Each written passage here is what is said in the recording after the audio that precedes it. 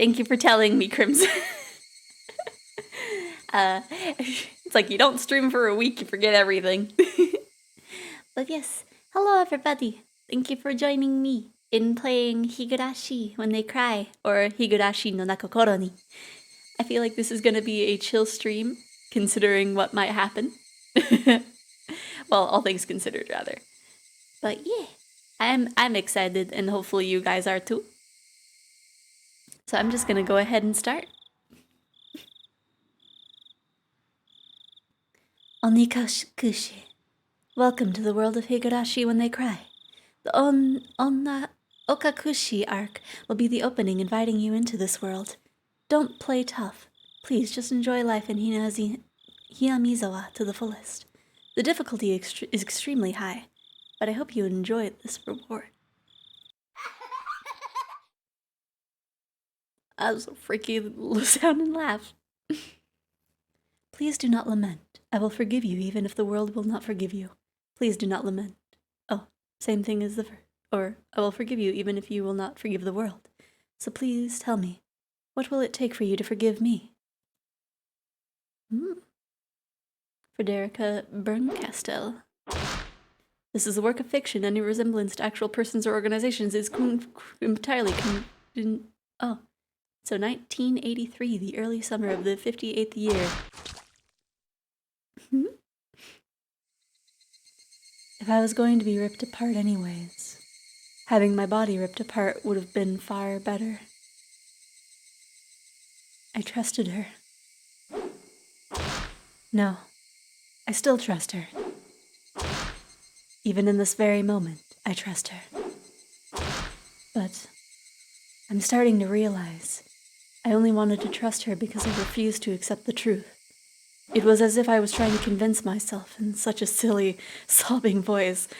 And those tears making a mess of my face, that mechanical, repetitious sound finally stilled, and everything fell silent.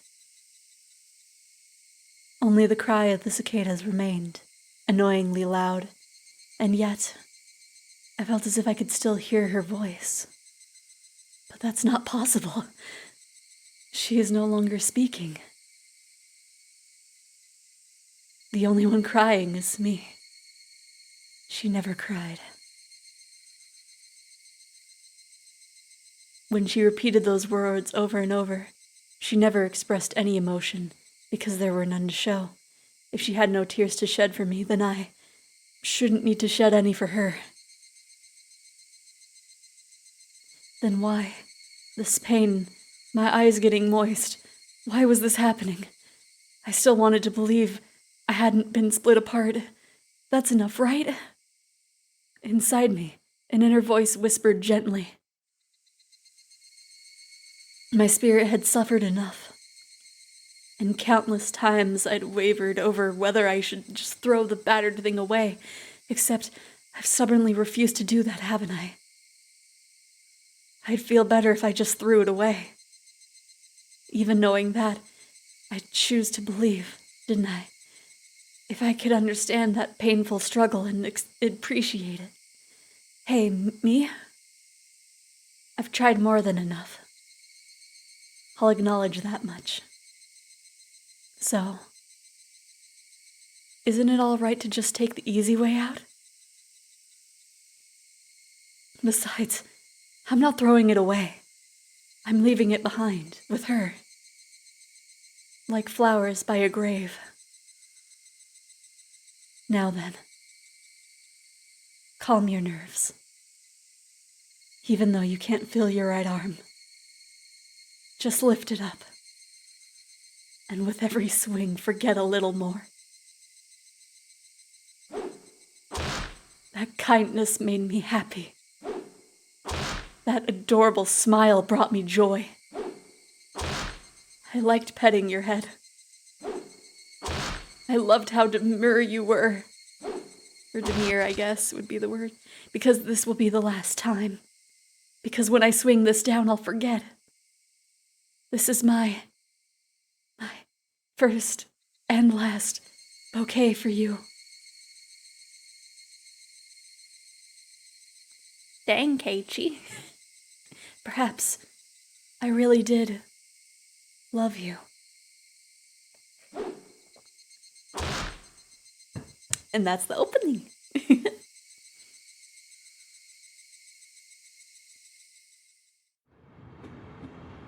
Somebody has been apologizing for a while now. Also, I was trying the color thing, but I don't think it's working quite right. So let me go off screen for a little bit, real quick here. I'll be right back.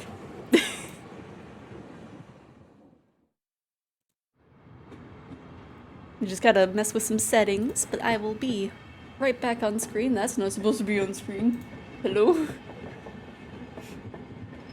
You saw nothing. Gee.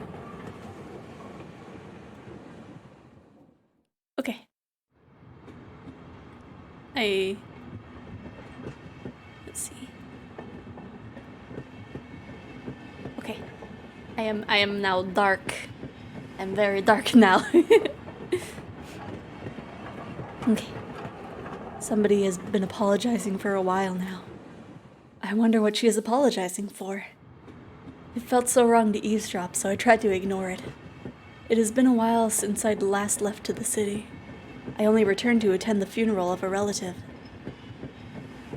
Oh, space doesn't advance.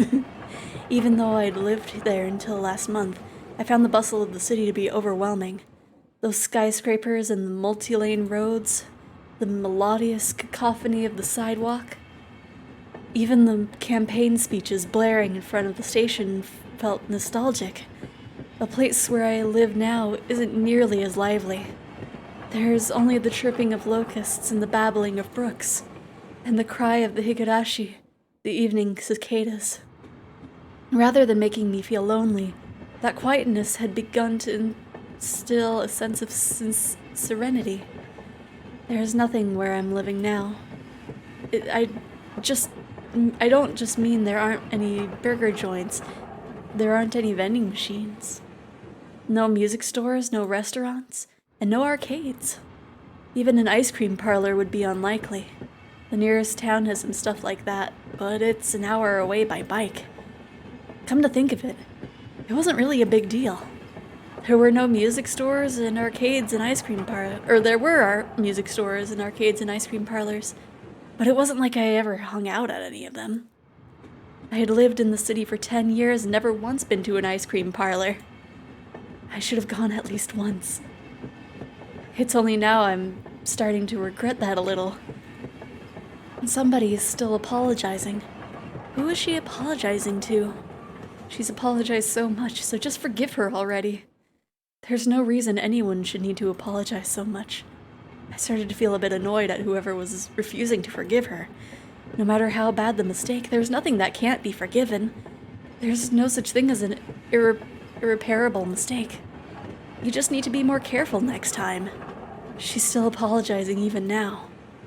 Then, has she really done something that can't be fixed? I have no idea what she's done, but if it can't be fixed, then that's all the more reason to forgive her.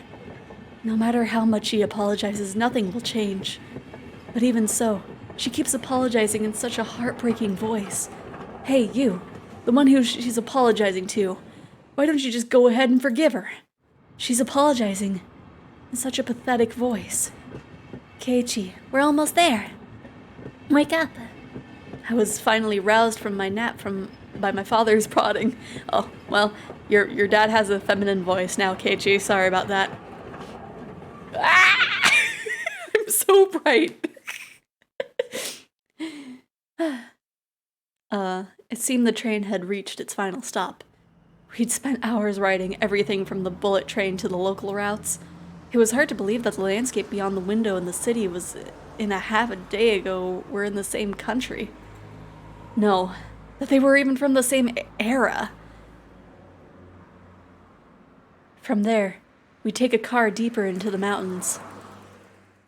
And I didn't realize Hinamizawa was so far away. Oh gosh, this is a little too bright. Okay, that should be fine.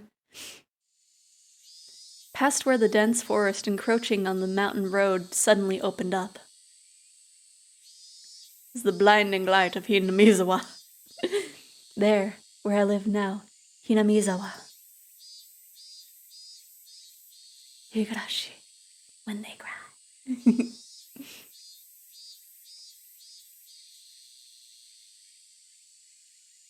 I'm excited to finally be playing. I'm blind! Even though we were approaching summer, the morning air still had a frigid bite. Although, in exchange, you could fill your lungs up with crisp, clean air. Flipping open the window, I was greeted with a verdant expanse. Nothing but trees. The neighboring house was far away on the other side, so I was probably the only one enjoying that view and air. I filled my lungs with another deep breath. Since I started living in Hinamizawa, I learned that even air had its own taste. That's true. I quickly finished getting ready for school and headed downstairs for breakfast. My mother was the only one there. My father was nowhere to be seen. He was probably working until the early morning. Dad had a rather unconventional job as a painter. It's such a laid-back profession. Haha. Haha. Yes, art is very laid back. Get up when you want, sleep when you want, and work when you want. That's the dream, though. I was so jealous of that easygoing lifestyle. I even wrote for school that I wanted to be a painter when I grew up. Dad was ecstatic about it, that's the word. It was just because it looked easy. I never tell him that, though. Mom laid breakfast out on the table. Seaweed, pickled vegetables, raw egg, and grilled salmon. My mom was such a good cook, it was scary. A perfect, immaculate, ideal breakfast. Unlike my dad, who didn't even know the meaning of the word schedule, my mom never squandered any time or effort.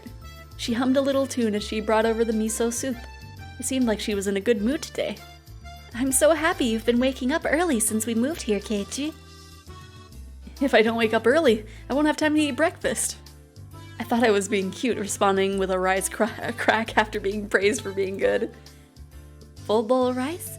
Or will half be enough? Pile it on! First, I savored the steaming hot rice with the seaweed. After that, I covered it with the egg. Between bites of rice, I enjoyed the crunch of the pickles. Not bad at all. Excellent as usual. Watching me clean my plate, Mom gave me a warm smile.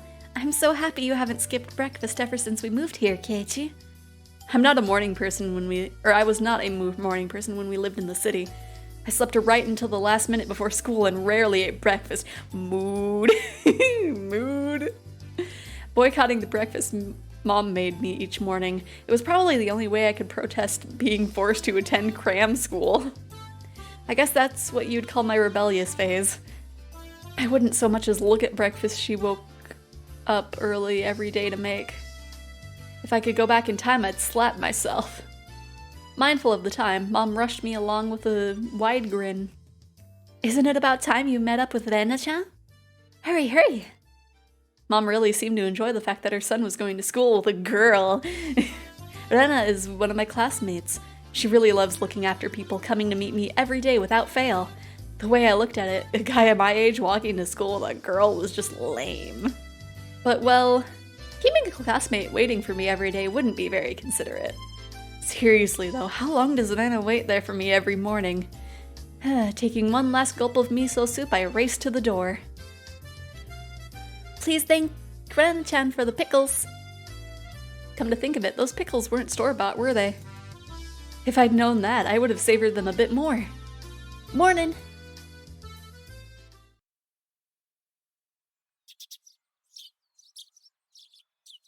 There she is! Keiichi-kun! Good morning! Her cheerful greeting was as fresh as the morning itself. You're always so early. You should try sleeping in sometime. If I sleep in, I'll keep you waiting. She's so conscientious and such a good person. If that ever happens, I'll just leave you behind. Keiichi-kun, you're so cold. I wait for you all the time. I'll leave you in the dust, without looking back. Why are you so mean? Why? Rena had a slightly troubled look on her face. Toying with her was rather fun because of how quickly her mood changed. I'm kidding. I'd wait for you. With those words, Rena seemed to relax. Her face flushed bright red. Thank you. I'd wait forever until you came, Rena. No matter how long. Forever? Rena turned bright red, steam rising from her head as her brain short-circuited. She's especially weak to this sort of talk. It's quite rare to find someone this fun to tease. Have you ever read a romance novel, Rena? Huh? I haven't. Never read any before. From that response, I gather she was interested in them, but was too embarrassed to actually buy one. Oh, I couldn't imagine what would happen if she did read one. She'd probably turn red and pass out. Oh yeah, message from Mom. She says thanks for the pickles. It's nothing. You're welcome. How were they? Not too salty? They weren't that salty. Actually, they had a pretty light flavor to them. It would have been fine to just be honest and say they were good, but apparently I couldn't be that forthright. I'd like to ask something before that.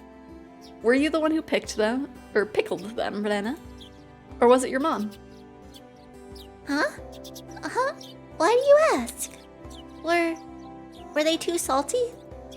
Her attitude completely changed as she began to panic frantically. Was it you, Rena? Or was it your mom?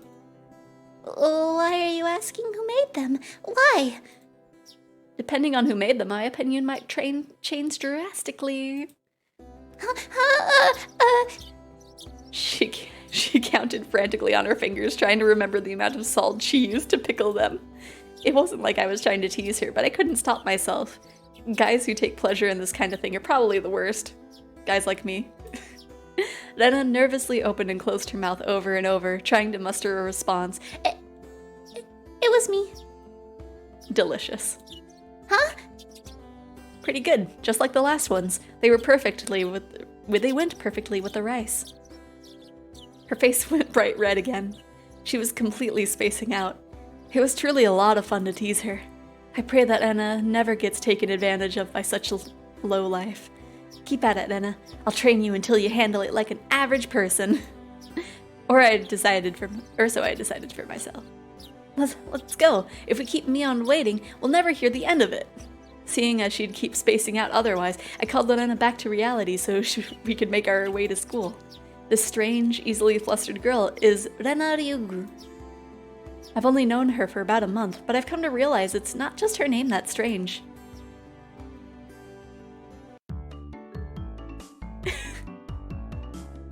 Man, the music is so happy-go-lucky.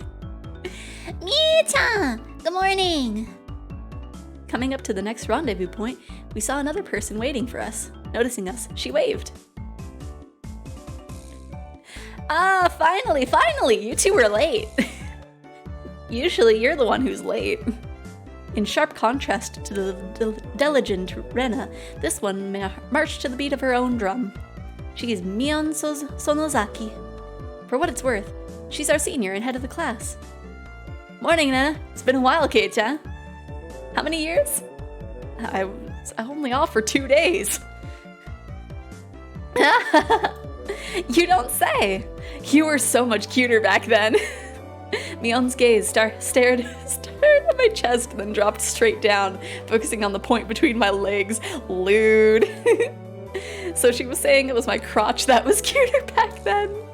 Before you ask, just to be clear, I've never actually tried to show it to her. Just so you guys know.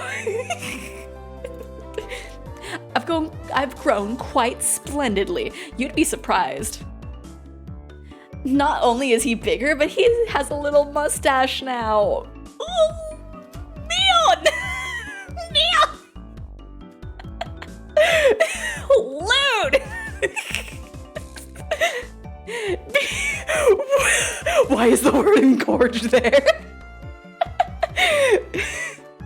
Being so engorged with energy every morning is quite the problem, though. I'll introduce you next time, so be sure to greet him properly. Keiichi. Don't say next time. Right now is just fine. How about letting the little guy get a breath of fresh morning air? I don't think I've ever heard talk so dirty you can smell it spouting out the morning air before. Mion sure does act like an old man sometimes. Gotcha. Time for the big reveal. Hope you don't regret it. As my hand reached for my fly. This game isn't lewd, I swear. This isn't a horny game. I swear, Twitch, please. As my hand reached for my fly and I began to ramble in a near panic. Hey, what are you talking about? What are you talking about? What are you talking about? Red-faced and flustered, then I tried to play dumb, but it was obvious she knew exactly what we were talking about. Poor Nana. How was it, seeing the city again? Mion switched gears, dropping the dirty talk and changing the topic to something more benefiting the pleasant morning. I only went for a funeral. I didn't have much time. So yeah, did you look for it? That thing I asked you for? You're not listening at all. I just came back from a funeral. I didn't have any time to look around in toy stores. Toy stores and hobby stores are completely different, you know. It's really difficult to get Western stuff around here after all.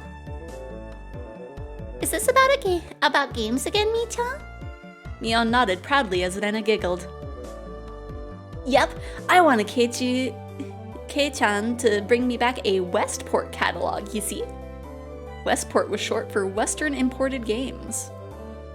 Using that abbreviation did make it sound pretty geeky. You can just get them to send you one in the mail, can't you? Well, I guess I have to now. I'm going to get another game full of hot action. This time I'll get a game that's easy to understand. Mion is a board and card game enthusiast, and I hear she's collected quite a lot of different ones. According to Rena, Mion's room was kind of become a museum for domestic and foreign games. If there's a game you'd think I'd understand, let me play too. Of course! If Kei-chan is up for it, I should warn you though, we're pretty tough. Just what I want. I play all sorts of games. I don't intend to lose. Hello, Moki. How you doing? We just started. Well, then we'll let you in the group this time, I guess. Bristling with joy from head to toe, Rena looked back and forth between me and Mion. Mion gave me an affirmative wink, and her expression perked up even further. Kana. I thought boys preferred playing outside more, so I figured you would want to. Oh. And it's really hard to figure out who's talking. Rena laughed happily. From such a friendly conversation, you wouldn't think I'd moved here less than a month ago. I understood that they did all they could to make a transfer student like me feel at home. I'll have to try harder to fit in, so they won't feel like they have to try to make me feel welcome. I felt like if I acted a bit more open than I usually am, I should probably be about right for this place. Here we are at the school. Hinamizawa was a really small village. Not only was there only one school, but there was only one class. That class encompassed all different grades and ages. There were about 30 students at different levels, and they all study at the same class. I'm told that long ago. There used to be a bigger school building, and they had actual separate classes. However, it seems something happened that made that become a single class, and now it stayed that way out of tradition. I was shocked at first, but humans adapt pretty quickly. I've already gotten quite used to it. The sound of children playing started right from the morning. With such a lively mood, it felt more like a kindergarten than a proper school. Not that that was a bad thing. Mion, who had been walking in front of us up until then, suddenly let me take the lead. Right in front of the classroom door. Nothing suspicious at all. So I was meant to slide the door open and enter the room first. Too bad. I wasn't going to fall for that again. To think you'd give up the lead here. You meant for this to be a test of my skills. Mion chuckled with a haughty smirk on her face. Oh, what is it, you guys? Step back, Rena. It's dangerous. She's here. Huh? Then, Satoko-chan is... Her name was Satoko Hojo. She was a disrespectful, impudent, bossy kid. She would have a knife. Katie just opens the door and she just runs straight for it. It's like, hey, it's the first day. We're just speed running. The way she talks was annoying, but it would be immature to get worked up over just that. The real problem was this. Quite the obvious trap. A blackboard eraser wedged in the door. It's too obvious. Satoko! A hearty laugh came from behind the door.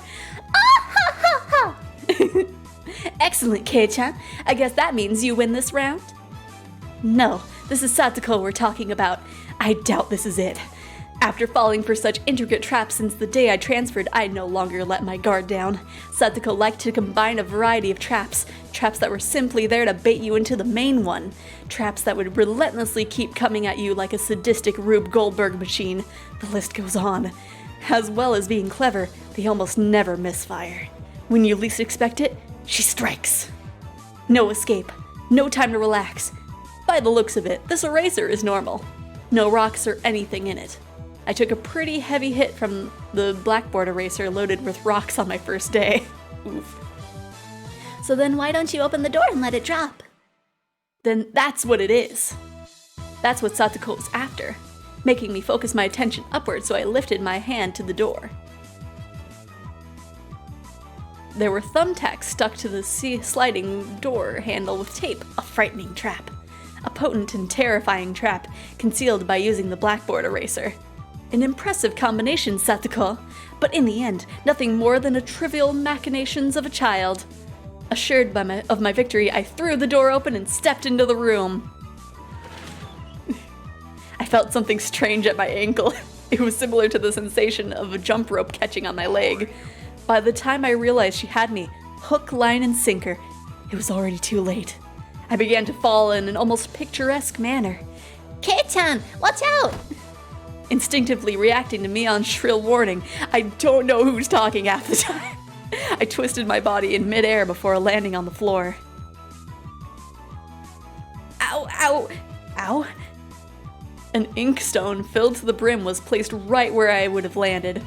I shuddered, imagining the situation I had landed square on in it. My, what do we have here?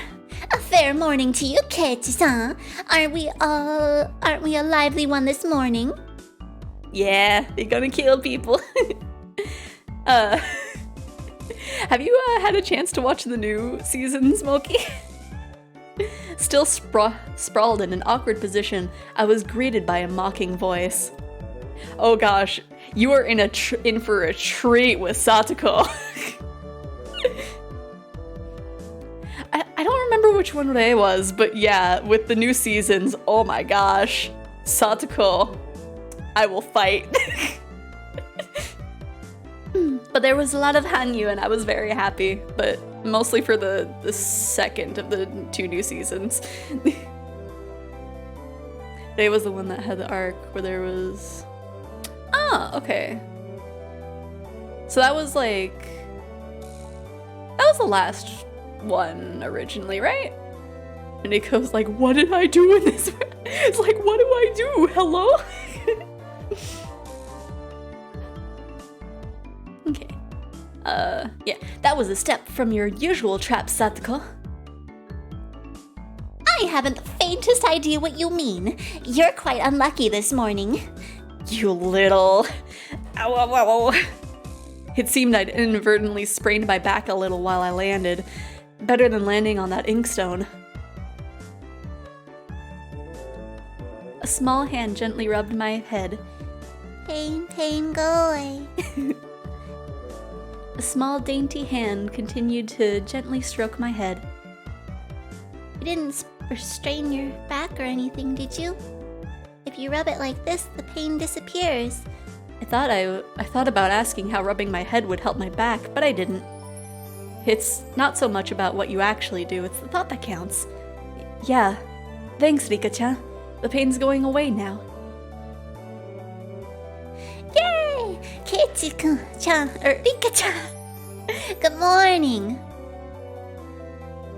Good morning to you, Nana. Good morning to you all. Rika-chan greeted each of us with an adorable little bow. It was infectious. Rena, Mion, and I all bowed back. Nippon. You're such a good kid, Rika-chan. So much better than Satoko. I glared over in her direction. Satoko was whistling while rather deliberately trying to avoid eye contact. I am the very model of a good girl. A good girl wouldn't set those nasty traps. Nothing but lies and slander. Exactly what proof... Ah! I picked up Satoko by the back of her collar. She looks like a misbehaved cat when I do this. But a cat wouldn't be setting traps. I mean, she's much harder to deal with. I'm sorry. Try saying that. If you won't say it... I cocked my index finger on my thumb, letting it tremble as I brought it closer to Satoko's forehead. I'm against violence. You don't even have proof. Just so you know, my forehead flick really hurts. It can split plywood right in half. Eek! Stop! Get away from me, you beast! Don't say that in a way people will misunderstand. A small hand tugged on the back of my shirt. Yeah, the art style for the visual novel is very specific. She's been lonely since you were gone for 2 days. Rika-chan really is just so...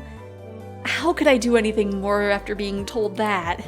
I gently released my grip on Satoko, who was at this point on the verge of tears. She still had her eyes clamped shut as she braced herself for the forehead flick.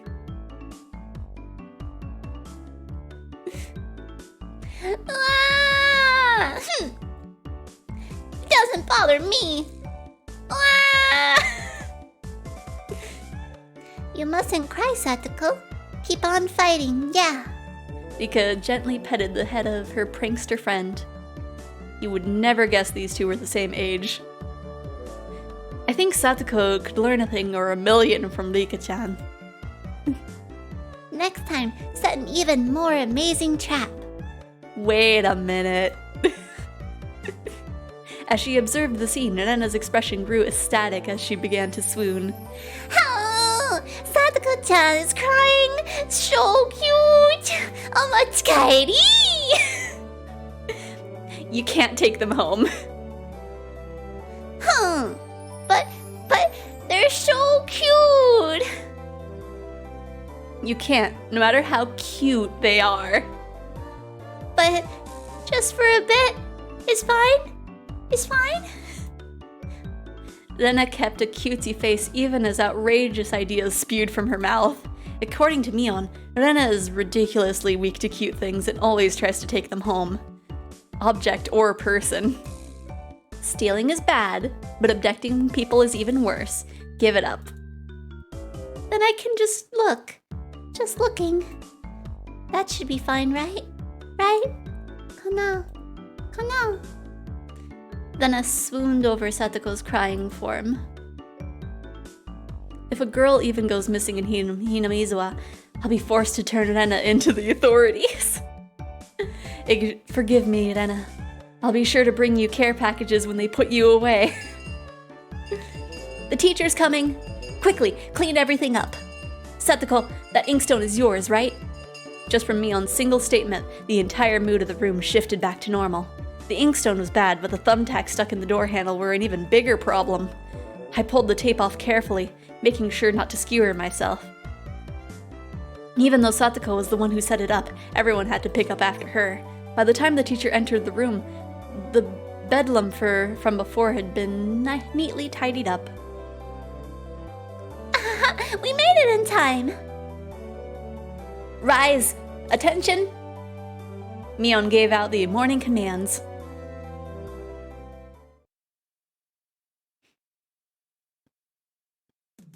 It's difficult being the teacher for all these different grades in one classroom. She has to teach something different for each one. But naturally, she ends up spending all her time with the younger kids. Rena and Mion, being in the highest grade of the class, end up mostly doing self-study. They end up helping help teach the younger kids, so it seems like they can never get their own studies. They're actually way behind where my studies have progressed to. As a result, I'm pretty much taking over for the teacher and helping Rena and Neon with their studies. You're a pretty good teacher, Keiji-kun. Easy to understand. Rena took a breather after finishing highlighting an important section. Teaching is making me lose confidence. It makes me aware of how shallow my understandings of the subject is. They say to teach someone something, you need to understand it backwards and forwards. So while you're teaching us, you're getting in your own practice. In contrast, this person over here is quite...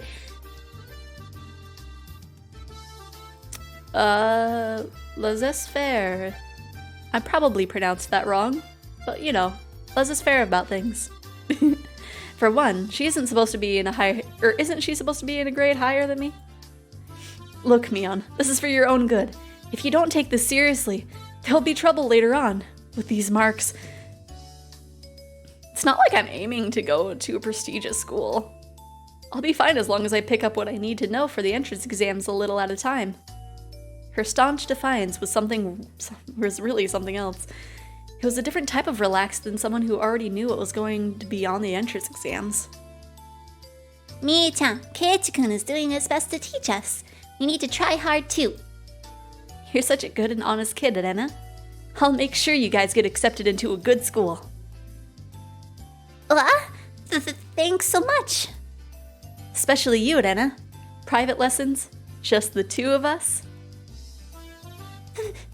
Private lessons? A puff of smoke shaped like a halo popped out of Rena's head. Exactly what kind of private lessons is she fantasizing about that's making her turn so red? I'd like to hear the play-by-play about that next time. While Mion was flipping through her vocabulary flashcards, she threw out a casual question. So, in the city, do you have to study this much? If you don't know at least this much, you can't get into university. So you study just to get into university? Well, yeah, basically. While knowing that this stuff won't ever come in handy for the future. Out here, you can get into university as long as your attendance is good enough. Really? Study equals entrance exams. Having that basic law of the universe so easily overturned set me into a state of shock. That is right. There aren't really enough people around here to warrant weeding them out with an exam. If anyone can get into a university, then there's no need to be all uptight about this stuff, right? Well, that's true, but you should at least know stuff that's common knowledge. This old geezer thinks that instead of wasting time studying pointlessly, you should be spending your precious teen years doing more meaningful things. It was too profound of a statement to simply laugh off. But since it was Mion, it probably didn't actually have that deep of a meaning. I'm gonna take a little sip. In place of a chime, the sound of the principal waving a handbell drifted in through the classroom. Kei-chan, we're done! It's our wonderful lunchtime! In a complete 180 of her unmotivated state, Mion gave the commands that signaled the end of the morning period. Kei-chan, let's have lunch! I might have been making a very troubled face. Rena smiled brightly at me. Alright, let's eat! There seemed to be different cliques, even within the class. Most of them were divided up by gender and age, but our group was different. Our ages were different and we had both boys and girls. But Keiichi, you're the only boy. You're the only boy in this group.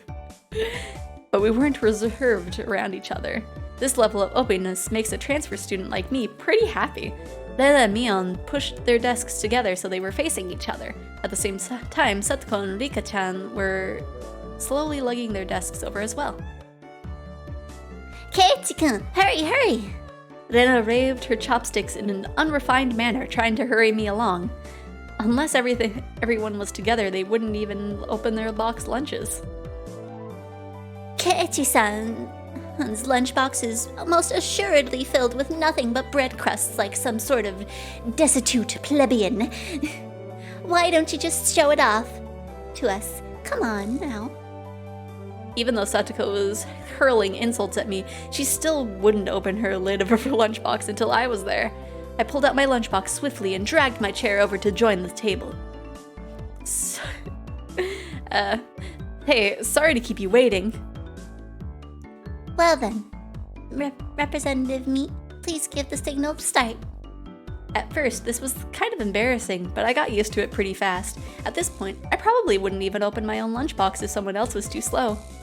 Our ages and genders may have all been different, but we were all friends. They do only have 4 fingers. Huh. Let's eat! The sound of our little 5-part chorus echoed beautifully through the classroom. Really though, I've gotten pretty used to this group made up of all girls. Of course there were other boys in the class, but they were a lot younger, so they were scared to approach me. Well, that's to be expected. Younger boys just see older boys as scary. Compare that to girls. Well, at least these girls aren't picky. We all put the side dishes in the middle where everybody was free to pick at them. I thought girls would mind sharing a meal with a guy, so I was a bit flustered joining in. However, Mion noticed that and teased me quite a bit. As the fruit of my efforts, I can now reach over and take sides from everybody's lunch. My, isn't Sir Keiichi's lunch extravagant today? My, isn't Madame Satoko's lunch extravagant as well? The stewed stuff has a nice look to it, rather trendy. Buying into this fight that Satoko was starting, our chopsticks locked in a cross counter, stabbing into each other's lunches. My, how delicious! Oh, this taro is so good. The stewed stuff is good too, even cold. After seeing my happy face, Rika-chan's expression broke into a little smile. I've saved some from dinner last night. By the way, Satoko and Rika-chan's lunches are always the same. It seems that Rika-chan makes it for both of them every day. Rika-chan made this too? These taste like mom's home cooking. I was honestly impressed. The carrot rosettes were almost from a mold. They were done by hand with a knife, they weren't from a mold, they were done with a knife, yeah. That's not easy to do. She's had a lot of practice. I guess Rika-chan's just as good at this sort of thing. She's really good at sewing and laundry and stuff like that. Amazing, right? Amazing. Rika is quite exceptional in many ways. That's nothing for you to boast about. Rena's actually better at cooking than I am. Huh? Well, you know.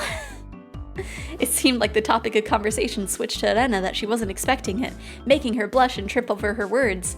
Rena's lunch really was the star of the table. Not only did it look good, it tasted good. Everyone else pulled from Rena's box constantly. Everyone liked this one so much before, so I made a lot this time. It's good, I hope. It's got high marks from me. Mion, you're taking too much. Knocking Mion's chopsticks aside, I reached out, trying to secure my own portion. Satoko and Rika-chan reached over at the same time and a struggle ensued. Everyone shoveled in mouthful after mouthful while praising it, and Rena's lunchbox was soon empty. It was kind of bad that no one thought to leave any for Rena, but Rena seemed rather satisfied that as she looked on. How did you like it? Isn't Rena-san extremely good to cook too? Quite different from Keiichi-san. I said that's nothing for you to boast about. You're not much different from Keiichi-chan, Satoko. I keep messing up the nickname. Can you tell the difference between broccoli and cauliflower yet? Satoko's face went pale. Hey! Even if I can tell the difference between broccoli and cauliflower, you know? Of course I can. Of course I can. I really can. It's really hard for her to lie. Keiichi-kun, both taste good when they're boiled and topped with mayo, right? You shouldn't be picking on her. Mi-chan too. Rena hurriedly tried to follow up, but Mion laughed haughtily as she drew closer to Satoko. Well, well, just pretend it's a little home ec lesson. Now then, Satoko, what's this? Mion lifted up her chopsticks. Between them was a piece of green stuff wrapped in bacon. But that's... Mion made eye contact with me, and within 0.3 seconds I had Rika-chan's mouth covered. Holding a piece of bacon-wrapped asparagus and giving her 2 choices. She's pretty terrible. Well, the yellow one is cauliflower. No, wait, the green one is cauliflower. So which? Probably the yellow one is broccoli and the blue one is cauliflower, but the green one is, Do you really know which is which? How about you just give up? I expected no less from the class representative. The oldest. The way she drives people into a corner, she just shows how much experience she has. This is just a hunch, but being brought into the Sonozaki household must have been quite the ordeal. I do know. I really do. Then answer the question. I know. She finally broke down and started crying. When she acts like this, she actually starts to seem her age.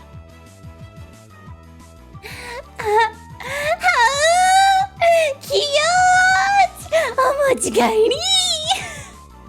Rena entered a state of euphoria. Satoko bawled her eyes out. Rena was in a state of bliss, and she rubbed her cheek against Satoko's head and smothered her.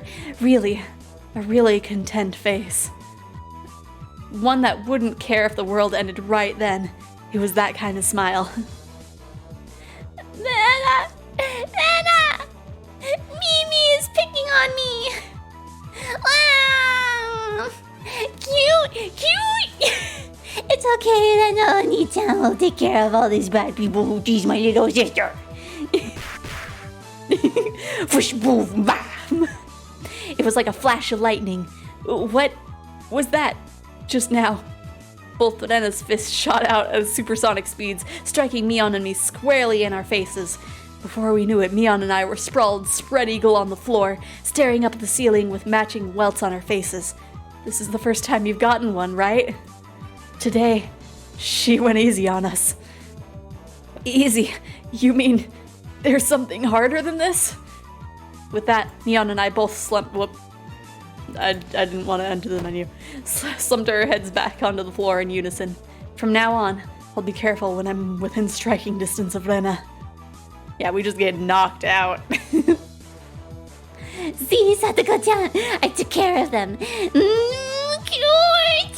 I want to take you home. Omochigaeri! Making sure Rena couldn't see it, Satoko stuck her tongue out at us. Damn it all, using Rena as a puppet. Rika-chan massaged our bruises without saying a word. Time for a sip.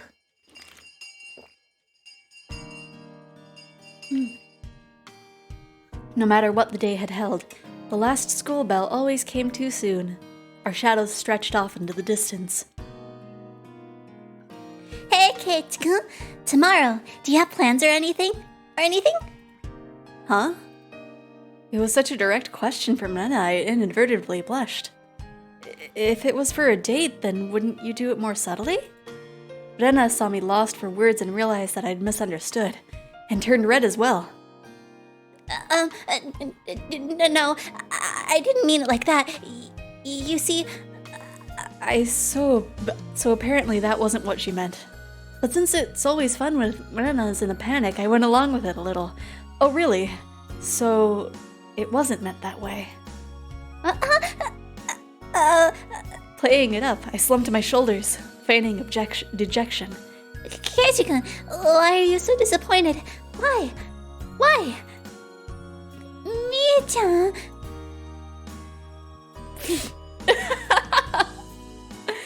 Unable to hold it any longer, Mion slapped me on the back. I see! This old geezer never knew you could push her buttons like that.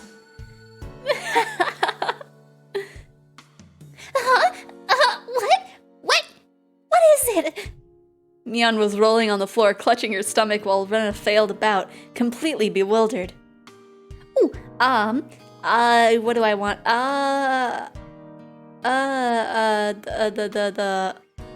The cheesy gordita crunch with a Baja Blast. I couldn't help but start laughing as well. Feeling just a bit guilty, I ruffled Rena's hair. Kidding. Sorry, it was a joke. That was my fault. Yeah, the Kanita is actually really good. If they're out of the cheesy gordita crunch, you can get me that. But yeah, preference on the cheesy gordita.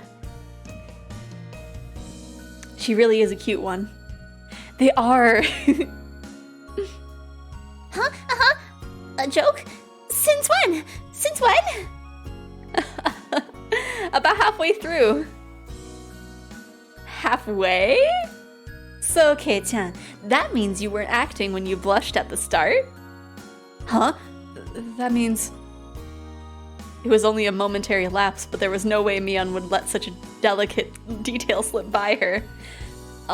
Well, you see, saying anything more was also a bad idea. In my bewildered state, I slipped further into an unfavorable position. After that, Mion continued to tease me about it for a while. Sweet little Kei-chan. So, why were you asking me if I'm free tomorrow, Anna? Huh? Oh, what were we talking about? It had been so long that Anna had forgotten. That's how long Mion had teased me.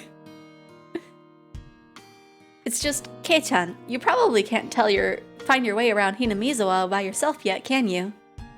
That was true. I hate to say it, but if you blindfolded me and spun me around 3 times like we were playing pin the tail on the donkey, I wouldn't be able to tell up from down here. Yeah, I don't think I know how to get around here besides back and forth from school. Yes. So you see, tomorrow... Oh, yeah. Yes. So you see, tomorrow we were thinking about Mi-chan and I could escort you through Hinamizawa, showing you around. That would be a godsend, frankly. I was happy about the offer. You'll come, of course, right? If I'm free. You're being invited by a girl, you know. If I'm free. You're probably free anyways. If I'm free.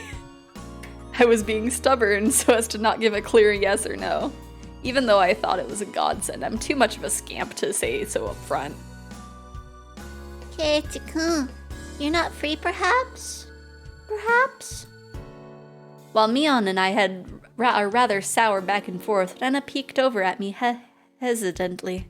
Figuring I had been a bit too rough on her, I just gave in. Sorry, forgive me. I apologize. I'm free. Great! The trepidation disappeared from Rena's face as it blossomed into a smile. Hey now. Seems like there's quite a difference between how cold you are to me and compared to Rena, isn't there? It seems Mion didn't care for how rude I was to her compared to how quickly I agreed with Rena. But her being annoyed was very interesting. So I pushed Rena forward, speeding up our pace to leave Mion behind. Let's go, Rena. Maybe it should be just the 2 of us tomorrow, leave grumpy old Mion behind. Huh? Whoa! If Keiichi-kun is okay with that, then... I'm the one who came up with the idea to take him around. Don't ignore me, Keiichi Mabara. It'd be great if the 2 of us could go on a picnic together. Should we bring a basket, Rena? If we're bringing a basket, I'll make all the food. Maybe... Don't you ignore me too, Rena. I'll tell everyone that you 2 disappeared in the hotel district together. Well then, I'm going home right now to start making it. Tomorrow is going to be so fun. Later, Keiichi-kun, Mi-chan. Bye! It probably is a translation from Bento. Rena bounded off where she was walking on, as if she was walking on the moon. Later, the dust settled. All that was left was me standing next to Mion, sprawled out on the ground. There was a welt on her face. Are you all right? There was over 2 meters between you guys. Since you came, they've been sharper. This old geezer's body can't handle it. Maybe it'd be easier if you stopped saying stuff that makes Rena want to hit you. Or else this will end up being Neon's slapstick comedy hour. If that happened, the results might be fatal. Don't feel bad, Neon. You're probably the only one who can dodge her jabs. It felt like it was her knee, though. Could it be that we were hanging around with an unrivaled martial arts master? Maybe someday we'll see her debut in an extreme contact sport. You can't lose to Rena. You need to train up and have a rematch. Kid-chan, you should... This old geezer will root for ya. Mion and I reaffirmed our determination to discover a way to counter Rena's infallible technique.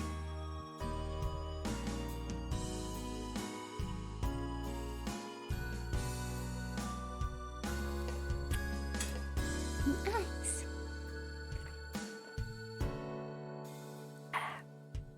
Nice little sippies. You received new tips. We're a mixed grade. We don't have a uniform? Let's go ahead and save. And then keep going. I was actually just thinking about needing to save. I took it a little too easy in the morning of my day off. I was totally late. Today was the day Rena and Mion were going to show me around Hinamizawa. Rena and Mion were already waiting at the meeting place. Kei-chan, you're late. Sorry, the show I was watching last night was really interesting. Blame that. Oh, so that's your excuse for being late and keeping two girls waiting. Mi-chan, you just got here yourself. Last night's episode of A Day in the Life of was interesting, wasn't it? She was just as guilty as me. Then I was carrying a pretty heavy-looking handbag. What is that? Mion answered my unspoken question with a wink. That's right, Rena really did make a picnic. Kei-chan, after you left, Rena pulled out all the stops. It's not like I forced her to do it. It was nothing, so don't worry about it, okay? She's been like this since last night, you know. Can you take responsibility for this? All right, I'm a man after all. I'll take responsibility. Yeah, but that's Mion for you. Huh? Responsibility? For what? For what? Hello? As we both turned around slowly to look at Rena, our gazes drifted downward to the massive handbag she was carrying. It didn't seem logically feasible that it would be entirely filled with lunchboxes. Except, this was Rena we were talking about here. About 2 kilos, I guess? When Rena was picking it up, you could see she was struggling a bit. I'd say 5. Nani o kana? Kana! Yeah, she always had a gun. She didn't use it much, but she had it. You're exaggerating. Keiichi-kun is a boy after all. I thought he could probably eat lots, so I made a lot, okay? Yeah, I think, cause she's like part of the Sonozoki family. I think I messed up her last name. Yeah, she's from a very influential family, so she has it just in case she gets jumped, I think. Let's get going. Heave-ho! Just from the way she was lifting it up, I couldn't believe the only things in there were lunchboxes. Correction, I say 5 kilos too. I'll help out, but all of it needs to be eaten. I won't forgive you if you make Menana sad, okay? Got it? The only thing I could do at the moment was exercise a bit to make myself hungrier. I'm so bright. Having finished with the pleasantries, we began our leisurely stroll, a carefree walk bathed in the gentle morning sunlight. I couldn't have even imagined something so wholesome existed during my time in the city. These were the boonies, after all. So slovenly desk jockeys trudging to work on their weekends out here. It's really a nice place, peaceful and quiet. As sparsely populated as the village was, you could still run into people just by walking around. Ah, good day. Good day. Oh, you would be Mabara-kun, I believe. My two companions exchanged greetings with everybody we ran across. All these passerbyers even knew my name. When did I become this famous? We passed 3 people, and when all 3 of them knew me, I started to feel a bit paranoid. It's a bit sad to say. Everyone knows everyone since there are so few people here in Hinamizawa. So that means when an unfamiliar face walks by, they automatically assume it's that Mabara fella who just moved here? Yeah, that's how it works now. It was a process of elimination you could only pull off in a place like this. But it was quite effective. Makes sense. From now on, I'd better make sure to maintain a good reputation. The day I'm discovered accidentally gawking at a dirty magazine in the bookstore, I can expect all the villagers labeling me as a lechid by the next day. Hinamizawa is not to be trifled with. It's not the end of this nightmare. Of course, I know them. The first person we met was an old man Takezawa from the Makino bike shop. His hobbies are bonsai and playing the flute. Yeah. Well, you missed earlier. I think you came like right after they were being very lewd in the morning. Next time we met the grocer's son, Daisuke-kun. His hobby is sharpshooting, and he hopes to be an ace sniper in the future. And the person we just met was Mio-san, the nurse from the clinic. Her hobbies are birdwatching and photography. You know the names of everyone we passed by, and even their profiles? Seeing my surprise, Mio and Rena exchanged looks and bursted in laughter. Well, yeah. We're not like the city where people hardly know their neighbors. Then let's try it out. You there. Who am I? You're Keiichi Mabara. You say some mean things, but you're actually a kind, shy person. It's been 3 weeks since you transferred here. Your hobby is taking afternoon naps. Lately, you switched over to wearing boxers. Didn't you? That's enough. Boxers. Enough of that. Okay, thank you for lurking, Moki, and also for stopping by. Apparently, there is absolutely nothing you can keep hidden in here. Hinamizawa was not a place to be trifled with. Oh, you don't even know the start of it, Keiichi.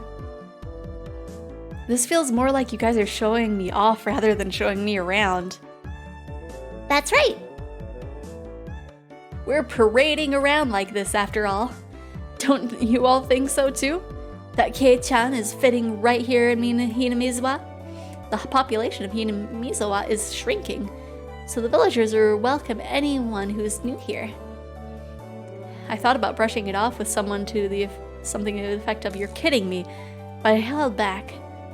Had I ever greeted someone who'd just moved into the city like this before?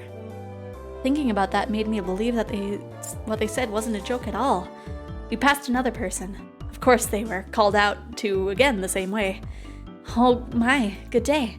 It's wonderful seeing you getting along. This lady here is Fujishima-san. Good day.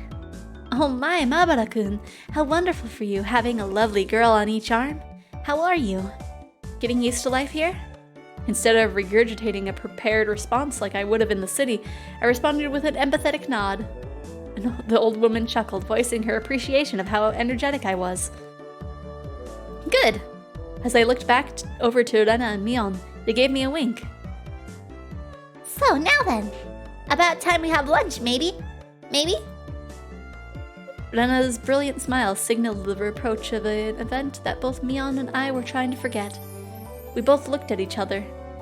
I'm a man. I'll do what I can. But it's just too much. It's fine, Kei-chan. I'll leave this to this old man. Mion was never seemed as reliable as she does right now. I'd expect no less from the class representative. Rena, if we're going to eat, we might as well go somewhere with a good view. Yes! Good idea! I agree! Rena nodded her head happily in response to Mion's proposal. Little sip.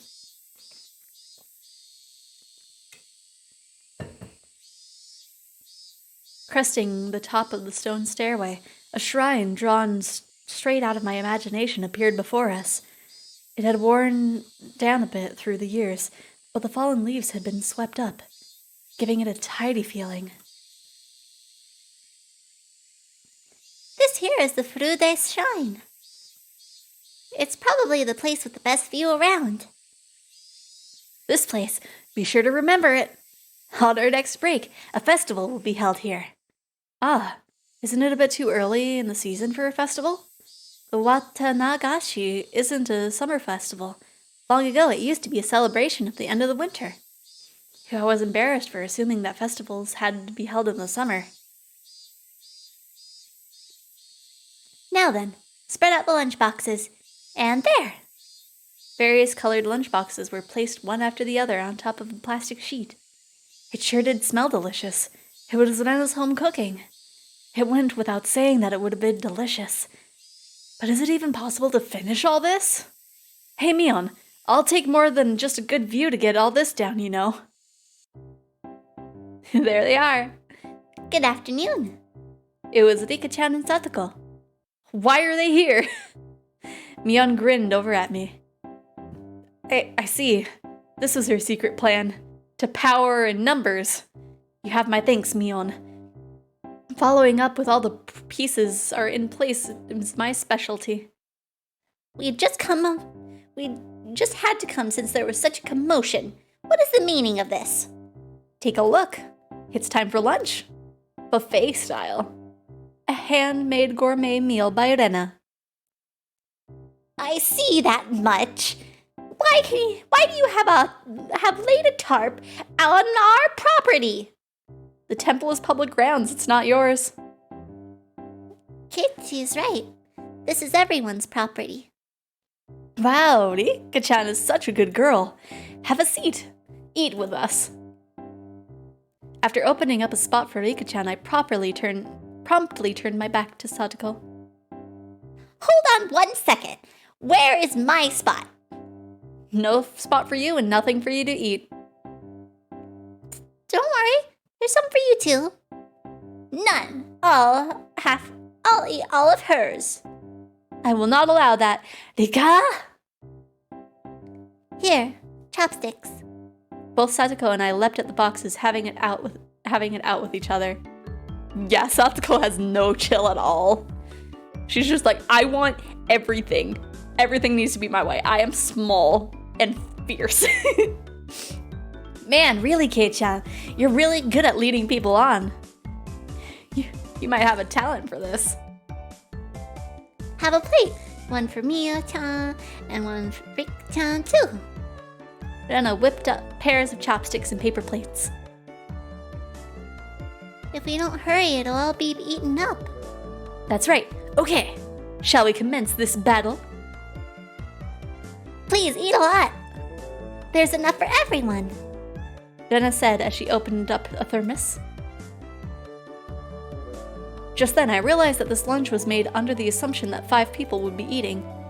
It didn't change how much there was, but the implication behind it was different. I will not allow you to have this hamburger. And she just punches me in the face. Using your elbow is against the rules, Satoko! Grabbing the back of my collar is also against the rules. It was a tough battle. Blocking with her full momentum and an elbow in the opening move, Satoko appeared to have the upper hand, but the difference in our proficiency with chopsticks proved to be fatal and gave me the upper hand. Ah! The last meatball! Satoko Hojo has been bested! Oh. Satoko and I amiably began choking at the same time, falling backwards and spasming. Rika-chan patted me on the head to clear it, even though it was actually stuck in my throat. Seeing that made Rena blush and breathe heavily in excitement. It was almost like flowers were floating all around her. Mion advised Rena to refrain from saying anything that would get her locked up. That is how our meals usually go. I'd do anything in my power, just so things could stay like this. The intense battle calmed, and finally everyone reached a point where they could begin talking. Receiving tea from the thermos, I let out a small sigh. I do wonder why there are so few words in Japanese to praise how something tastes. Isn't it because the idea of togetherness during a meal didn't begin until the modern era? It seems that long ago people ate in silence. It must have made the people preparing the food feel a bit sad, don't you think? It's probably because back then the people were busy even while eating and didn't have the time to complement the flavor. That's just you. But you know, just hearing that it's good makes me happy. That my effort was worth it, I mean. She blushed a little as she said that. It was delicious. With absolute perfect timing, Rika-chan struck Rena directly with praise. She looked straight at her with an expression of bewitching innocence. Oh? After Rena uttered an unintelligible noise, a ring of smoke rose from her head with an audible poof. Rika-chan, I'm going to take you home. Matsukari, thank you. It was really delicious. Rena flushed red with excitement, embracing Rika-chan and rubbing her cheek against her so hard she could almost hear it. To reward Rika-chan for her praise. Ta-da! These are special. 2 apple rabbits. After sticking toothpicks into them, she thrust them towards Rika-chan. After Rika-chan accepted them, the mood suddenly shifted in a bizarre way. What is this, Satoko? Or what is it, Satoko? What's with that defiant look? Has everyone prepared proper praise to receive apples from Renata? Don't push yourself. What kind of praise can you think up with that weak vocab? Oh, well then, allow me to show you. After Satoko flashed Mion and me a defiant look, she changed the tone of her voice suddenly. Hey. So, Rena One-chan's lunch? Satoko thought it was yummy too. Satoko looked up at her haughtily while talking cutesy. Wow, how was that praise? That's not even persuasion by tears, that's persuasion by cuteness, isn't it? This is a Rena limited special attack. She blushed and her head spun, waving around in circles. Don't fall for it, Rena!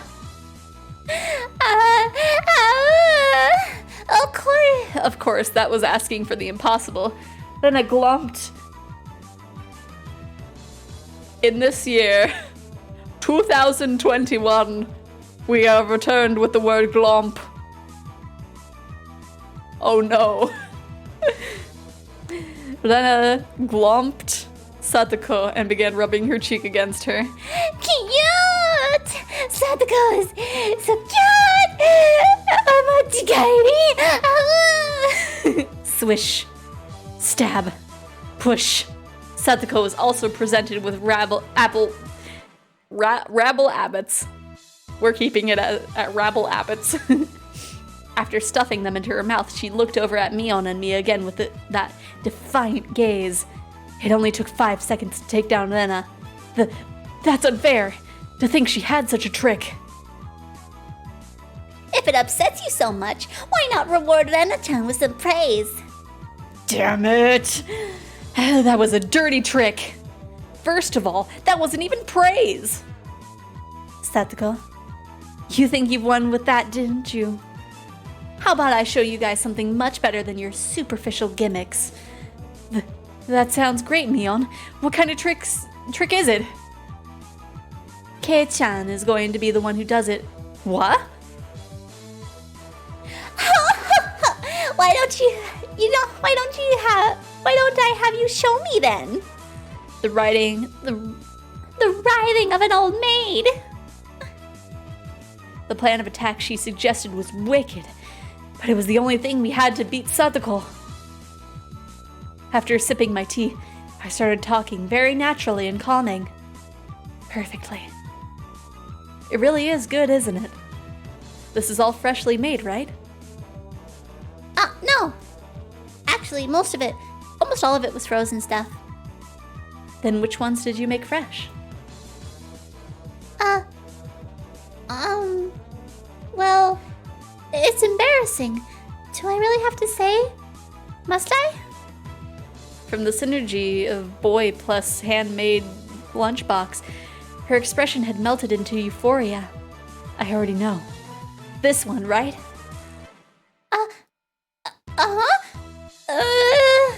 Rena turned an even deeper shade of red, the words "I can't believe it" practically written on her face. How could you tell? How, that I made it? Of course, Mian had told me beforehand. It's been perfect so far. After acting like I was shy, I waited a beat. Next would be the finisher. It had your smell. Silence enveloped the area. Rena, face still completely red, froze solid. With a small yelp, Satoko also blushed. Of course I did too. I sure would like to try one of Rena's handmade apple rabbits. Or something. Even if this was all because I was competing against Satoko, it felt like I had crossed the line by a good 9 yards, I think. Then at that moment, boosh! It was a Tupperware container filled with rabbits. Please eat some, Getsuku! There's plenty for you! Instantly, dozens of apples were shoved into my mouth, knocking me over. Okay. Say, Getsuku! My head was forcibly laid upon her lap and even more apples were being shoved into my mouth. While she was squealing, one apple after another was forced into my mouth. More after more apples.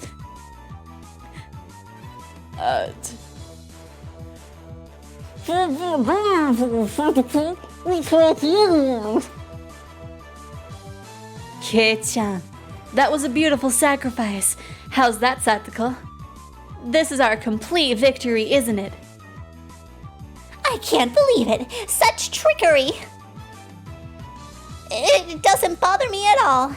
Satoko ground her teeth, mortified. We did it.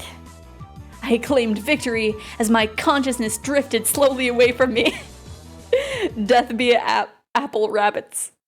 At that time, Rena stopped her squealing as she suddenly realized something. Rika-chan, you're not eating it? Did the salt water make it too strong, maybe? Kana? Looking over, Rika-chan had pulled the toothpick out of the apple rabbit, placing it on her cupped hands, and seemed to be at a loss of what to do. Poor Mr. Rabbit. I feel sorry for him. I wanted to save him. Oh. Oh no! Oh no! Rika-chan!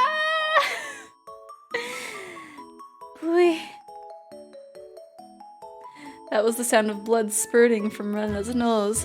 Tonight I will take you home, Omochigari! She shook sporadically, her head wobbling back and forth. Then, coming back to her senses, she took all of the apples around me, gathering them up and in a flip, and fixed them back onto a plate. Now they're all just fine, okay? Here, I'll give them all to you, Rika-chan, okay? Rika-chan raised up Satoko's hand like a referee after having that plate of rabbits shoved to her. She whispered, "This is our victory." What? Why? A comeback?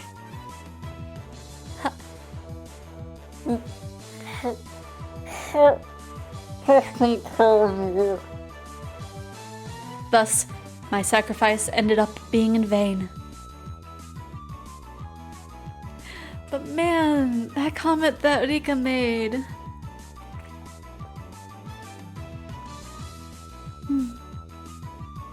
That's what I call foreshadowing, though.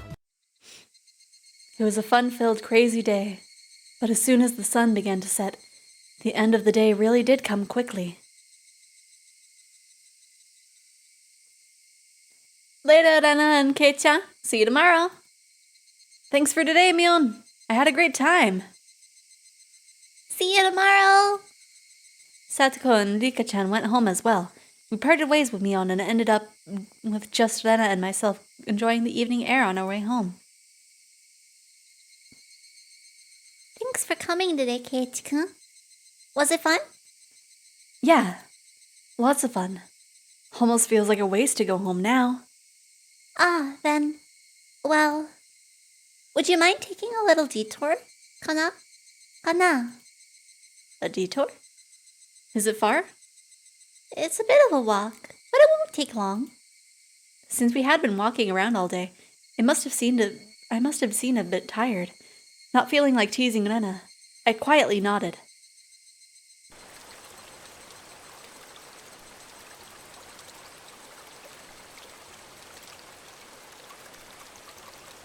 I feel like they probably could have gotten a different water noise.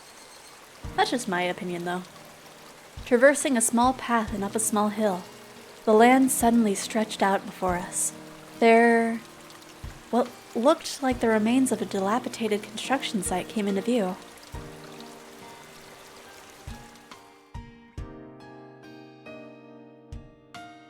A large heap of garbage spread out off towards the swamp. Probably illegal dumping. I recalled it being in the newspaper. It's been quite a while. I wonder what's here. When you say it's been a while, you mean the business you had here was with this garbage pile? It's not garbage. To me, it's a pile of treasure. Rena had already entered the well-known cute mode of hers. So that meant there was something cute here? Whoa. Whoa, a new pile. I can't wait. She bounded up on the unstable slope. I'd expect no less from a born and bred country girl. Hey, wait, I'm coming. Whoa. My city-raised self was completely pitiful. It's all right. Just stay there, Keiichi-kun. It won't take long. Rena kindly declined my accompaniment. Don't fall. Watch your step. I'm fine. This is nothing at all.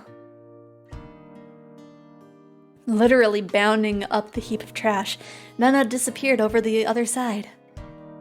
I didn't like being left behind, but I was still pretty tired from the whole day. I just ended up waiting. Without the lively Rena around, the surrounding area quickly fell into silence. The cry of the higurashi gently cooled the air. Fairly exhausted, I began to feel a little sleepy. Just then, the sudden noise of scattering pebbles alerted me to somebody's presence. Startled, I turned around. Standing there was a typical-looking photographer. He spied over at me through his camera. His body was tanned and fit, but something about him seemed unreliable. He had a bit of an aloof air to him. You just see this man as just like, man, this guy looks like he sucks. Just like something about him. I don't know. Seems like you can't trust the guy with like money. Or like favors. Well, it didn't seem like he was a bad guy in any case. Whoa. You surprised me. Ikkurishita. Although startled when I turned around, he overplayed his reaction. That was my line. I'm the one who's surprised here. My bad. I didn't mean to startle you. Are you from Hinamizawa? I gathered that he wasn't from that question. Unfazed by my suspicious look, he introduced himself without my prompting. I don't know why, but I'm bugged by the fact that his shirt is unshaded. Every other part of him has shading except for his tank top. I don't know why that makes me uncomfortable. I'm Tomitake, freelance photographer. I come to Hinamizawa from time to time. I didn't ask who you were. Quite rude to photograph someone without consent, one would think. My bad.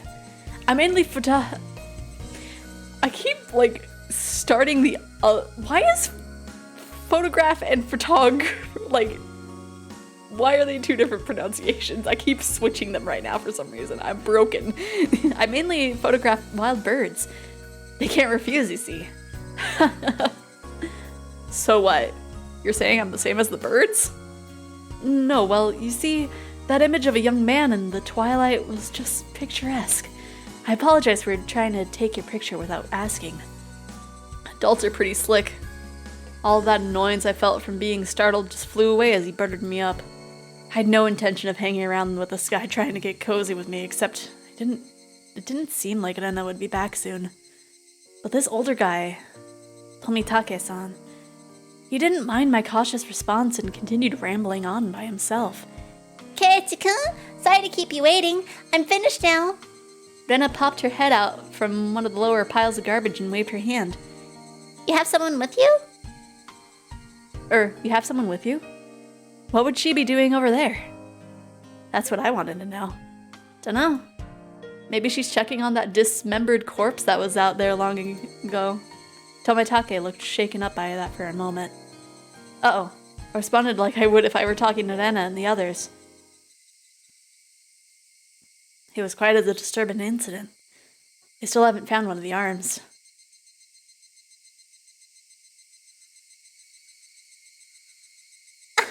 Keiichi-kun, sorry to keep you...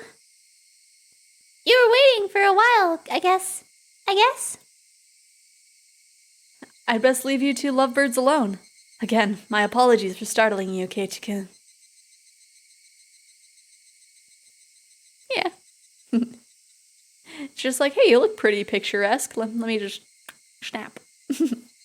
Tomitake-san chortled suggestively, then disappeared into the twilight. Missing my chance to retort put me off a bit. Keiichi-kun, are you angry? Why, I wonder? Kana? It wasn't Rena's fault, so I decided to just brush it off for now. How was it? How was it? Find a treasure trove? Oh, yes. So listen. You see, there was a Colonel Sanders doll. A Colonel Sanders doll? Oh, that thing! Those statues that they have out in front of the fried chicken place. That life-size dummy? Yes, Colonel Sanders! Oh, so cute! Oh, much kairi! I couldn't tell how she decides what's cute or not, but, well, she seems to want it. It's garbage, right? No one would care if you just take it home, right? It's because the base of another pile. I can't take it out so easily. There's no lampposts over there, so it'll get dark pretty soon. Rena seemed quite down about finding a treasure and not being able to pick it up. I'll help you out, to repay you for that delicious picnic you prepared today. Thank you. Birds heading home to roost proclaimed that nightfall would soon be upon us. Keiichi-kun is gonna help. I can take Colonel Sanders home. Rena staggered along as if intoxicated in a dreamy state of mind. I tried asking her in a way that wouldn't take her out of her cheery state. Hey, Rena. Long ago, did something happen here? Seems like they were building a dam here. I don't know the details, though. Whoops. Seems like they were building a dam here. I don't know the details, though. Just wondering if you knew about it, you know? An accident or something. Shiranai. I don't know. Her tone was disturbingly frank. It sounded more like a denial than an answer. It must have appeared rather dumbstruck. Rena quickly lightened her expression. Actually, I didn't live here until a year ago. Huh? You transferred here too? I was sure that... So you see, I don't really know much from before that. Sorry. Don't really know. Don't want to talk about it. That's the kind of feeling she gave me. Thinking about it, of course it would be like that. This wasn't the type of things girl would enjoy talking about. It was quite a disturbing incident. Seems like they haven't been able to find one of the arms. I don't know who's talking half the time. It's quite a disturbing incident. It seems like they haven't been able to find one of the arms. It's just like Tomotage said. And they had a feeling only the Higurashi would know. But all they do is cry, so they will not be getting us much answers.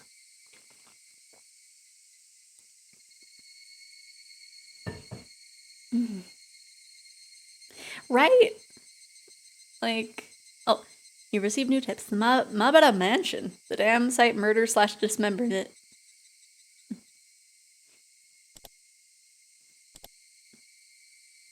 End of chapter 2. We're just flying through this. I actually don't know how long this goes for.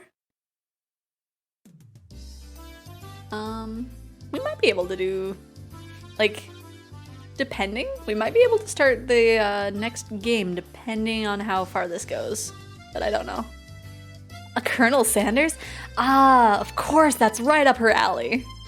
I understand her wanting to take home Satoko and Ika-chan. But I can't understand the Colonel Sanders. What's so good about that four-eyed geezer? Probably better to hear it from Rena, don't you think? She'll probably just say, because it's just so cute, though. Does Rena often go to the construction site to hunt for treasure? Every now and then she says she's going to have a look. But a girl her age rummaging around garbage is, well... If Rena enjoys it, then I think it's fine. What are they doing over there? Dam construction? It had been bugging me since yesterday like an itch I can't scratch. It was canceled a long time ago. Everyone gathered together and fought against it. Hearing an ominous word like fought come from Nika-chan's mouth startled me. That's right. It was unbelievable. They said Hinamizawa would be sunk into the reservoir, and we had no say in the matter. So I'm the only one able to be here because of the protests. It succeeded. I'm sorry. Didn't keep you, did I? My deepest apologies, Keiichi-san. It took me a while to powder my nose. Satoko, wait to use the cannon until you really have to go. It's a lot easier since it shoots right at— Why are you talking about this, Kei-chan?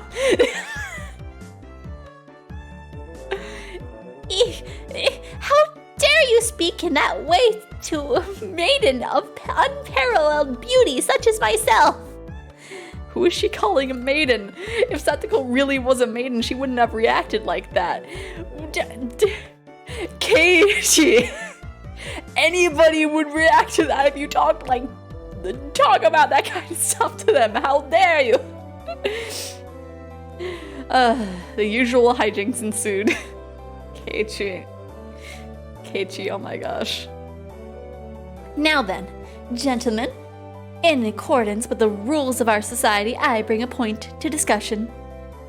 He, Keiichi Mabaras-kun, wishes to be included as a member of our activities. What say you?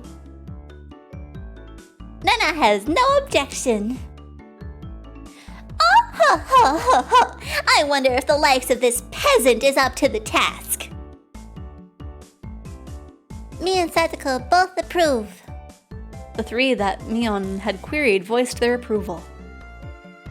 A unanimous decision. Congratulations, Keiichi Mabara-kun.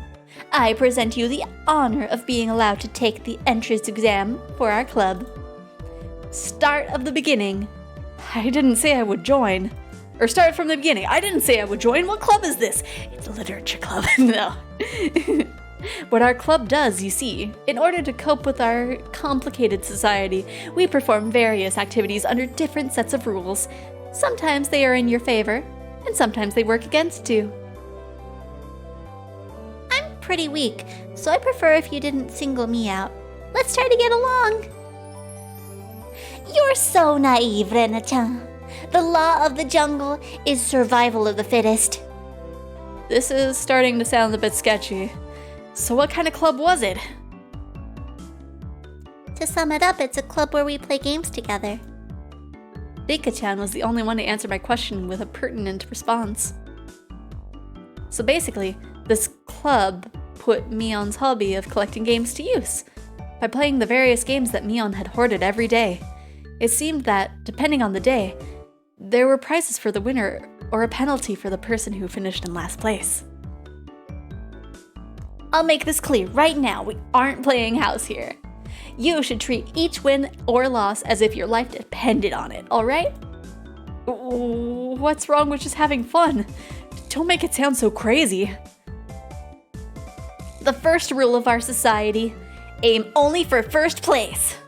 Going at it half-assed just because it's a game is not allowed. Rule number 2 of our society. For that reason, you are obligated to make all possible efforts.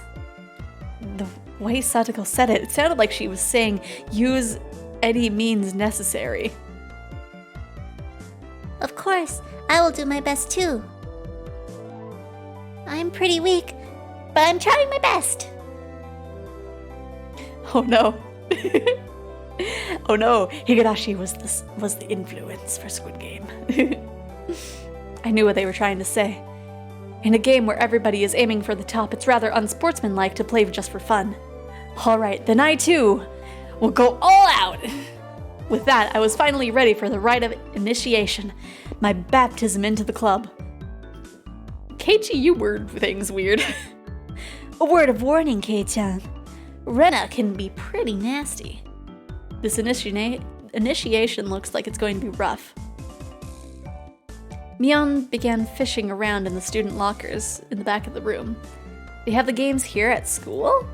Well, it's club equipment, so I guess that's fine. Complicated games would put Kei-chan at a disadvantage. So today, we will play a game that you can be familiar with, or you should be familiar with. How about a standard card game, like Old Bachelor? Alright, let's do this! Can't really get into it unless there's a penalty. This time the loser will be sentenced to having their face drawn on. What do you think? Whoa. It won't be oil-based paint, right? Right? Oil-based.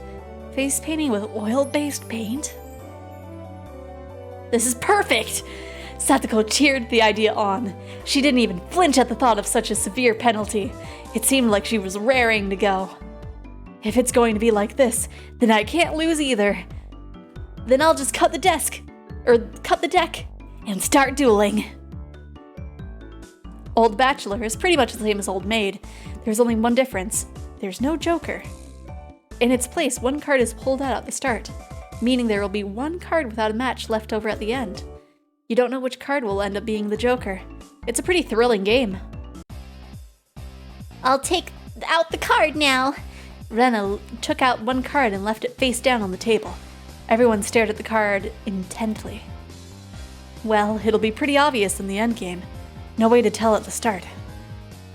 But the rest of them were very serious. They didn't seem as relaxed as I was.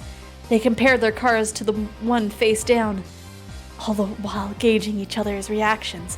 It was as if they could see what the face down card was. No, it couldn't be. This deck is pretty worn out. No way. Can everyone tell by the scratches what the card on the table is? Remember the second rule of our society. Keiichi-san must try his hardest to win as well. A number of cards is quite unique, Keiichi-kun. Should be able to remember them pretty quickly.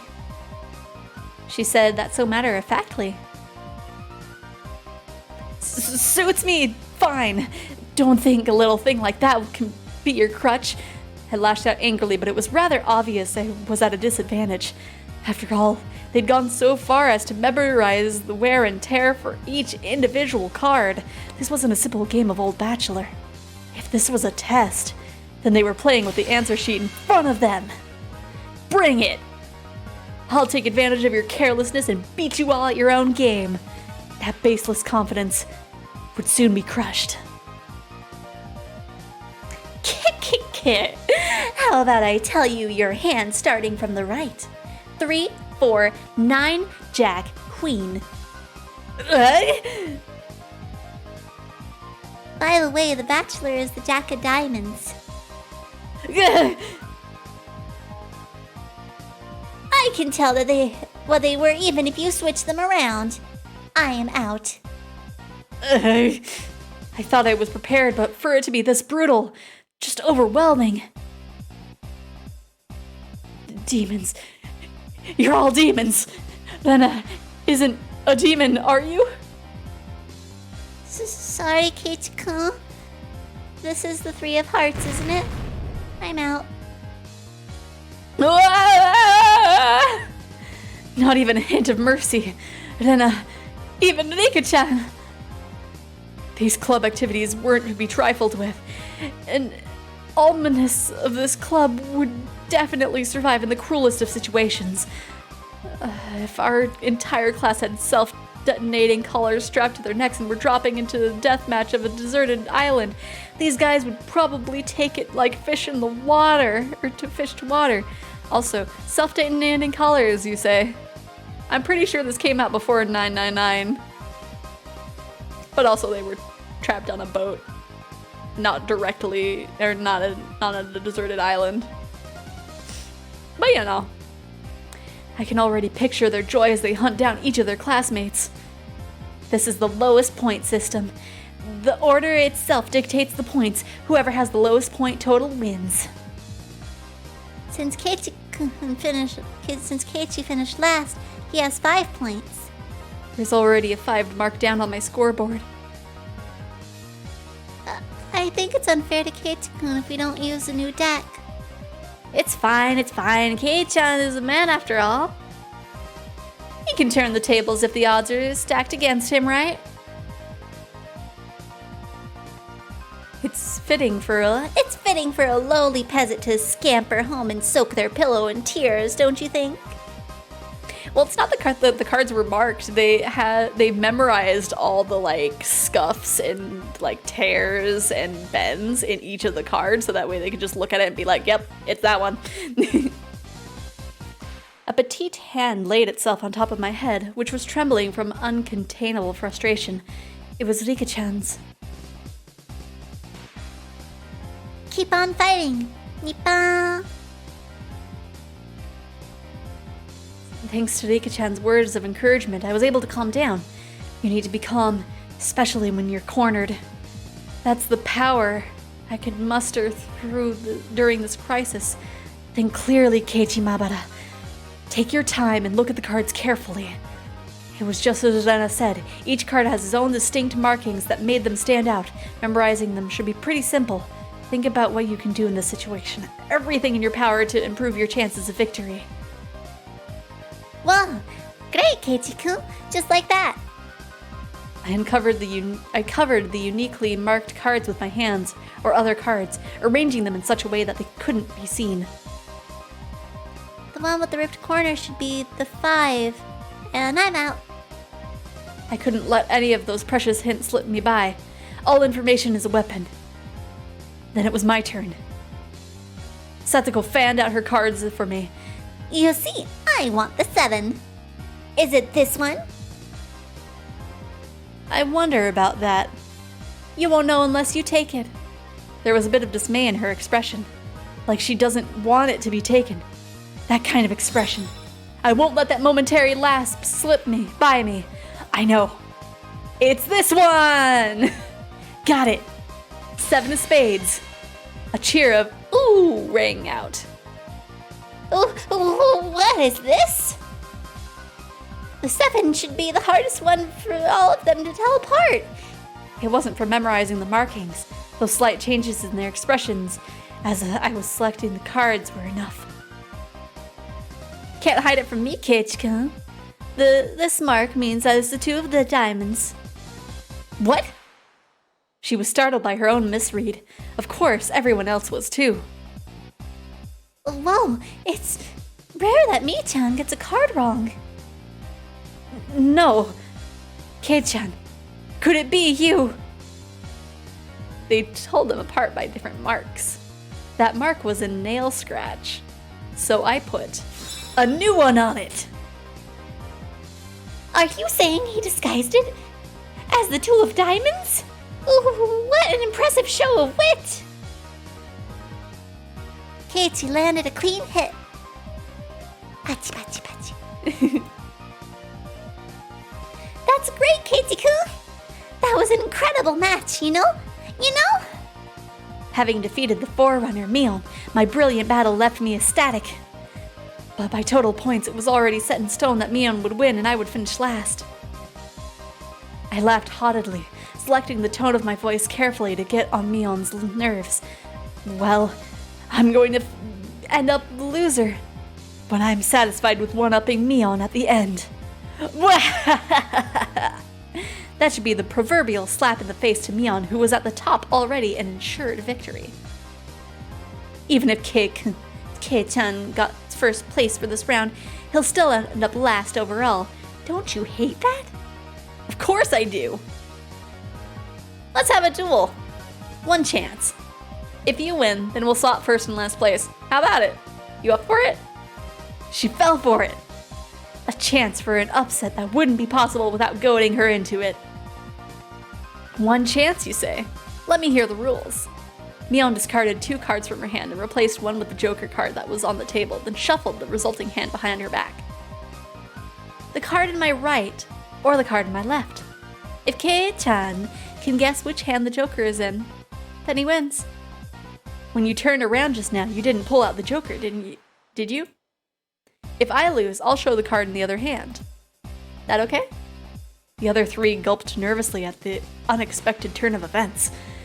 All right, you've got this. Mion grasped one card in each hand and thrust them out at me. First, I needed to inspect them closely. The card on the right has no distinguishing marks. I couldn't tell which one was what it was. Which one, I wonder? Katie-kun, be careful. Of course, this is my chance for a big comeback. Looking closely at the card on the left, I saw a little wear. It wasn't one I hadn't seen before. That card is... I didn't let that bit from Satoko slip by me. Mion clucked her tongue? Clucked? Not clicked? How do you cluck your tongue? Just... I didn't notice the mark on the left card from the small number that I had memorized. I didn't know what the left card was, but I could tell from Satoko's reaction that the card had already appeared during the game. Since it already had appeared before, it meant that it definitely wasn't the Joker. Oh, Kei-chan thinks it's the one on the right? Will you choose that one then? Will you? The left card definitely wasn't the Joker. If I could trust that theory, then I should have been able to declare that the card on the right was the Joker. Even without Mion's taunting, the one on the right was the most suspicious. But wasn't it a little too rash to decide based solely on Satoko's reaction? More carefully. Ah! I remember now. That mark. The left card, no doubt about it. The 7 of clubs. Hello, Psych! We are playing Higurashi. It's still the nice, happy friend time. But they're playing card games. It's the 7 of clubs, I see. I've won! The card on the left was the 7 of clubs. So that meant the card on the right was the Joker. And then, just before my hand touched the card, I froze. I would expect no less from you. There was a wave of murmurs amongst onlookers of my sudden halt, right before I confirmed the right card was the Joker. What could Katie-san possibly be saying? I mean, the left one is...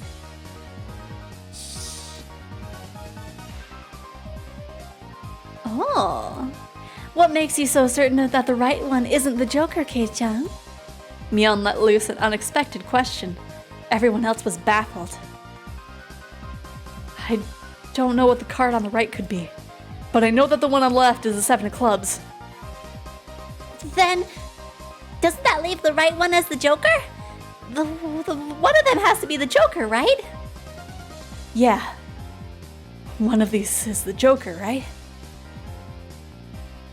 Kei-chan has good intuition. Huh? Rika-chan, what do you mean by... So basically, the 7 of clubs, I discarded by matching it with Satoko's 7 of spades earlier. Everyone's attention snapped to the discard pile at the same time. The truth of the matter couldn't be discerned from that sloppy pile. So that means Mion pocketed one of the discarded cards and aligned it with the other left card. And that means... I see. I get it. That left card is being disguised as the 7 of clubs, right?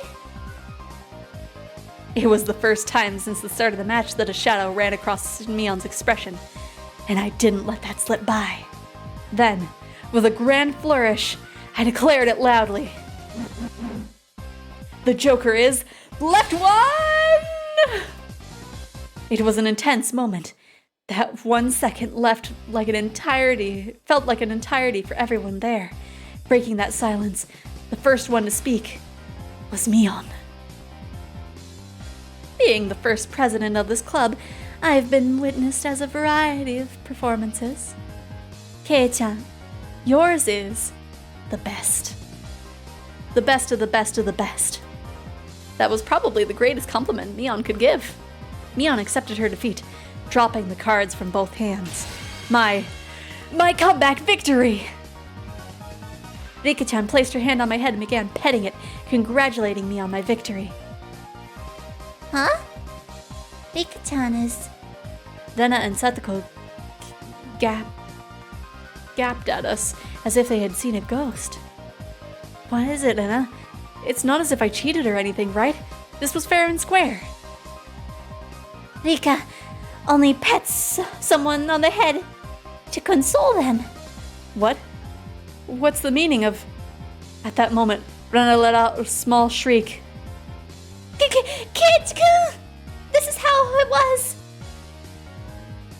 You know, Kei-chan, I thought you'd read into it that far. Everyone froze. No, it was just me. It was a gamble.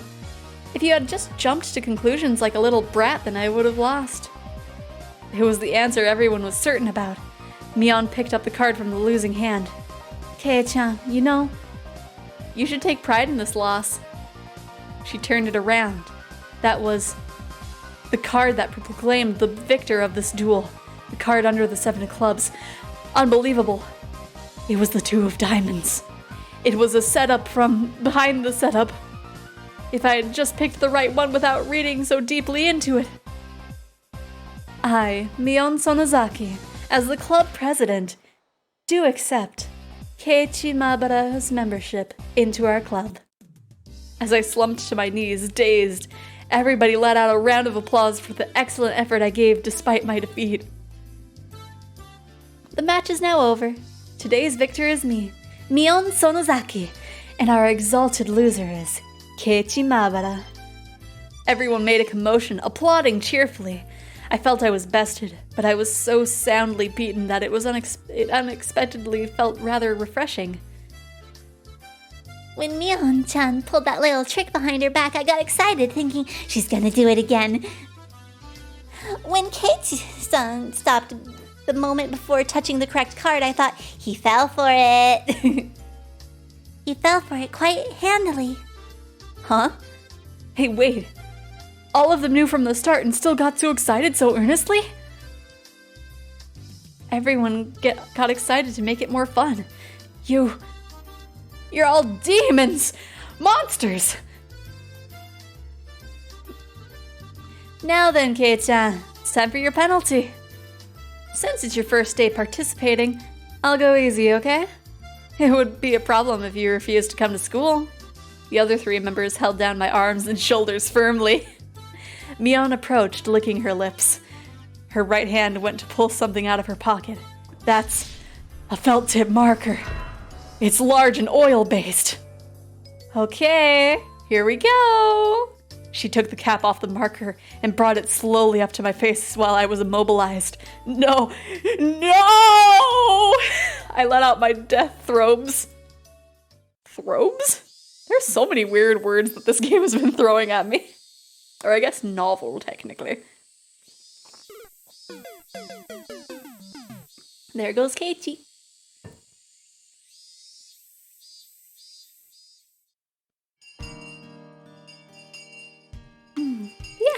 Yeah, Psych, how you doing?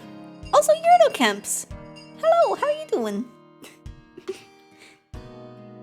As soon as the club activities were finished, Rena flew off. Probably so she could dig out that cute Colonel Sanders that she wasn't able to take home yesterday. So today it was just Mion and me walking home together. A rather rare occurrence. A mountain of treasure, huh? The guys throwing it away probably never thought in their wildest dreams that Rena would be grateful to them. A mountain of treasure meaning that dam construction site from before. Oh, right. Mion would probably tell me. It's been going good, Psych. I basically woke up, had some mac and cheese, played a little Animal Crossing, and now I'm playing Higurashi. That murder by dismemberment that seemed to have happened there. Over there, you know, about that dam construction site. Did something happen there? I'm so sorry, you guys probably heard me burp. Long ago? Something sure did. A grand battle. There were sit-ins and demonstrations. It was a bit different from what I wanted to hear, but I decided I'd listen just the same. It was our land that was going to be sunk into the dam reservoir. I would have fought as well, probably. The government guys were really adamant about it, acting all big and full of themselves. Since they figured out they couldn't settle it with money, they did a bunch of nasty stuff. They were nasty guys. Mion spoke excitedly as if the whole thing was happening right in front of her. Amazed you guys won. You were facing the federal government, right? The mayor and prominent figures in the village all signed petitions. They went to Tokyo and struck deals with legislators, and as a result, the development plan was retracted. It was our complete victory. If there wasn't any violence, was there? Like assaults or murders? None. She promptly cut me off, the same as Rena had. Her words signaled the end of the discussion. Tometake-san said one arm wasn't found in the incident. I thought that a murder by dismemberment had occurred, but I guess I was wrong. My curiosity unsated, I sighed dejectedly inside. Later. See you tomorrow. Kei-chan, you can't wash that off until you get home, got it? I got it. I won't. Mion held back her laughter while stealing glances at my face. I wonder what kind of nasty doodles they drew.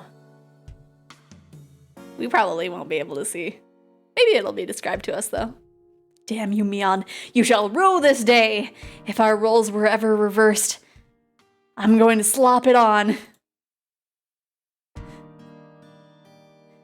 All over your face so you won't be able to take it off, even with the scoring pad. Ow. Upon arriving home, I ran straight into my room, embarrassing myself yet again. Oh no, you did a swore. I am glad that Streamlabs only does that for like 1 second instead of minutes. The mood I'd come home to was already on edge. It's not an uncommon thing in our family. Whenever Dad can't come up with a good idea, it always ends up like this. He stomps around the house with his arms crossed. Mom whispered into my ear, "Welcome home, Keiichi. Dad, he's in a bit of a rut right now, so don't bother him, okay?" He can't come up with a new idea? It's because the deadlines are so close together this time. Your dad needs time to recharge or he doesn't work as well. Dad's paintings feed our entire family. If he runs out of ideas, then it's the end of the Mabaras. We've never gone hungry before. Could it be that my dad is a master painter? Wouldn't it be easier to get an idea taking a walk outside rather than wandering around the house? The theme of the piece this time is in the household. So it seems your dad wants to use this house as a motif. It's quite a bothersome motif. Yeah, the background art is interesting. Like, it's definitely just pictures that the creator took and then added filters over, but it's definitely different. It's a little refreshing and it goes with the art style really well, I feel. Oh gosh, what if he... Well, he's a painter, so maybe he like does the covers for mangakas? I'm not sure. I don't think it ever really goes into that much detail. Keiichi, pick up your room, it looks terrible. Sorry, I'll clean it up later. Oh, come on, please don't use my room as the motif. Keiichi, there's still time before dinner, so please go take a walk out back or something. His bad mood is only temporary. As soon as he gets an idea, his mood improves and he starts humming. Until then, it wouldn't be a bad idea to just go take a walk so I don't aggravate him further. Well, I guess I will then. Yeah, I guess that would be an illustrator. So I wonder what he does paintings for. It would be interesting to know. I said I was going to take a walk, but I didn't have any particular destination in mind. I just needed to kill some time. I got on my bike and pondered where to go.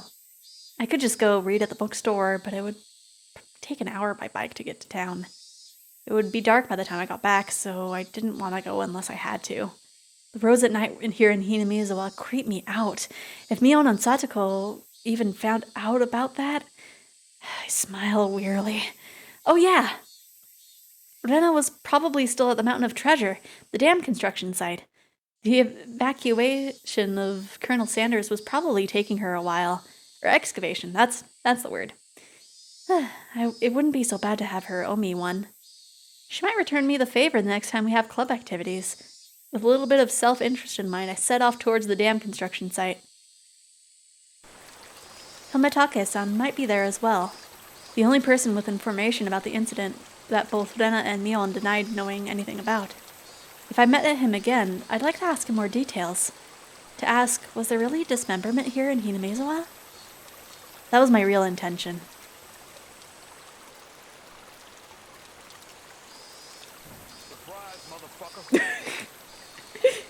Just Lena jumps out, it's like, hey, we're ending this early!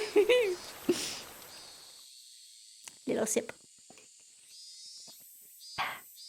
I spotted Anna struggling up the slope on the garbage pile. It looked like Colonel Sanders was lodged in there pretty firmly. It didn't look like Rena would be able to excavate him by herself. Realizing that Tometake-san wasn't around, I began climbing up the slope unsteadily. Hey, Rena. Looks like you're working up a sweat. Whoa, Keiichi-kun. What brings you to a place like this? A place like this, huh? I see. She was aware of it, at least. I received a signal for emergency assistance at the accident site. Where is the injured party? Accident? Huh? But there was a report Colonel Sanders was buried alive in the trash pile. Huh? Oh, that. You scared me. Don't frighten me like that, Keiichi-kun. I was just kidding. I thought you might be struggling by yourself, so I came to help you out. You came for me? Huh? Well, I filled my quota for today. If I don't see Rena blush at least once a day, then I'm not getting my daily required nutritional intake. Just kidding. You're embarrassing me now. So... Huh? What part was the joke? What part was it? I just ignored her bewilderment. Okay, now move out of the way. So, where is Colonel Sanders? Oh, sorry. Can't you see him? In that gap? He's really buried in there. The Colonel Sanders was sideways, surrounded by boards and other construction materials, like they were caging him inside. According to Rena, it wasn't like this yesterday. It seems like, though another illegal dumper came yesterday, dumped again, and now he's buried like this. You're trying to move this pile all by yourself? With those scrawny arms? There's no way she'd be able to do that with her slender arms. But Colonel Sanders, so cute. There's a chain on the Colonel Sanders at the store. This one, though. I should be able to take this one home. If Rena gave up on this Colonel Sanders, she'll probably start devising a plan to steal the one in front of the store. As Rena's guardian, I won't allow her to sully her hands with crime. Out of the way. I'll do it. Rena blushed again, but this time I left it alone. The pile was enormous. Also, the more days we wasted, the more likely another illegal dumping would occur. If it got buried any deeper, there would be nothing that could be done. Yes, we got a crime. Katie-kun, I'll help too. Let me help. You just get in the way, so stay back. Rude. Pulling out scraps, bending them, tossing them aside. I quickly became covered in sweat and dust. I'm just tossing everything. Flying objects drew beautiful arcs across the twilight sky, one after another. Lumber. Timber. Plywood. Damn it! No matter how much I threw out, there was still more, even though I could see Colonel Sanders right there. After grandstanding like that in front of Lena, I felt frantic because of how little I had progressed. If I was going to do this seriously, I need an axe or saw or something. That's enough, Katie-kun. You're so sweaty. You don't have to try so hard. I'm just doing it for you, Lena. Don't worry about it. Then I began sputtering and turned beet red. Whoops. I meant to say I was trying my best as to keep her from becoming a criminal. Oh well.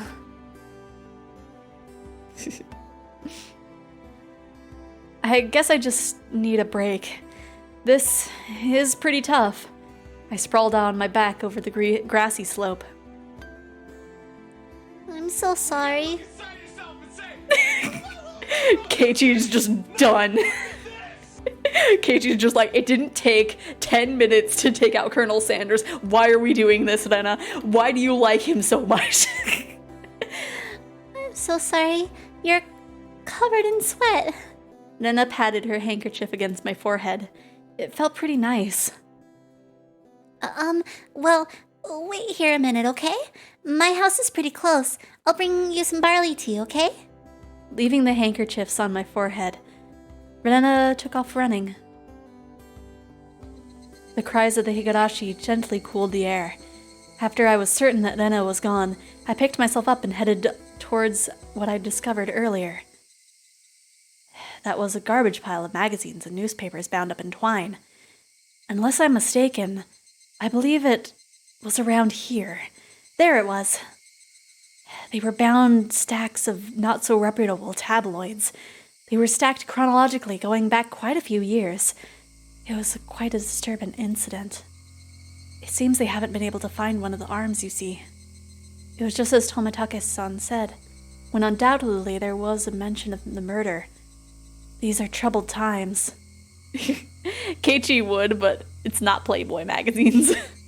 There is no end to these sickening incidents. There's a large part of society drawn in by these incidents as well. So it had to be recorded. Somewhere. I unfastened the packages and opened up the rain-soaked pages carefully, looking over the table of contents. Not here. Next one. Not here. Next one. It was hard to search since I didn't know when it happened. I didn't know who the perpetrator or the victim was, either. I only knew it happened here. I looked up every so often, checking to see if Rena had come back or not. I wouldn't want her to see me gawking at a dirty magazine, but it wasn't just that. Both Rena and Mion said that they didn't know. But it had happened without a doubt. As long as Tomitake-san wasn't lying. If both Rena and Mion... there it was. If they had just... If both Rena and Mion... there was. If they had just said that, then it wouldn't have gotten so hung up about it. An incident that neither Rena nor Mion wished to talk about. Trying to uncover it after they tried to conceal it out of good intentions. That made me feel like I was acting against my friends. Hinamizawa dam worker lynching. Murder by dismemberment. Here it is. The featured article was in the back and seemed that there was a photograph in the colored pages in the front. The pages of the featured article were stuck together and weren't easy to open. Rena could return at any moment. Feeling rushed, I gave up and opened the photograph page. The police investigators were carrying a body bag, and the newspaper reporters were all bathing it in camera flashes. The image was blurry and hard to understand, but I could definitely make out the headlines. A tragic nightmare at the Hinamizawa construction site, lynching and murder / dismemberment. The victim was the site forearm. He had assaulted his assailants daily with an explosive backlash from his daily actions. It's a horrible image to see the site foreman. He is now an arm. It happened. It really did happen. It seemed the details were on the next page. I turned the page without pausing. On it was... The assailants butchered the victim's body with hatchets and pickaxes, then used the axe to split the cadaver into 6 pieces: the head, arms, legs, and torso. The scene is making me very bright right now. I could understand just from the headline that it was just too terrible an incident. Normally, a lynching is just an assault and murder, right? Dismemberment with hatchets and pickaxes? That wasn't a lynching. It was a merciless killing to the letter. A brutal murder, done by a group of people. With hatchets, with pickaxes, with an axe. Ah! Sorry. Did I startle you? Rena dropped the axe that she was holding onto the grass after... she was holding onto the grass after being startled by my voice. Katie-kun, you see, earlier, you said it would help if you had an axe, didn't you? So then I brought an axe for you, from the shed. Rena fluttered her arms in a panic, continuing to explain and apologize. It seemed I'd been glaring at her pretty intensely. I'm sorry. I guess my reaction was a bit overboard. No, I'm sorry as well. I'm sorry. Night was drawing close. I was pretty worn out, and it wouldn't hurt to do the rest tomorrow. Doesn't look like we can break that last beam without an axe. You brought it after all. I'll have to borrow it tomorrow, all right? Okay. Why do you look so glum? Tomorrow we'll be digging out Colonel Sanders, right? My chat box said, "Welcome to the classroom." Is everything okay on the stream? I don't know if it was just my chat refreshing or if something happened. Well, no, she doesn't own the axe. She found it. There's lots of things that you can find in a dump. You're right. I really want to take Colonel Sanders home soon. We both knew it was so useless to apologize any more than that. I quenched my thirst with the barley tea that I brought and wiped off the sweat that had now gone cold. We took the path to head home. I felt quite guilty about the tabloid wrapped up in my jacket. Okay, good to know that it's good. Sippy time.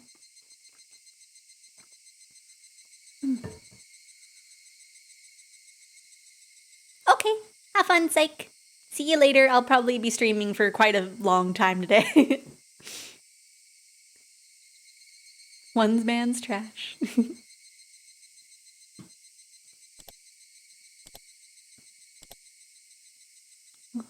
So, I know that I have no spoilers in the tags, but there's stuff that I know I'm not gonna say, but like, stuff is interesting. It's going very similar to like the start of the anime, so very interesting. The function of this school as an Let me start that over. The function of this school as an educational facility is very questionable. Our PE class is exceptionally disorganized. The only thing we do together are the warm-ups at the start. The teacher isn't even there after that. All we do is play together. No helping it. Everybody is a different age or gender. The only rule was that we have to stay on class grounds while exercising. Or school grounds. Why did I say class grounds? All the little kids were gallivanting about. Well, They certainly are being active. They might be getting plenty of exercise, but the Board of Education probably completely forgot about this school. Sorry to keep you waiting. We're all together now. What shall we do today for PE? All right. We have all our members gathered now. Now then, class representative, what should we do for PE today? What shall we do? Mion harumphed and crossed her arms haughtily, surveying the area. Explosive power and endurance. There are no friends in this world of sports. Everyone is a rival. The only thing you can trust is your own body. What the heck do you mean by that? You really read too much manga. I quipped without missing a beat. And so, we'll be taking our lesson from history. The tried and true king of all outdoor melee events. Let's play tag. It was quite the adorable choice to make after playing it up so much. Just what I was hoping for. That dunderhead Keiji-san shall be the first one to be it. I won't be beaten. I'll try my best too. You can't beat me. Why are you guys all so into it? The third rule of our society, you must partake in the game, enjoying it without question. Then, this counts as a club activity? Everyone smirked at each other. They all seemed pretty confident. I'm a man. Physically, I should be able to keep up with any girls my age. Regardless, Mion and Satoko looked like as if they were aiming for victory, and Nena was looking at me as if pitying my disadvantage. Fine. Tag. I'm in! My yell echoed across the school grounds. These are the rules. Anyone who was able to evade being tagged before the bell was the winner. But we didn't switch who was it. The ones who were tagged by it also became it, so the number of people who were it could increase exponentially. The endgame would become a hellish siege. They call the version we're playing here zombie tag, you see? I see. Anyone infected by a zombie turns into a zombie. Why do you make it sound so scary, Kana? Kana? As soon as I catch Rena, I'm going to tear out her entrails while she's still alive. Gross, Keiichi-kun! That's gross! Rika-chan placed her head on Nena's head as she panicked. Don't worry. Before Keiichi gobbles you down, I'll eat you up gently. Rika, that isn't comforting at all! Both Mion and I nodded deeply.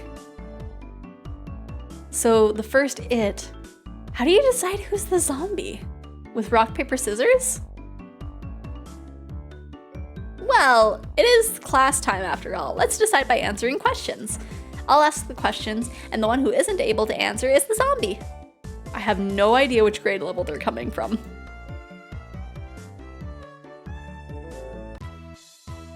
What does the Japanese roku mean? 6. Huh? I was bewildered by the sudden question. Mion repeated it. So you need to answer, what's roku in English? It's 6. How about katsushita? Or kutsushita? Kutsushita. I actually don't know. Socks! How dare Duolingo not teach me what socks is? What's the third last letter of the alphabet? It's X. I wonder how that question was in Japanese. What does seibetsu mean? Seibetsu. Seibetsu. I don't know. Of course I know what that is. Satoko cut herself off before finishing the answer. I see. It's quite a lewd question. What was the word? What was the word? You're an adult, aren't you? Oh wait, I can just look in the log. Sebetsu. Sebetsu. Sebetsu.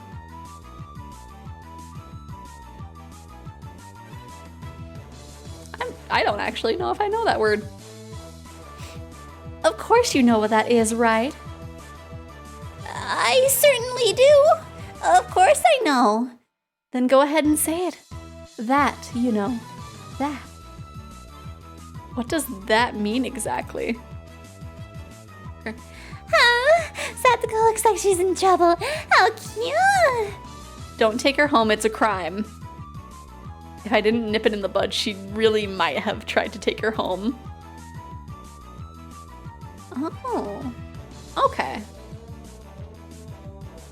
It must be an older thing. Because I feel like most of the time people just say like, sex.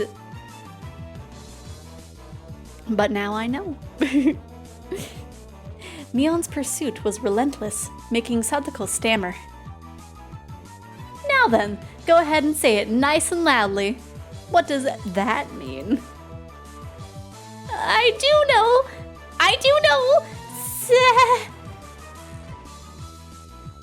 That means a person, thing, idea, action, or event which has been previously indicated in context. Huh? Ah! All of us were a bit surprised by Eureka-chan's unexpected answer. I see. It certainly is what that means. That could have been awkward. I wonder what I would have done in Satoko's position. I'd probably get ticked off and just blurt out you know what at the top of my lungs. I wouldn't want you as an enemy of Mion Sonozaki. Thank goodness you were born a girl. If you were a boy, you'd probably be a perverted asshole. It appears I have no choice. Unfortunately, I, Satoko Hojo, shall assume the role of the zombie. I shall eat everyone. Seems like she's raring to go. All I must do is count to 100, correct? Some jerks skip numbers while counting to 100, so you can start chasing after you solve this problem. Whoa, Keiichi-kun, give her a simple one, okay? 1/5 of a cake, 1/6 of a cake, and 1/7 of a cake are all on a plate. Oh no. There are no common denominators? Satoko grabbed a stick in a panic and began drawing a cake and fractions on the ground. If Satoko, who can eat one cake in 60 seconds, eats all of them, how many cakes are left on the plate? Just as I finished giving the word problem, Mion shouted. Ready? Go! On Mion's signal, everyone but Satoko scattered. Keiichi-kun, that wasn't a problem at all, was it? Satoko had already lost the moment she started working it out. She's eating it all, so of course there's nothing left on the plate. Everyone dashed off in a direction they thought was best. Knowing the lay of the land, they probably headed right to the best spots. It was obvious I was at a disadvantage. At a time like this, it would have been more effective to go along with those untrained in survival skills, like Mion, for example. The fact I didn't realize it at the start of the game probably hurt my chances. Glancing back over the school grounds, I saw Satoko just rising up to start. She was really, really mad. She got tripped up in such a dumb question. Yeah, the art style is very, unique. It's almost cartoonish in a way. I stood at one of the corners of the school. I had clear sight lines in 2 directions and would probably have a good response time if any zombies started closing in. For the time being, I caught my breath and focused on what I was trained to think during club activities yesterday. Now think calmly, Keiichi Mabara. If I was it, what would I do? Increasing my numbers would be the shortcut to victory. Then going after the weakest player first is the obvious plan of attack, meaning me. Now then, where could Keiichi-san possibly be? I shan't let you escape. But of course. What would the best method What would be the best method to track me down? Footprints or smell? Or maybe some kind of trail. If I could craftily hide my tracks, there would be no trail for Setsuko to follow. But I was no detective. How would I even be able to do that kind of thing in an amateur game like this? Tomita Okamura. Have you seen Keiichi-san anywhere? What the heck? Did zombies hunt their prey by asking nicely where they went? Tomita-kun and Okamura-kun pointed to the direction where I was hiding. After confirming she was headed in the direction, I abandoned my position. It wasn't easy to hide myself with all these little kids running around as they pleased. It was becoming even more obvious that I was at the disadvantage from not being familiar with these surroundings, if that's how it was going to be. Then to confront this intelligence-gathering zombie, I'd just counter it in a similar vein. I approached some girls playing with a ball. I'm sorry, but could you relay this message? Tell Setsuko Hojo that her parents are at the gate, please. Message. Okay. Keiichi. I stopped the girls as they turned to run off. Wait, don't go yet. Also, take this to Mion Sonozaki. Tell her the teacher is calling her to the gate. I am quite the schemer, if I do say so myself.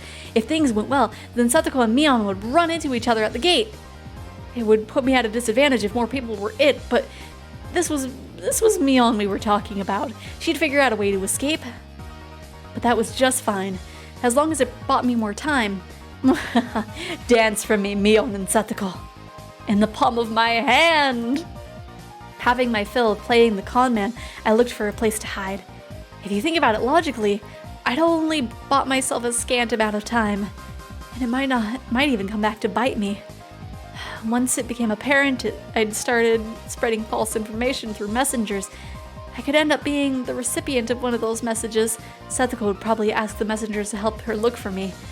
That would mean there would be more zombies than participants in the game. The virus that was brought about by my mischief could cause an epidemic. All my classmates would transform into zombies and would only be searching for me. This tactic might backfire horribly. While trembling at the thought of the impending dawn of the dead, I began searching for a safe house.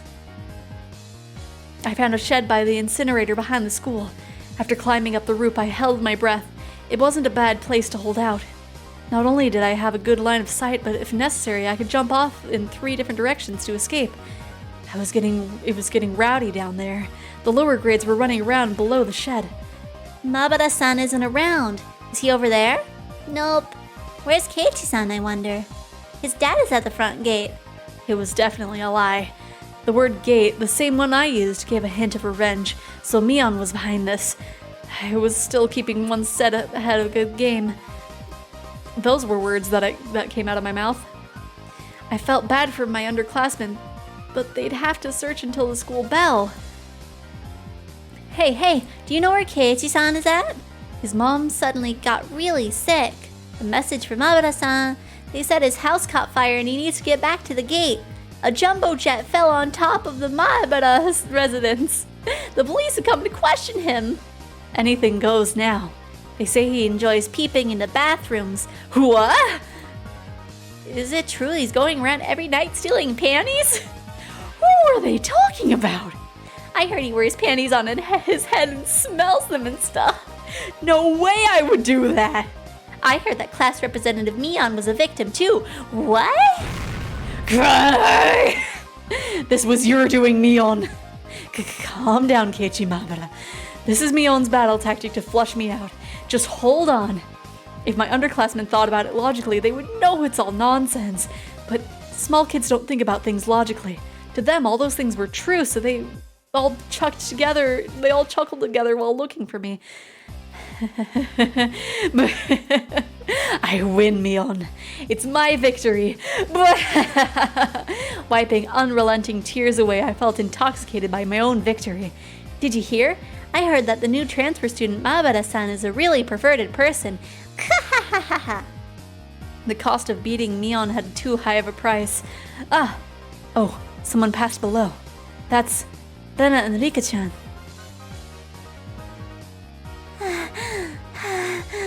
Rika-chan, you're still okay? I'm getting by somehow. It seems Mion-chan is it as well. Mion? Mion, it couldn't be. She'd become it because of my strategy? This confirmed that Mion was behind this relentless message war. Then, this wasn't good. We finally got away from Mi-chan, but Satoko-chan, Satoko is searching around the pipes, so we should be safe here for a while. Upon hearing that, I breathed a sigh of relief. While Rena was slumped on the ground breathing heavily, Rika-chan had started creeping up to her.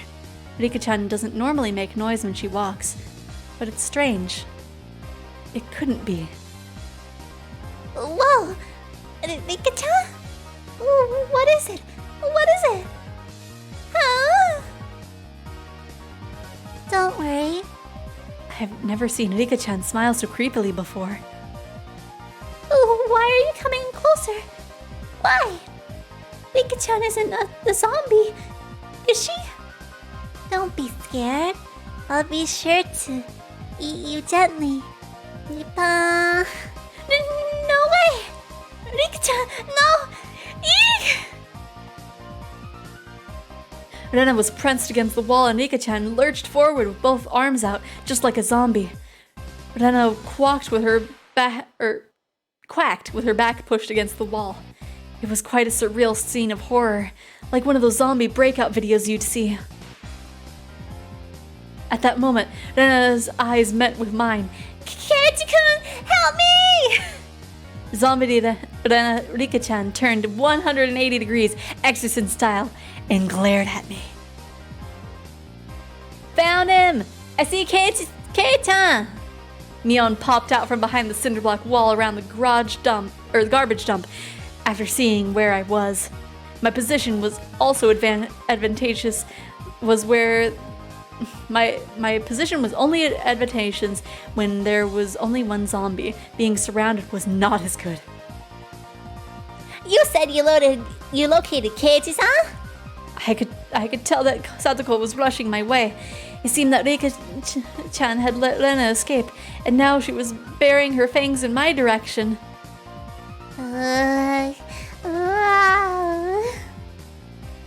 Come on down, Kei-chan. The three zombies circled the shed, moaning curses. You guys are scary. Too scary. I wonder how Keiichi-san's guts taste. Keiichi-san. Keiichi, I want you to become one of us. Someone, please save me! I saw Rena apologizing to me from across the schoolyard. An apology. Sorry. Leaving me for dead? Rena! I leapt off the roof out of fear, slipping as I landed. Satoko and Rika jumped on top of me, and after straddling me, they tickled me all over my body. Stop! Yeah! So this means Rena is still left. There isn't much time until the bell. Damn you! Rena! How dare you! Leave me for dead! The feelings of a zombie. I understood how vengeful ghosts with lingering regrets felt. It's sad, so sad. But Keiichi is one of us now. It felt like I'd been bitten by a vampire and was now one of their thralls. It was a strange feeling being welcomed over to the side that had pursued me. Zombie tag is quite profound. This is no time to postulate. We must capture Rena. The principal is walking down the hall. The bell will ring soon. To devour Rena, I, who had been turned into a demon of vengeance, needed to use any means necessary. Except I wasn't just a zombie. I was a master of the night. A vampire! Using the same trick that had tightened the noose around my own neck. I used my classmates to further my evil designs. I gathered up the lower grades from around the school grounds. Everyone, listen! Rena's in big trouble! All of you, please look for Rena! It's a bigger problem than a jumbo jet crashing into your family's house? Oh yeah, that turned into that, didn't it? Mion whistled nonchalantly, trying to avoid the blame. Yeah, it's not even the same league as jumbo jets. What fell on Rena's house? What was that noise? It sounded like an Undertale character. What? Anyway, was a space colony. A space colony? Yeah, it was a really big disaster. Everything is 100-kilometer distant radius was obliterated. But that's the only prelude to this tragic tale. This is the beginning. The start of a war for independence by the propagandality of Xeon. The lower grades were dumbfounded, their eyes like saucers at the grand turn of events. What will happen? Will the Terran Federation lose? If things go on like this, they will. Only one person can defeat the Red Comet. That person is Rena Ryugu. The lower grade students all gulped. It seemed I'd made them all fully understand that the fight for Earth was lost without Rena. Now scatter, comrades! We must find Rena! My comrades in the lower grades let out an enthusiastic cheer and dashed off in various directions around the school grounds. There was still one person who hadn't gone.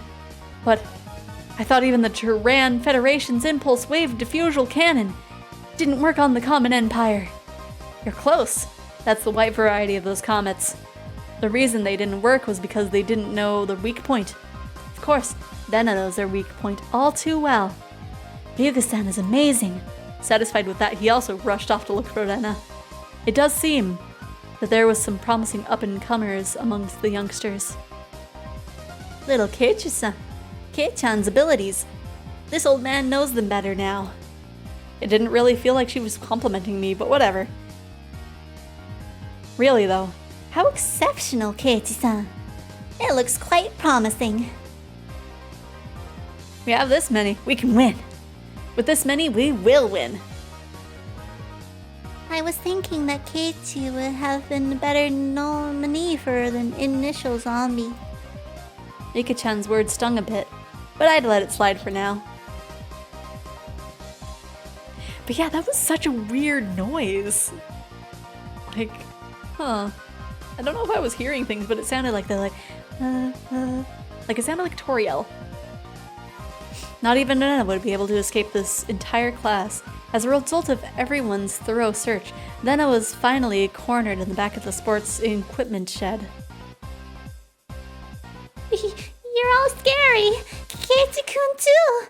It's so scary. It probably was scary being chased around by the entire student body. All the lower grades closed in on Rena, saying she was the only one who could save the world. What are you all saying? I can't control a mech. Rena, how could you leave me for dead? Are you ready to pay for it? I'm sorry about that, Keiichi-kun, but I didn't have a choice. Do not resist. Let yourself be devoured. Let's all be together. Ba. Now, Rena, say your prayers. Rena had stumbled onto a mat, trembling with tears in her eyes. I closed in, associating the situation with a familiar, particularly immoral one made my pulse quicken just a little bit.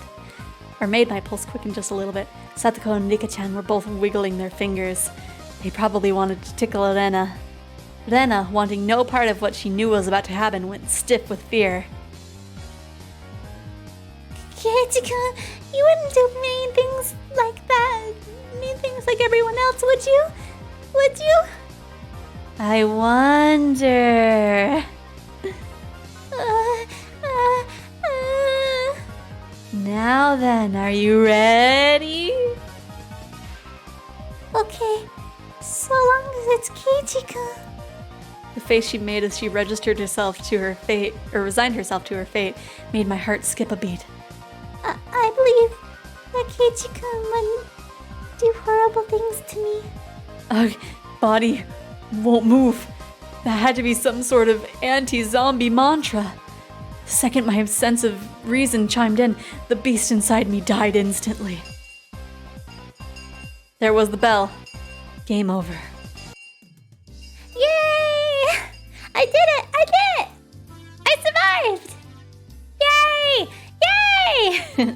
Rena pranced around merrily as if a curse had been broken.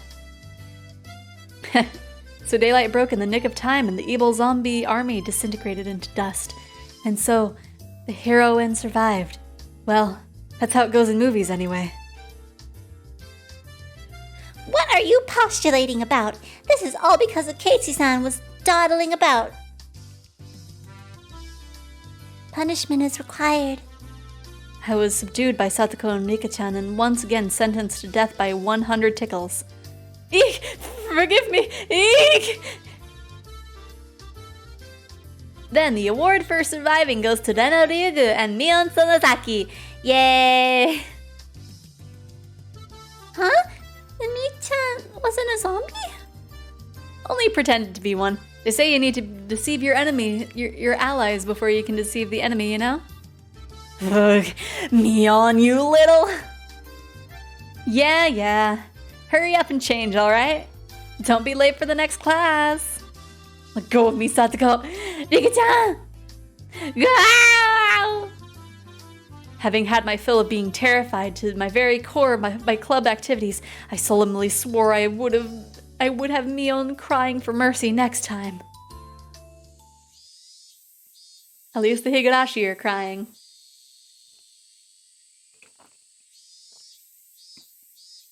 But that gives me a time to get a sip.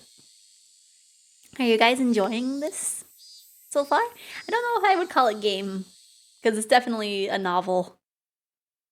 But I hope you guys are enjoying it.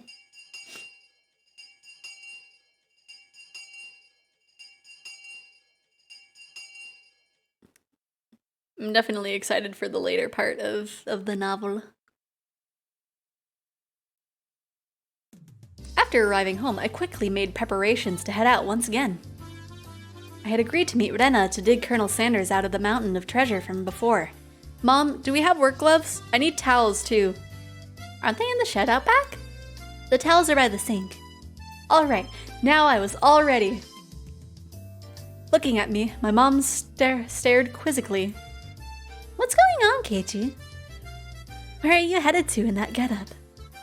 If they came to the dump illegally, he'll be buried completely and it'll be impossible to dig him out. And if that happens, Vanna would undoubtedly go after Colonel Sanders in front of the fried chicken place in town. I bit of that excavating, so my classmate doesn't become a criminal. Well, don't be out too late. Mama turned to the kitchen with a puzzled expression still on her face. She just like, okay then, whatever. Cutting through the woods as a shortcut to the dam site, I ran into someone. Oh, hi Tomitake. Tomitake. It was Tomitake-san. Probably taking pictures of wild birds again with that precious camera of his. It couldn't be that all he took pictures of was handsome young men in the twilight. Hey, long time no see. Keiichi-kun, right? My due regards. I expelled the rude imagery from my head and greeted him without inciting anything. By the way, was that girl an acquaintance of yours? He was probably talking about Nana. Guessing by the way Tomitake-san was shaken up. What was that all about? She was walking around with an axe. And she was laughing with a huge smile across her face. That was Nana, without a doubt. It was probably because she could take it home today, so she couldn't hide her excitement. I hid myself because I thought it might be dangerous. Should I call the cops to be safe? Well, it certainly would be quite the spectacle for a girl of her age to be roaming around with an axe. Tomitake's reaction was the epitome of logical. It's fine. Just leave her be. She's just wandering around looking for more victims. Tomitake-san was alarmed by the crass response. Well, it's probably hard for normal people to understand, Nana. I'll just toss a bunch of BS out there. If you were to be killed out there, she'd probably be the one to do it. Try not to snoop too much around here.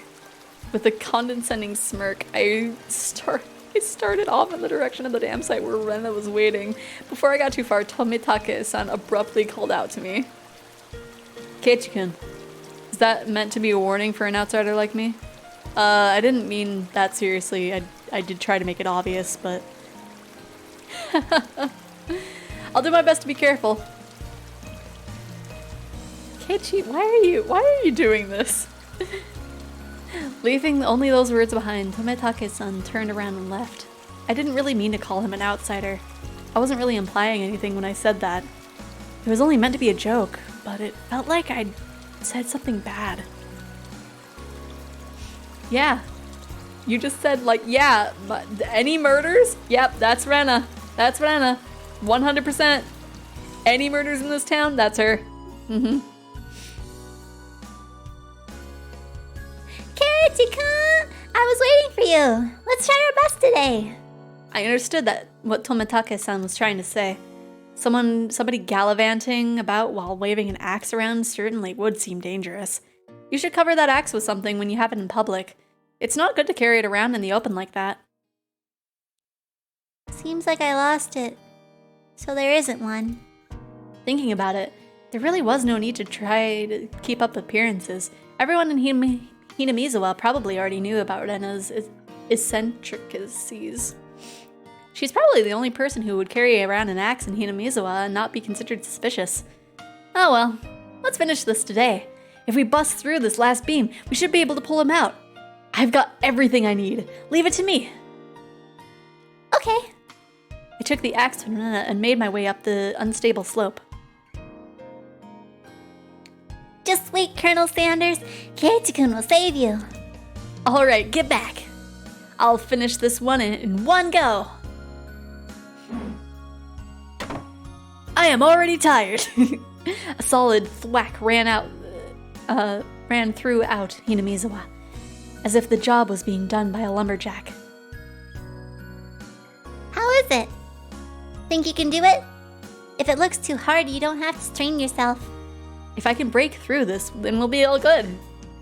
I have plenty of power today. I can do it. But this adversary was more formidable than I expected. First of all, I'd never used an axe before. During a school camping trip, I had wanted to split the wood, but I lost at rock, paper, scissors and wasn't able to do it. Because the spot where I was standing was so unstable, I soon became tired. I decided to take a break.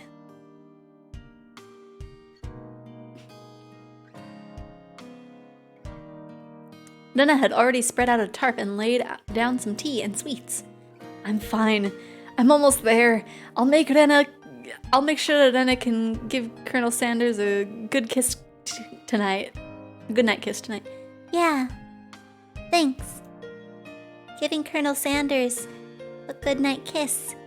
How? Come to think of it, Rena, you're a transfer student too, right? Where did you live before? I asked her nonchalantly while drinking tea. I had thought she'd lived here all her life.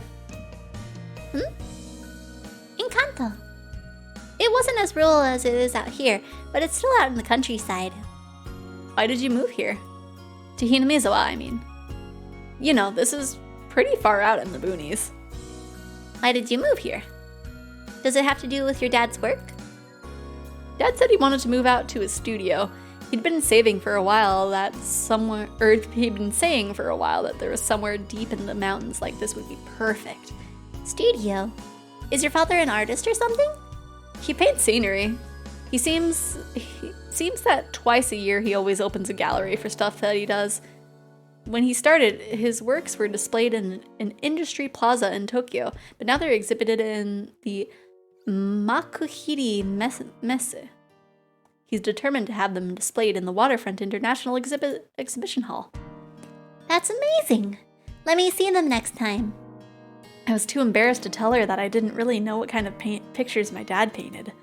Well, eventually I would. I picked myself up while giving some vague answers. But you transferred in the middle of the semester, didn't you? Wasn't that a hassle? Not really. I was getting bored of the city anyway. I was trying to get answers from Rena, but I ended up being the one giving out all the answers. With a bit of a wry smile on my face, I grabbed the handle of the axe and headed back to the work site.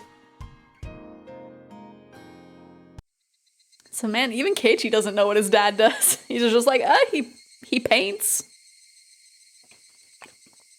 The air grew colder as the sun slowly set. The Higurashi began their song, as if to tell me to stop and head home for the day. Just a bit more. Today, I would end it. When I first started, I chatted with Rena as I worked, but now I didn't have that luxury. Yeah! You little... Damn it. I had swung the axe countless times today, just like this. Contact. Shards of wood splintered.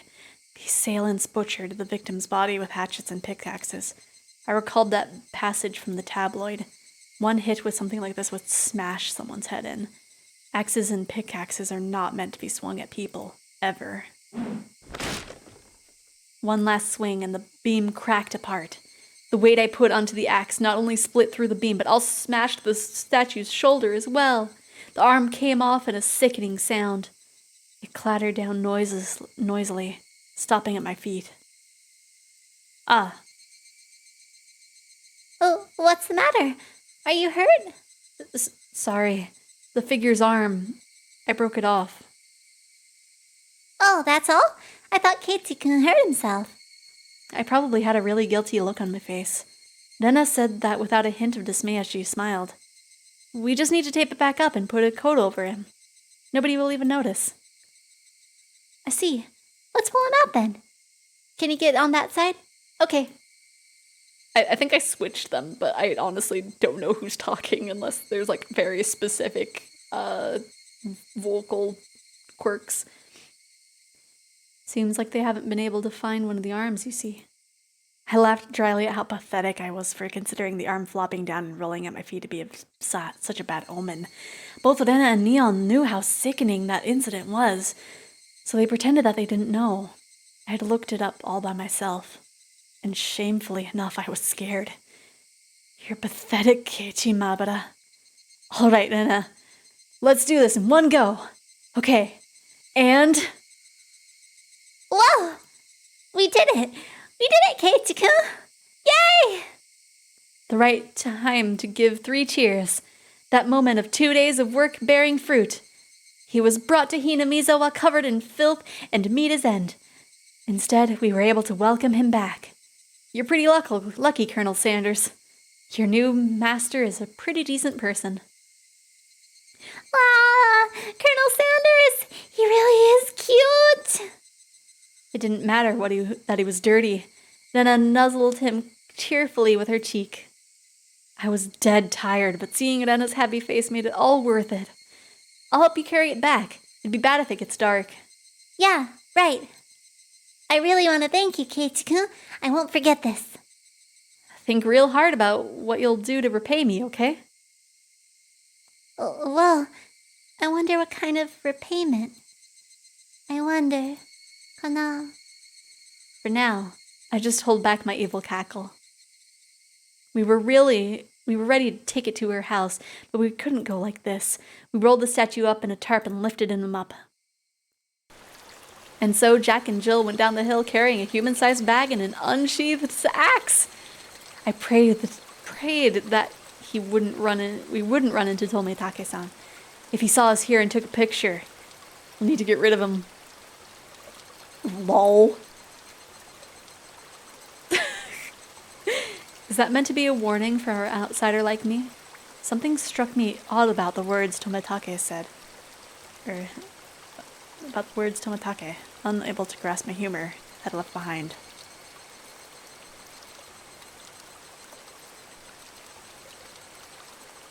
Soon you will know, Mabara Keiichi. Soon you will know.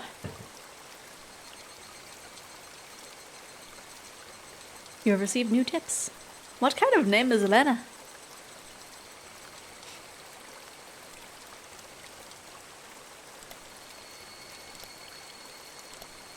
I'm just gonna glance at the tips. I'm just wondering if it's like different lore.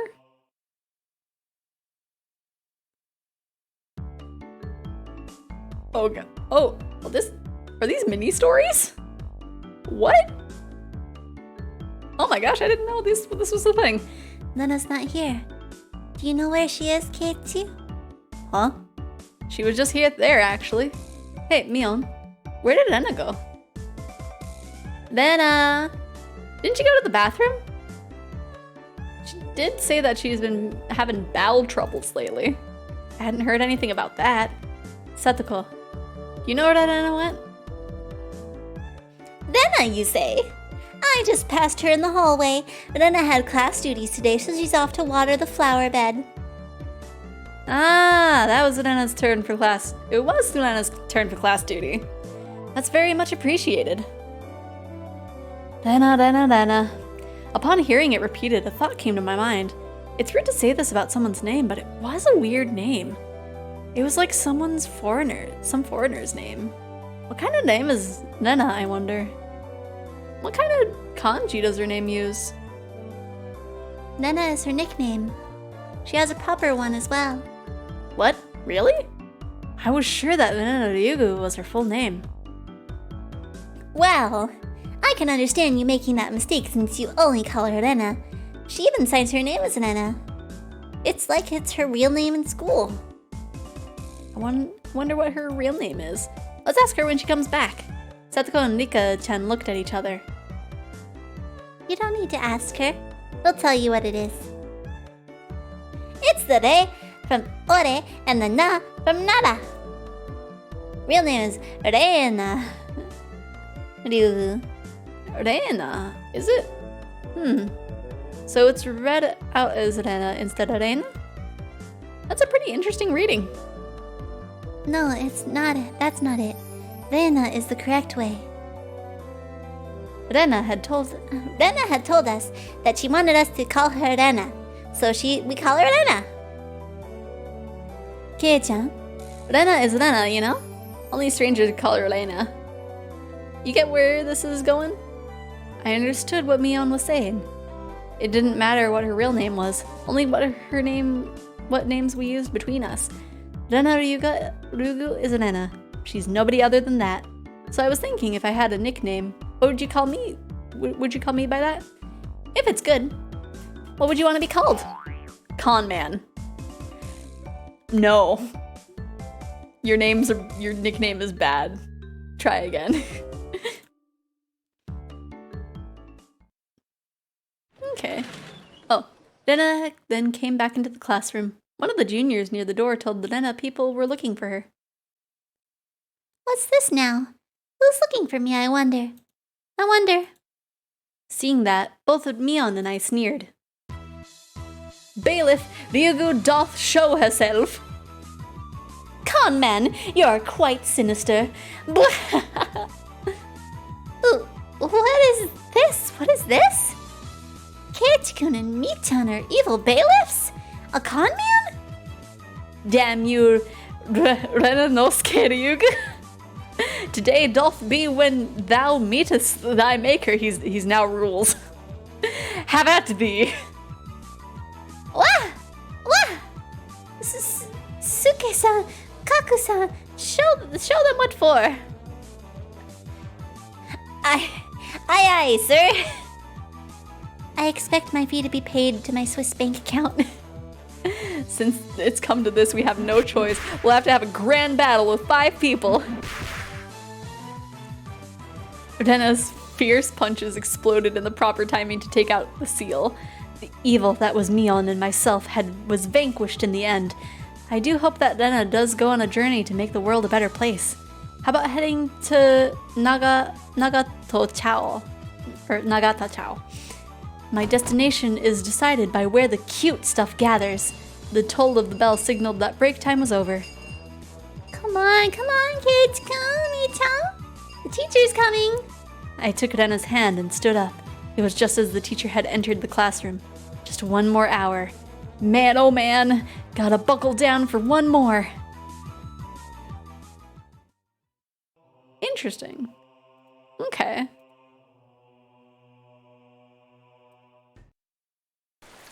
Interesting. I'll probably look at a bunch of those later. But that was interesting. I didn't know that they were like little mini stories. How was it, Kei-chan? So you went to Rena-san's house, huh? Wasn't it amazing? It's nothing like that, right? Right? Unlike my house, the Ryugu residence wasn't newly constructed. It had been renovated from a pre-existing building. Well, the house itself was fine. The problem was the yard. There, it was crammed with rows upon rows of oddities. They were all the same as Colonel Sanders, stuff you'd see while walking around in town. The cake shop's mascot, Little Licky, the Total Mon in front of the pharmacy. She even had the amazing flying elephant from the top of the department store. I think we do have a criminal on our hands. I'll agree with you that those are all cute, but why the mailbox? Won't you get in trouble for that one? But, so cute. She must have just thought about it because her face filled with delight. So it's the bigger the better, just as long as it's big. And her room displays the smaller ones. I had a chance to see them before.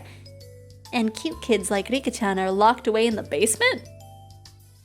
Yep, I'll keep anything. Oh, cute. So she keeps taking anything she likes back to her nest. No ill will intended. Hey Nina, you know about the Statue of Liberty in New York, right? Is that cute? Yeah, cute. Oh, I want it. The US should probably come up with some countermeasures ASAP. If not, the Statue of Liberty really will take a trip to Hinamizawa in the not so distant future. Oh. My apologies for keeping you waiting. Rika-chan had returned. No fun being called to the staff room. Did you do something? How rude! Rika isn't a hoodlum like Keiichi-san. Nothing like that, Keiichi-kun. Rika-chan is a member of the festival committee. Festival? The school cultural festival or something? Kei-chan, I already told you. It's the village festival, the Watanagashi. Oh, come to think of it, she did say there to be a festival at the shrine during the next break. So what's this Watanagashi thing about? Is it like a floating lantern festival? I guess the last part where you set things adrift in the river is similar. Except we use cotton things like old worn-out futons and padded cloaks. It's a festival expression thanks for their years of service. The people living in Hinamizawa dump their futons and padded cloaks in a stream? It sounds like it's a lot of trouble if it backed up the current. Maybe they should just drop some fish in and have a fish wrangling competition? Skewer them and sprinkle a little salt? Oh man, I can smell it already. That's just summer camp. I never anticipated how destitute Keiichi-san's imaginative capabilities would actually be. What? How could you tell what I was thinking so silly? I was thinking something so silly. It was written all over your face. What kind of face could have expressed what I was imagined just now? Probably a hunger face. Vena demonstrated for me. I see. No argument here. It's nothing fun like that, you see, but you should still look forward to it. Let's all go together. I'll come get you that day. I don't really feel like going to festivals unless someone asks me to. I would get bored if these guys were... I wouldn't get bored if these guys were going. You won't get bored. We're doing it again this year. Mion's proclamation came as she looked at each member in turn. What was this all about? From the way Mion looked, it was probably our club's summer tradition, the Watanagashi 4-demon firefight. Not night. That sounds awful. What kind of name is that? I think it's a cute name, though. I tried to object sharply, but since Rena looked happy about it, I decided it was pointless to fight it. Since Keiichi is here this year, it becomes 5 demons. Rika-chan made a small correction in light of my presence. Oh, how does this funky-sounding club activity tie into the festival? This is where you exhibit the skills you've nurtured through your daily club activities. Exactly. We show the full extent of the abilities of the best have obtained through our daily trials and tribulations. But last year the mayor got angry, so we need to make sure not to cause any problems this time. So basically we're doing club activities while checking out the stalls. Rika-chan really is the only one who explains things so they make sense. I see. So we'll be exhibitioning on those busy festival grounds. Rena was right. Of course that would be a reason for the mayor to get angry. But it's loads of fun. That was the only point that I did not doubt. It would be, without question, fun. The day of the festival was drawing near. Well, putting that aside for now, let's start on our clever activities today. Any objections? Nay. Our voices rang out in unison. When there's lots of people, card games really are the easiest to play. This really is the most basic of table games. Playing with a marked deck again? We'll use a new one today. There are no marks on the cards, so we're at equal footing. I wonder if that really is the case. I'll have to inspect them. Well, that was fair. Just to be safe, everyone checked the cards. Yes, these seem to be fine. Are you all satisfied? Then today, I guess, we'll play President. That's good for 5 people. Another standard card game. First one to get rid of all the cards wins. The basic rules, play a better card than the one before. You can play straights and pairs. There are various techniques that improve the game, like reversals. But because it's such a well-known game, there are lots of house rules for it as well. The name, for example. In my hometown, we called it Millionaire. I'd like to go over some details. Are the jokers wild? Can you make a reversal with 3 threes? No jokers. 2 is the highest. You can reverse a reversal. You can only make a reversal with 4 of a kind, not 3. Also, you know how the peasant sends a good card to the president? None of that. While I was confirming the familiar rules, Setsuko looked over at me cautiously. I probably should have tried to look like more of an amateur. I was pretty used to this game. It's President, and with a new deck, today I might be able to win. I had the gist of the rules now. But that wasn't everything, was it? So what shall today's penalty be? About that, why don't we all write something down on slips of paper and have the loser draw one? Oh, that seemed like it could be interesting. I'll write a nasty one and have Keiichi-san draw it. It would be awful if you wrote a bad one and drew it yourself. Just don't lose! Don't you know best? Mion handed out several slips of paper to everybody. Then write down whatever and put it in a bag. When you lose, stick your hand inside and pick one out. Now then, what will be a good penalty? Worst case scenario, you draw what you wrote. Something too intense would be like digging your own grave. No penalty. Let's forbid that kind of idea from being written down. Rika's casual suggestion caused Mion's hand to lurch in sudden halt. Ah! That's so sneaky, Mion-san. She wrote, no penalty, and the corner of the slip is folded. I see. Just in case you lost, you grabbed the note with the folded corner and you'd be safe. That was a good idea. Diabolical as ever, Mion. Rika-chan is quite formidable too, being able to see through that. Couldn't underestimate her even though she doesn't stand out. Right? I feel like they would have fun with Uno. Everyone, please don't write penalties that are too mean, okay? Nobody agreed to Renena's proposal. Everyone was ruthless. It's fine, Renena. Just don't lose. Yeah, that's true. Okay, I'll try hard so everyone has to pick the penalty I write. Renena is quite brutal even though she usually appeared meek. Better not underestimate her either. I agree with that. I'm very curious what Renena's penalty is in particular. Everyone's penalties are scary. I still don't know what Rika-chan's penalty would be like. Basically, you can't afford to lose this game. Everyone here ready? We all nodded determinedly. Having confirmed that, Mion dealt out the cards. Finally, the battle begins. I had a decent starting hand, card after card playing in the middle. Not needing Mion to tell them, Both Rika-chan and Satoko played their cards without hesitation. Rena and I were the only ones who paused to think. It seemed that Rena genuinely couldn't make up her mind. But I was different. I was like a shark stalking its prey, just waiting for the right time to strike. Huh?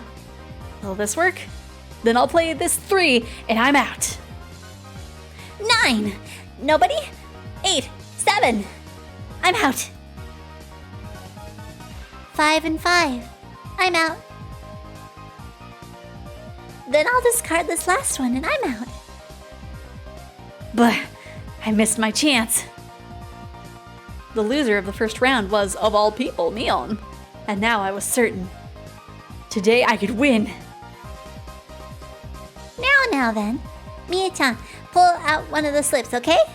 Mion, accepting her defeat, scrounged around inside the bag and pulled out one of the pieces of paper. What? Who did this? Who wrote this? Mion quivered and shrieked. What is it? What is it? Huh? Rena was also surprised when she peeked at it. What kind of terrible thing was written on it? Pet the principal on the head.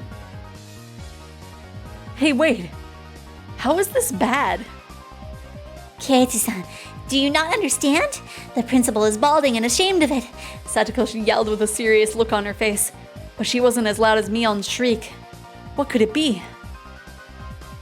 The principal is a martial arts master. He boasts about traveling about the world, perfecting his skills when he was younger.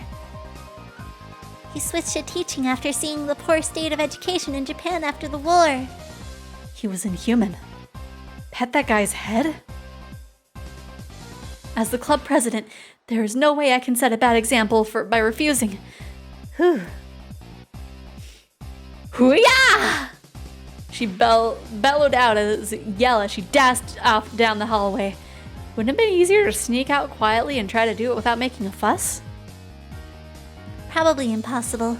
They say he used to hunt sea slugs just by sensing their presence. I could do nothing but wait with bated breath. Kerpow! A rumble shook the classroom. That's the principal's aerial opener. Boof, pow, whap, kashing, boom. Following the launcher with a jab, strong, fierce combo? He's even using meter. From how it sounded, the principal's jumping fierce sound like a multi-hit combo. I don't want to know. I don't want to know. Nothing I could do now except stay calm. I understood now that there were no delinquents at school. After a few moments of silence, Mion slumped back to us. Petted. Is that good enough? Mion said before collapsing. She's alive at least. Now, we can continue the game. Monster. I was amazed the person who made club activities like that could say that. But now, the worst penalty is gone, right? Right? Yeah.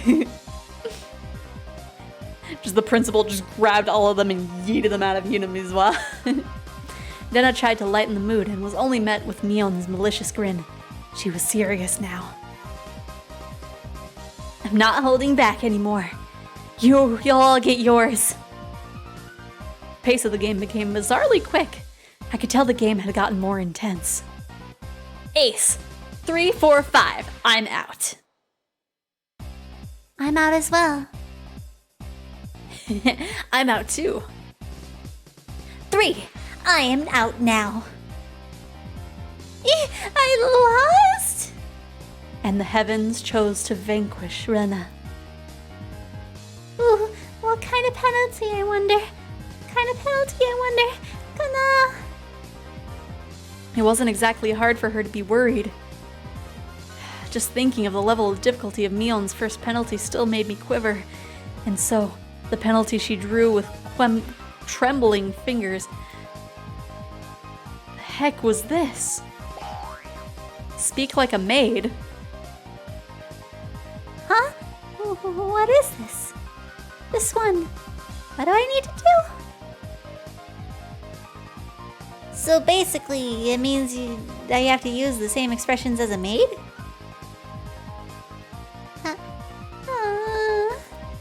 Okay, Master. It hit me like a ton of bricks. I had no idea who wrote the penalty, but she was awesome. Then, can you shuffle the cards and deal? Yes, Master. I could just die right now. Anyway, let's continue. Let's continue. Right, Nana? Yes, Master. The eagerness to which I was goading Rena into addressing me as master was downright impressive, if I do say so myself. Hooah! I won't lose anymore. I'm out. I shan't lose either. I'm out. Then with that, I'm out too. I can't believe it. Is it Rena's loss again? Rena again. What kind of penalty would it be this time? I was delighted by the mysterious sense of anticipation. Anticipation? No, this was conviction.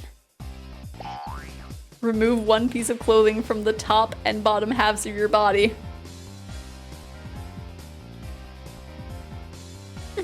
That's just indecent. Who could have written this? My face reddened in anger. If I didn't yell something out, I wouldn't be able to hide my shaking. Who did write that? God, please give that man a Nobel Prize! It was probably Mion. I feel like that's a Mion thing. That would be the Ig Nobel Prize. Not good, not good. What I was thinking was written on my face. Mita. Rena begged Mion with teary eyes, but everyone knew Mion's answer already. Nope, won't go easy on you. You lost, so take it like a man. Understood, Master. I'll undress. What? I looked around, thinking somebody else would probably stop her. Of course, I wasn't exactly trying to stop her either.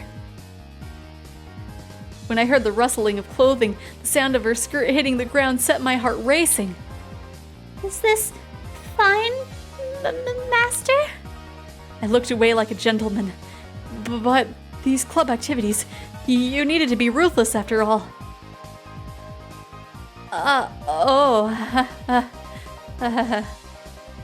Katie-san, whatever were you expecting? Certainly, we would not have her strip if she weren't wearing her PE clothes underneath. Setsuko poked fun at me, but right now I can't hear it. Not bad, Kei-chan. This old man never even thought you would go after her like this. You've got it wrong. I didn't write that one. The Master didn't write this one? Her squirming around in her PE clothes made it impossible for her not to feel for me not to feel anything. Calm down, Keiichi Mahabara. Mion probably wrote that one and planned to go after me as I panicked. I can't fall for her trap after knowing it's a trap. Clear your head, calm down, and assess the situation. I was determined to think my way out of this. And the answer was quite simple. I win! Then I became a god. I, who already entered the domain of godhood. What would dare stand in my way? It was like they were pulled to me magnetically. I was picking up aces and twos like nobody's business. Eek! How can my luck of the draw be so bad? Satsuko lost, right? I'll draw the penalty. Speak like a little sister. Ugh. Fine. Oni-chan. Yes! The pleasure of making this brat disgrace herself. Ugh. This old man loses again. Mion's lost, right? I'll draw it out. Wear a girl's school swimsuit. No! That's the one I wanted Kei-chan to get.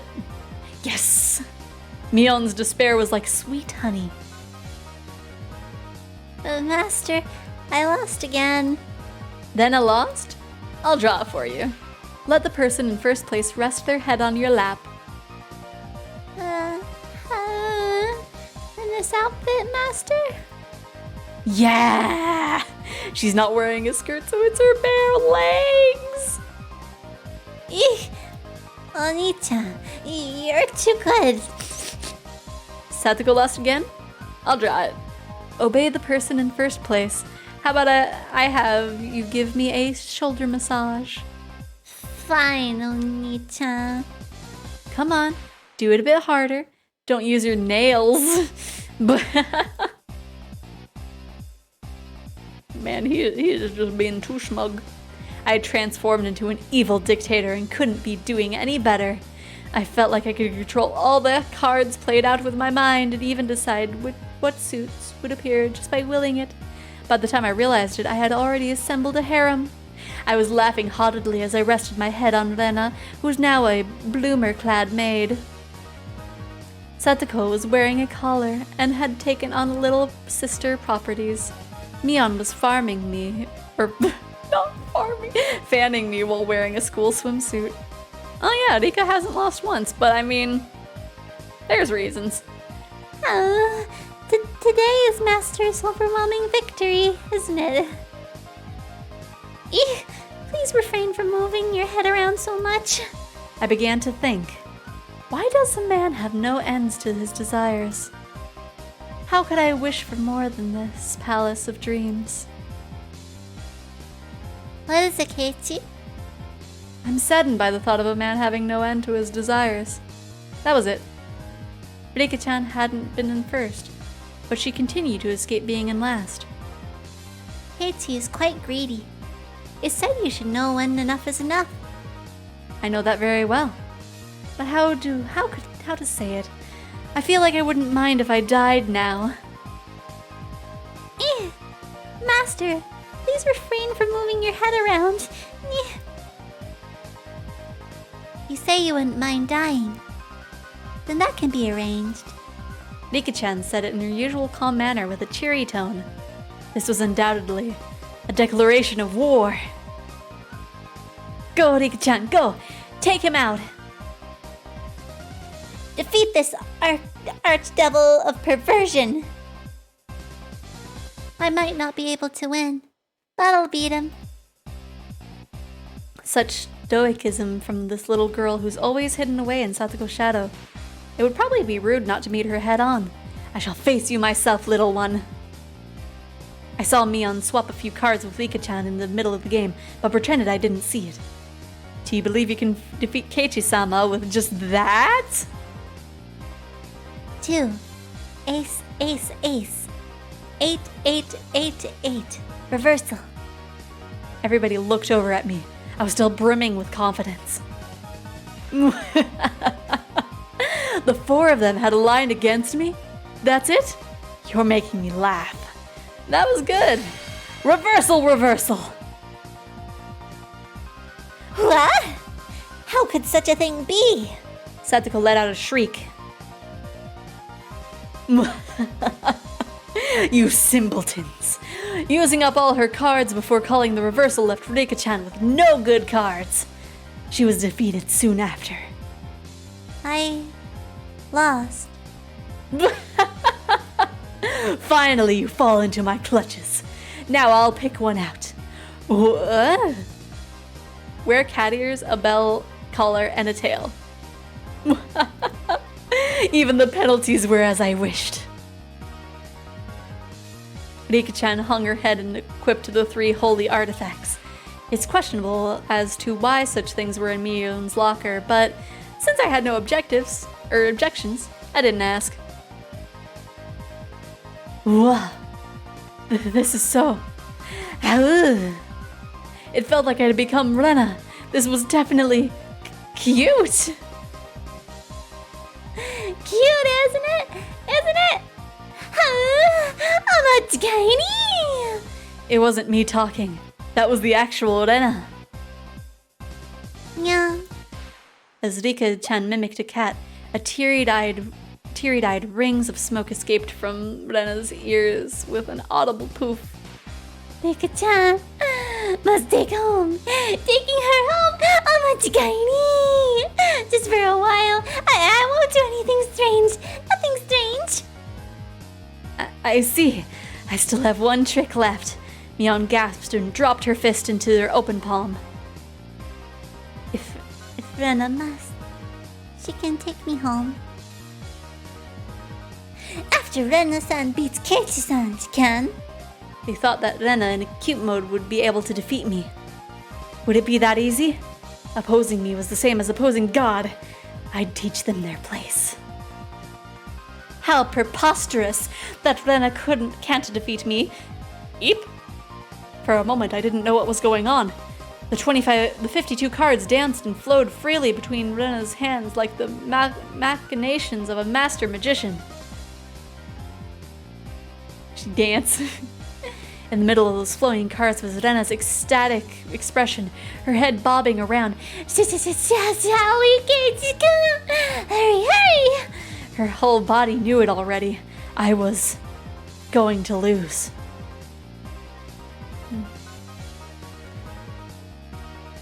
You know, didn't know when to stop. No play? Nothing to play, Keiichi-san. Kei-chan. Then, with this, I'm out. Everyone cheered. I was spent. Phew.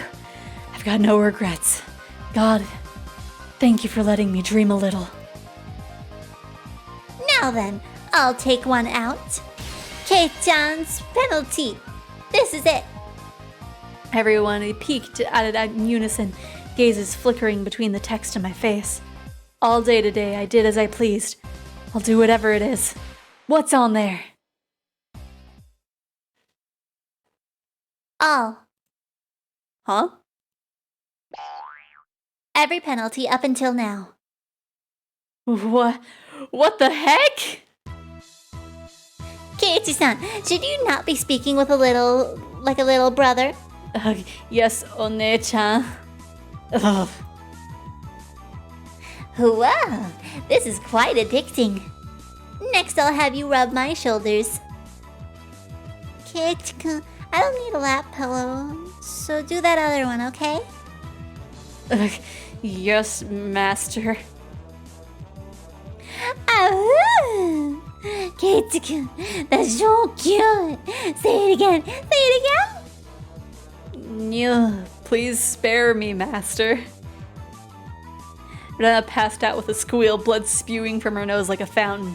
My dignity was being trampled more than the communal doormat. Next is from this old man.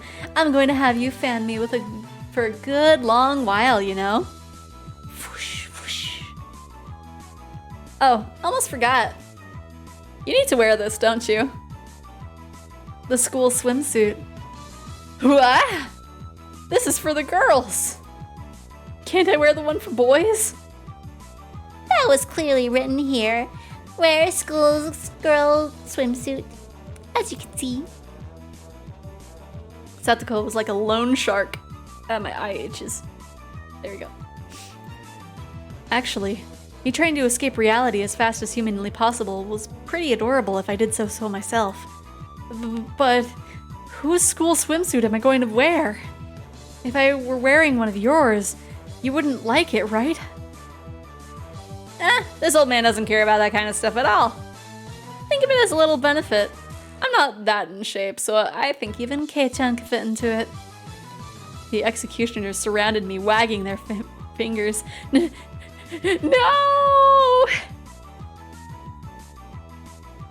Poor Kei-chan. My first thought, it's tight around the waist. Second thought, the chest area was pretty loose. Third thought, the crotch area was...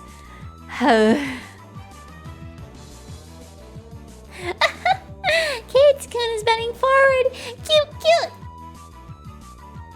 You'll be ready after you wear the cat ears, bell, and tail. Kei-chan, want to look in the mirror? It's amazing, really. It's probably the best if you look. Stern, scientific, calculating nature mixed in with her fascination made Mion very scary. I would like to respectfully decline, Master.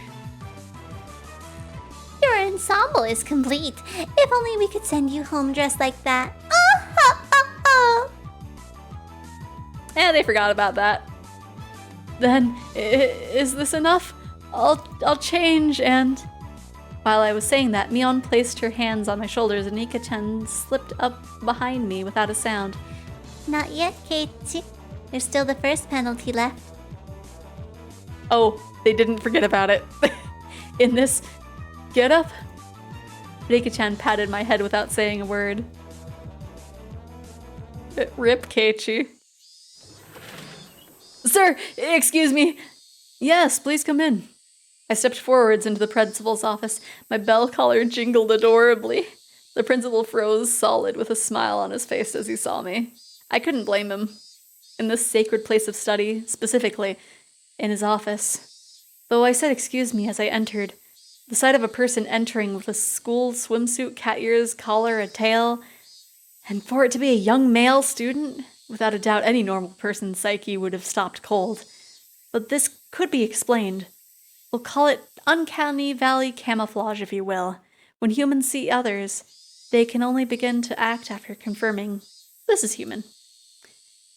Meaning that if he could not comprehend what was in front of him, then in those moments before he could begin to fully process the situations, his mind was completely blank. That was my one and only chance for victory. My penalty. Rubbing the principal's head. Principal, I challenge you. I heard what sounded like a zhushing 3 times. His 3-gauge super? The principal said one thing to me. What does it mean to be a man? And in a heartbeat, boof! Well, Keiichi's dead. The tremor resounded throughout the Hinamizuan twilight.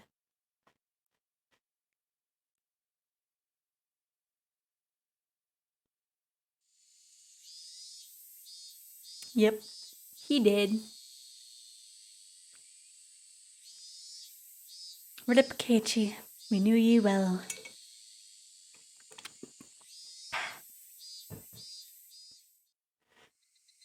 Nana was given permission to caress Rika-chan's head as much as she wanted, so they headed home together, very pleased. Once again today, it was just Mion and I going home. Man, that was intense. I didn't know Keiichi-chan was so good at president. Nah, I was more surprised than anyone. If I was playing with you guys, I wouldn't have been that strong. But still, it was pretty bad. Being carried off on a stretcher in that outfit will probably haunt me until the day I die. But that's fine, isn't it? You were able to do something to boast about for the ages, too. Well, when she says it like that, we both smiled at each other. Oh, hi. Oh, we meet again, Keiichi-kun. It was Tomitake-san. It felt like I'd been running into him quite often. Hey, take any good pictures? Well, a few. So, Tomitake-san suddenly leaned over and whispered in my ear. You sure get around. Today you already have a different girl? It's not like that. No need to hide it. It's important to get loads of experience when you're young. Because Tomitake-san let out such a crude laugh, Mion knew what we were talking about without even hearing his whispering. I've heard through the grapevine that Mr. Tomitake is quite the catch himself, Huh? No, that wasn't my intention. Sure. Keep up the good work and take plenty of pictures. See ya. Mion seemed to really want to get rid of this lout quickly. From the way she spoke, it seemed as if Mion knew Tomitake-san quite well. How's the year treating you, mister? Staying until the Watanagashi? Yep, I plan to. After photographing the festival, I plan on heading back to Tokyo. Being a photographer sure is easy. Be sure to win some big award and become famous. You spent all the best years on photography, after all.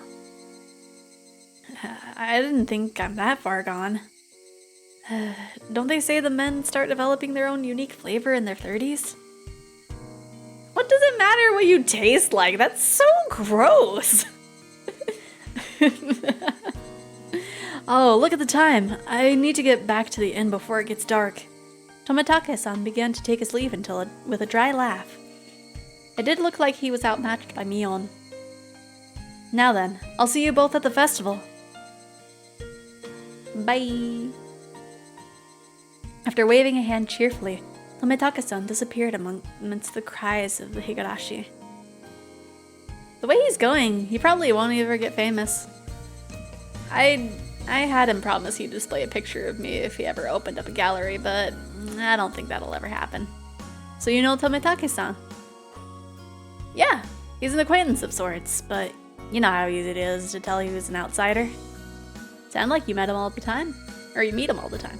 Tometake-san comes around to Hinamizawa regularly, maybe 2-3 times a year.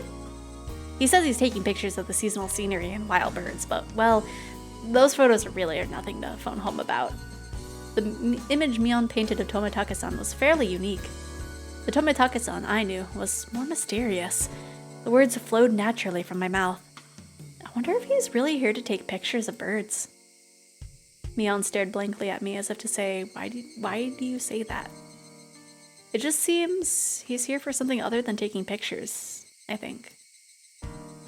Don't you get that feeling? Like about that incident. Dismemberment. Oh, you too? If so, you've got good instincts, Kei-chan. She agreed with what I thought, but was quite chipper in how she said it. You knew about it then, Mion. Of course! You might be able to pull one over on everyone else, but you can't fool this old man. Mion was posturing pretentiously, but I had easily come to a very different conclusion from what she was imagining. It felt like all apprehensions I had about Tometake-san disappeared, lifting a burden off my shoulders. I was finally able to appreciate how clear the evening sky over Hinamizawa was. Something got caught in my throat as I exhaled. Let me take a little sip. My throat is so dry. I exhaled everything in my lungs and inhaled just as much. It smelled like dusk. What is it, Kei-chan? It's just that I never thought the cries of the Higurashi could feel this good.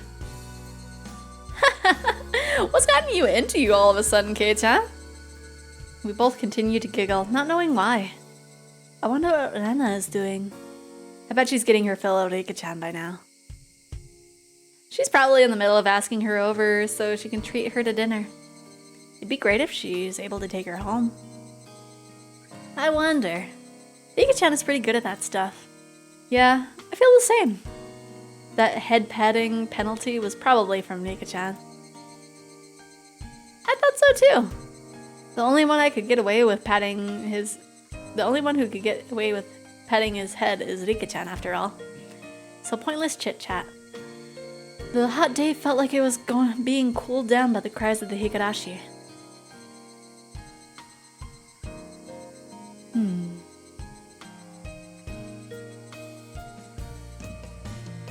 Just another nice little day. And Tometake-san was just vibing. Community notice.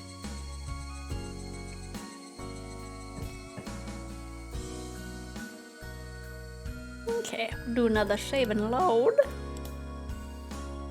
And let me see. I think I'm gonna take a little bit of a break.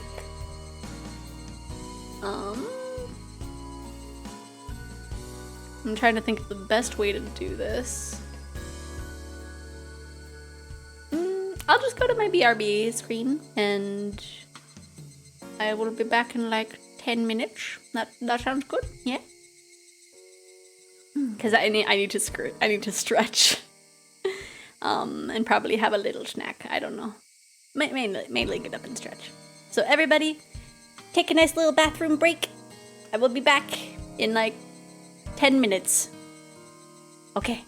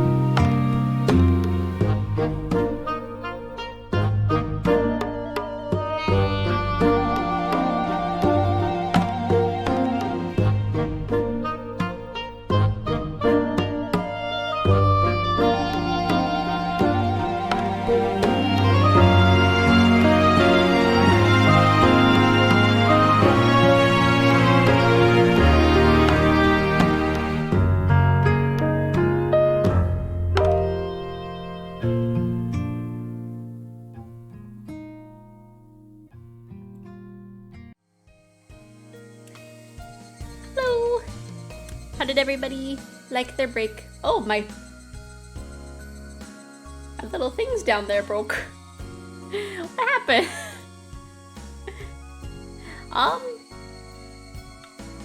Interesting that those broke. Let me see if I can fix it real quick. If not, then we will just keep it going as it is. Very weird. Let me see if I can refresh them. But how was your guys' breaks?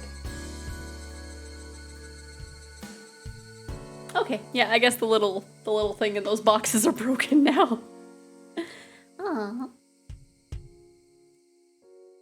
That is very strange.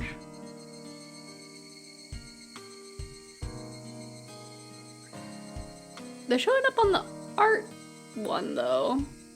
Maybe if I transition over there real quick, it'll fix it on the game one. Nope. Okay. That's weird. Well, that's okay though. Not too important. It'll be fixed for the next time. Also, ooh, you made cookies. Oh, the chat box broke too. Okay, I'll just have it be on the art screen. So let me just move stuff around. It shouldn't be too big of a deal. That way, people can actually show up on the stream. Just take a second.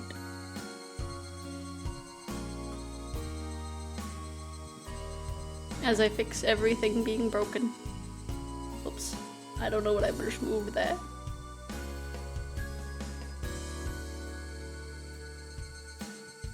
Everything is breaking on this end.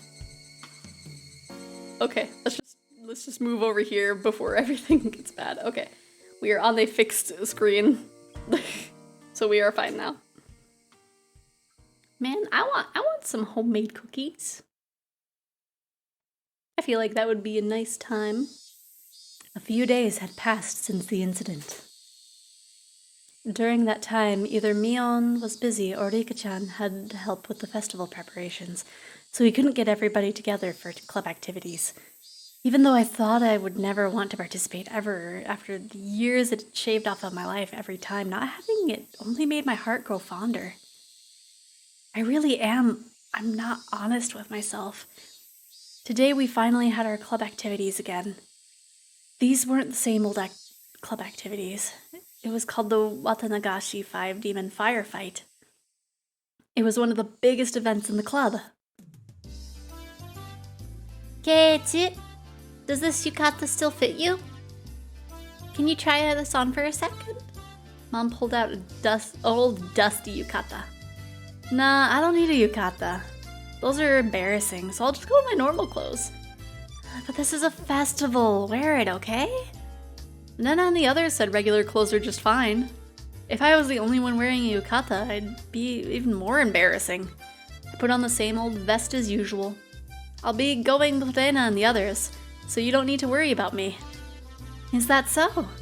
I'll be going with Dad when he wakes up. Dad let out a loud snore from the sofa.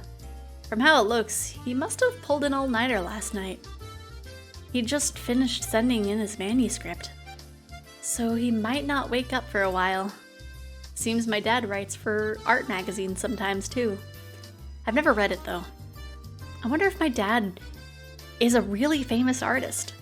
I mean, to be fair, Keiichi, if you are able to afford like a house, like you said that your dad pulls in the money for your household, so he has to be a famous artist if that's the case.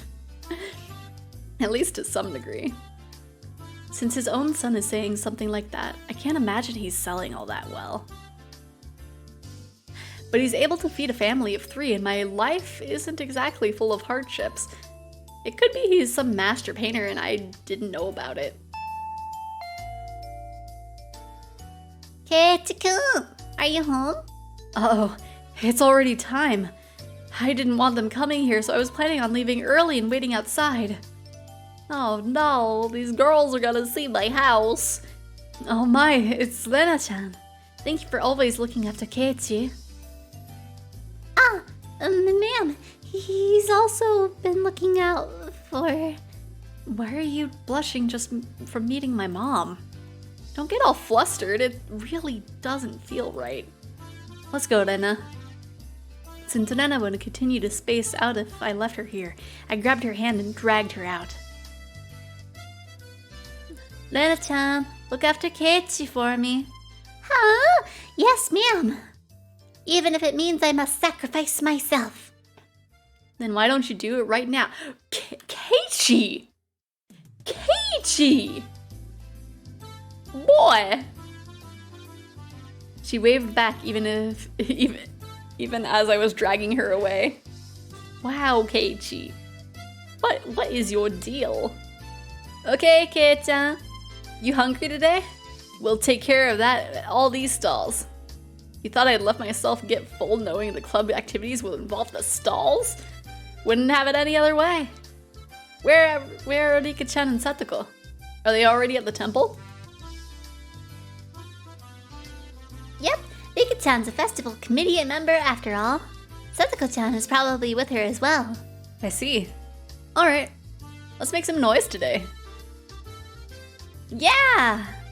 We were already in high spirits with just the 3 of us there. Look at these actual real people! It was way more lively at the Furude shrine than the last time I came, far exceeding my expectations. Throngs of people were crammed between rows of market stalls lined with colorful paper lanterns. Despite that, it was actually quite enjoyable. There sure are a lot of people here. I can't believe they all live in Himemizawa. Everybody attends the Watanagashi. I think about half the village is here. It's not just that. Municipal and youth councils from neighboring towns and villages advertise this event as well. That's right. There aren't that many students at our school, but there's a lot of kids here today. It just doesn't feel like a festival unless there are kids running around after all. That's true, I agree. Ah, hello and good evening. These two knew everybody we came across. Of course I greeted them as well, but I still wasn't familiar with everybody yet. Oh, Rena-chan, thanks for the food you brought me a while back. My son loved it. He said it was delicious.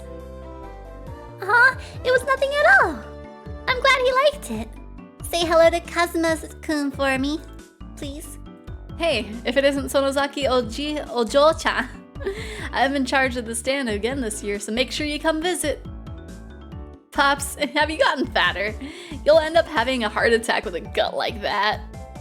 Oh, this kid here is new. Are you one of her underclassmen?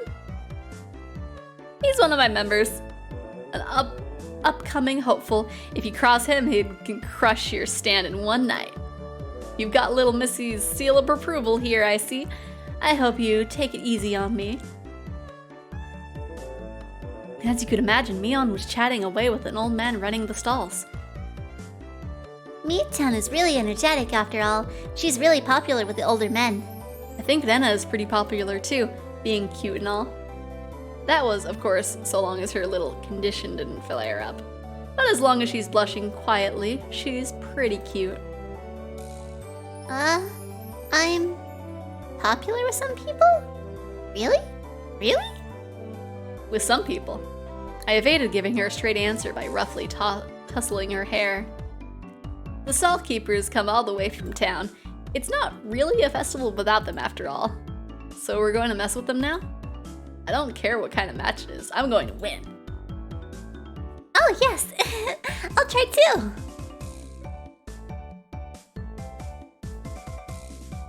Hey, you're all very late. It's unacceptable to keep a lady waiting, Kei-chan. Or Keiichi-san. Yeah, she wouldn't shorten it to Kei-chan. Oh, my bad. So where is this lady I've kept waiting? What did you just say? Nandeste? Alright, Satoko was in top form as well. Seemed she was all excited with being able to get everybody in the club together for the first time in a while. Rika-chan, out an elated sigh. It seems that the real lady had made her appearance. Good evening, everyone. Good evening to Keiichi as well. Whoa! Looking good. You're looking sharp again this year. Cute! Omochikaeri! Rika-chan was wearing a shrine maiden outfit. Yep. Rena's little outburst was completely understandable. Rika-chan's clothes sure look like the real deal. Is that a real shrine maiden outfit? My grandmother made them by hand. They're quite authentic. Rika-chan has an important task to do at the end of the festival, so she's wearing this. I see, Rika-chan was on the executive committee because she performed all the shrine maiden rituals for the festival. My work is only during the finale of the festival, so I can still play for a while. But we cannot afford to waste any time. Let us begin. Alright! It felt good to wander around the festival with just the 5 of us.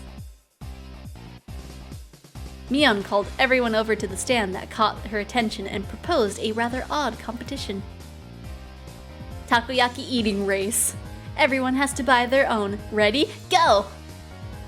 A standard in vendor stalls the takoyaki stand. What was exceptionally standard for these kinds of events was the fact that they were simply balls of dough takoyaki in name only. Wow, they don't even have the octopus? It burns! Are you okay, Keiichi-kun? Have some water. My! Eating those scalding takoyaki whole is suicide. I guess the trick is to buy the ready-made ones that have been left there for a while. They really don't taste good. Well, yeah, because it's missing the taco part of the yaki. The stall next to us was shaved ice stand. It was still a bit too early in the season for that, but right then it didn't matter. Let's do shaved ice this time. It's a shaved ice eating race. Ready? Go! Shaved ice eating race? I can't. As long as you can melt it a bit with your body heat, then it's so cold. Not smart. This old man ordered it with plenty of syrup. It'll melt quickly when it's mixed up. Those stooges were too late. The moment they chose to tackle it head on was their downfall. Phew! Finished! Kei-chan is done? That was too fast. It couldn't be. Kei-chan, you didn't add water from the goldfish tank behind you, did you? That can't taste very good. Oof. Next to that was another old favorite, a cotton candy stand. Why don't we do this one next? Of course, it's a sweet eating contest. Hey, how do you eat cotton candy quickly? How? I've seen it done a few times. On Satsuko's mark, Mion and Satsuko and I all compressed the cotton candy with our bare hands. The time it took to stick the whole thing in our mouths? 3 seconds. I expected Satsuko to figure it out, but I didn't think Kei-chan would too. I can't have you treating me like I'm a newbie forever, can I? It won't taste very good. Rika-chan had also crushed it between her hands and stuck it into her mouth. This is probably the only place in Japan where people eat cotton candy like this. I think only Rena's cotton candy was happy with how it was eaten. But it felt like we'd end up doing stuff like eat noodles through the nose contest or human water pump at the goldfish scoop at the rate things were going. Yeah, probably. This old man will probably still win too. I am simply no match for Mion-san when it comes to eating repulsive things. Yeah, seriously. What's up with you guys? Are you telling me you don't want to have a blue Hawaii-topped yakisoba eating contest? Shake, shake. Both Setsuko and I shook our heads in unison. Can we have a game that doesn't involve food this time? Can we? Rena's proposal was a godsend. It was about time we played a different kind of game. It also seemed like neither Rena nor Rika-chan were any good at speed eating or gorging themselves. They probably just didn't want to. Okay, Dana, I'll let you pick out the next game. Anything's fine. Well then. I'm going to be the judge. Find cute things on the festival grounds. You have 1 minute. Fine by me. I know exactly what Brenna likes. Alright. I think I can win with that. Ready? Go! Oh? Why aren't Keiichika and Rika-chan starting? Why not? Mion and Setsuko dashed off madly, but Rika-chan and I calmly stayed right where we were. Could it be? You've already found it? The cute thing. You've already found it. Keiichi too? Yeah. What is it? What is it? I can't wait. Both Rika and I stood motionless for those few seconds before Mion and Setsuko returned. This is probably the first time we've gone head-to-head like this. It will be the first. Rika-chan, you expect to win with that, huh? I am a member of this club after all. Or as well. Win by any means is our society's third rule. Rika-chan sneered to the best of her ability. You're on! Both Mion and Setsuko came back, each with their own plan of attack stuffed in their arms. Okay then, let's go in order. Let's start with the club president, Mi-chan. Too bad, you guys. I'm ending this now. This old man brought this! Where did she get those? They were old tin diamond-shaped signs. Pleb curry, snake coil incense, and oronamin ksi. How about this? It was very understated. A little too understated, Mion. I used to see those stuck up in barbed wire fences. They were more nostalgic than cute. Can you explain what part of this is cute? But there were puffs of smoke noisily shooting out of Rena's ears and nose, almost like a steam train. I didn't get it. Yeah, and I feel like it was probably a different word they meant other than understated. I shall be up next. It is this! It was a hand-drawn poster from the Lady Society roasted corn stall. It was a really bad sketch done by a housewife. An anthropomorphic roasted corn drawn without any sort of real plan. Its very existence invited a sense of sorrow to the viewer. Bleep. That was the sound of blood jetting out of Rena's nose. It seemed to have been rated higher than Mion's. I really didn't get it. It feels like your artistic sense is a little avant-garde by about 5 eons. Those were nothing but mass-produced signs after all. They had no chance against something hand-drawn. I couldn't even begin to follow the way these guys were thinking. Then I will be next. Next is Rika-chan, isn't it? What can you even do without anything? Did you and Setsuko both forget? If Rika-chan felt like this, she could simply, after moving back about 10 yards, she began waddling up to Rena. Seeing that, both Mion and Setsuko gasped. Oh no! Too late. Rika-chan tripped over nothing and lay motionless after falling down. Rena hurried over to her. Rika-chan, are you alright? Alright? Rika-chan had a lump on her forehead and tears welled up in her eyes. Only her fingers peeked out from her sleeves. This was the vital part. The palms of her hands were covered by her sleeves. She just made a single sound. Yeah.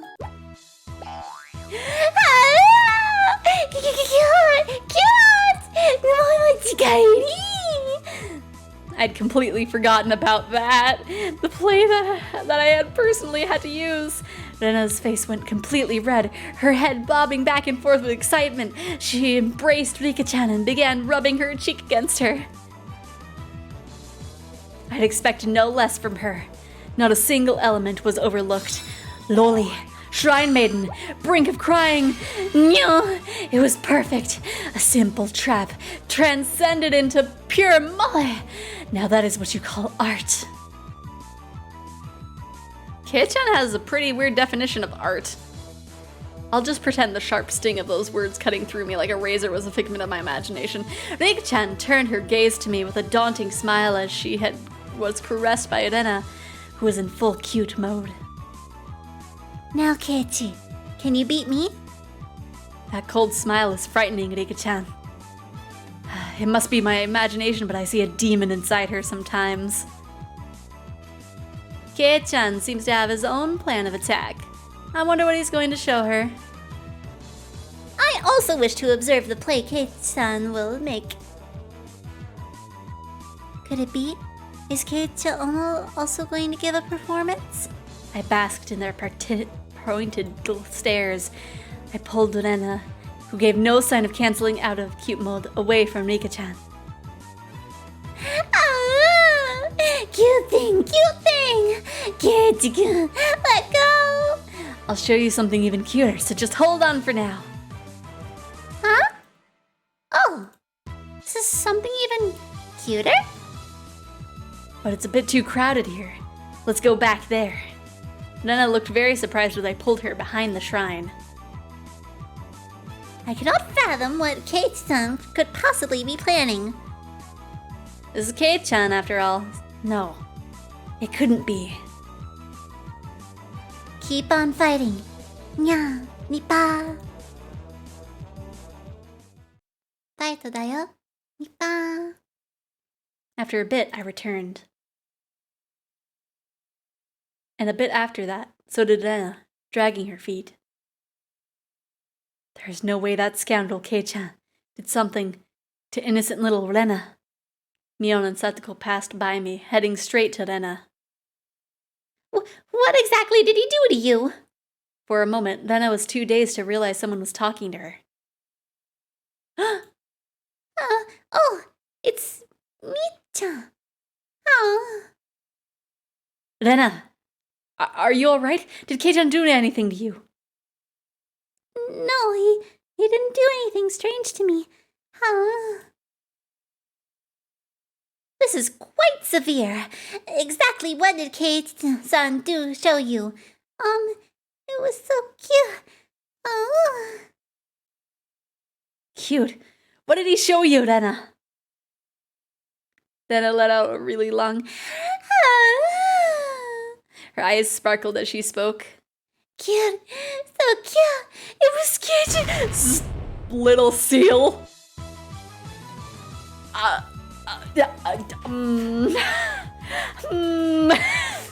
Keiichi. Keiichi. Whamp. Womp. In the blink of an eye, Mion and Satsuko's elbows smashed into my face. Huh? What? Showing Rena something so dirty. You sick pervert! I shall have you beaten into oblivion! Wait, you've got it all wrong. A dark billowing aura flowed from Mion and Satsuko. It was no good. They're gonna kill me. Mion-chan, I'm not sure what's going on, but you've got it all wrong. You see, Keiichi-kun had... It's a fur seal keychain. Reika-chan stuck her hand into my pocket and pulled out my keychain. Eh? He said he made it alone. He said he made it long ago for one of his summer school assignments. He said he doesn't show it to others often because it's embarrassing. Yeah, so small and cute. He tried his best to make it so wonderful. Oh! This old man thought you meant it was Keiichi's cute little fur seal. I'd expect no less from Mion-san. You misconstrue things in the wildest ways. They slung insults at each other and looked like they were ready to tear into each other at any second.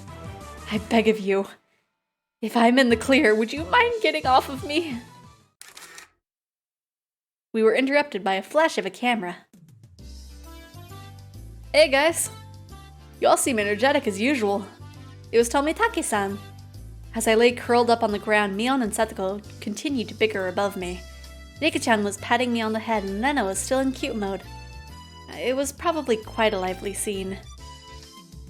It's a fine evening indeed, although it's rather poor etiquette to photograph a lady without her permission. That's right. At least you don't really need Satoko's permission. Satoko dug her heel into me. Good evening. You're headed back tomorrow, aren't you? Were you able to take lots of good photos? Thanks to you. I got plenty of good shots.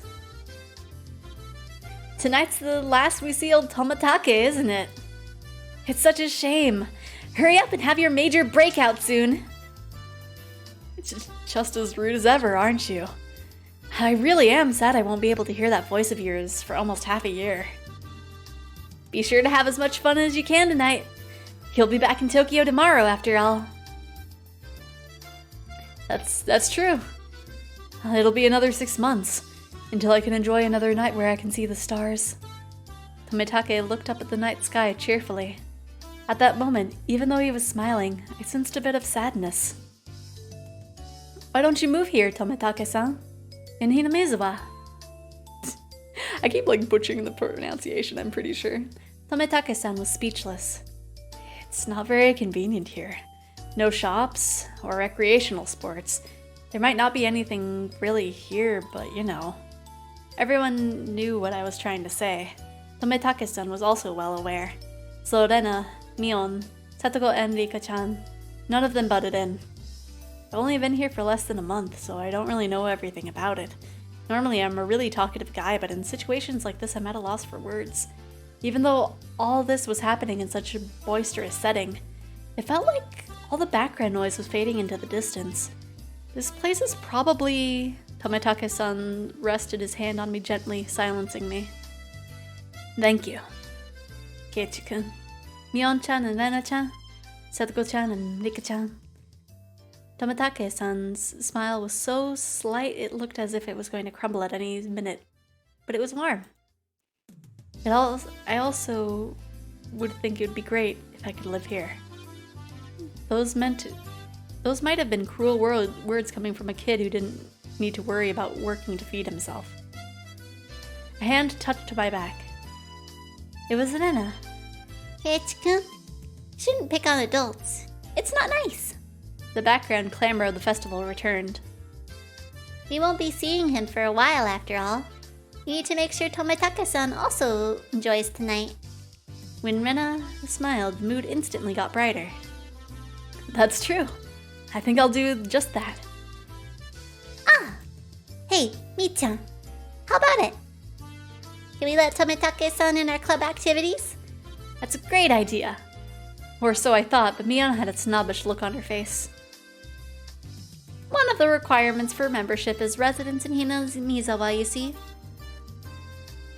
Come on, Mi-chan, just for today. Don't be mean. Well, he does come around often every year. I'll make him an honorary citizen. Yay! Well! Now then, I wonder if this aged fellow well past his prime will be a match for me. Let's have him show us the wisdom of a mature adult. Can you keep up with us, youngins? Tomitake-san stepped back slightly at her audacious grins. I, Mion Sonozaki, club president, do hereby authorize honorary citizen Tomitake's entrance into our club. Her words were quickly drowned out by our cheers. Oh, what do you mean by club? What our club does, you see, in order to cope with our complicated society, we perform various activities with various rules. Sometimes they are in your favor, and sometimes they work against you. I'm pretty weak, so I'd prefer you not single me out. Let's try to get along. If you wish to mock our childish games, then this will be the perfect opportunity. We'll leave you with nothing. We won't even leave the hairs on your butt. So it's a club where we play games together. Of course, Nika-chan was the only one to give an answer that made sense. Alright, just what I wanted. I'll take you up on that challenge. Don't be too rough on me, my mentors. Tomitake got riled up and did a victory pose while he was 10 years younger. That's perfect! We continued walking through the festival with Mion in front. Now we looked like a family of 6. I had some intensity to it. Same rules as always. The loser will, of course, be subject to penalty. Tomitake was a bit surprised, but to us it was just the same as always. Regardless of how terrible the penalty was. Just don't lose. Nana was always brimming with determination. She didn't have any intention of losing. That's true. I tousled Rena's hair to lighten the mood. She giggled to hide her embarrassment. I see. This is what it means to feel like a kid again. Tomitake whispered that to nobody in particular. At that moment, we heard an old man call out in a strong voice. Looking over, I realized it was the man Mion had greeted right before the festival.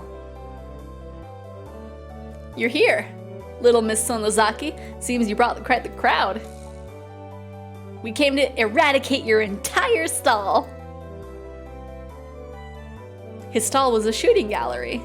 It was the usual setup where you had to knock down a prize you wanted with a cork gun. The rules are simple. 3 shots, the winner is whoever gets the biggest prize. Everyone shouted their agreement. There was no need to consider how to win, since the condition for victory was simply size.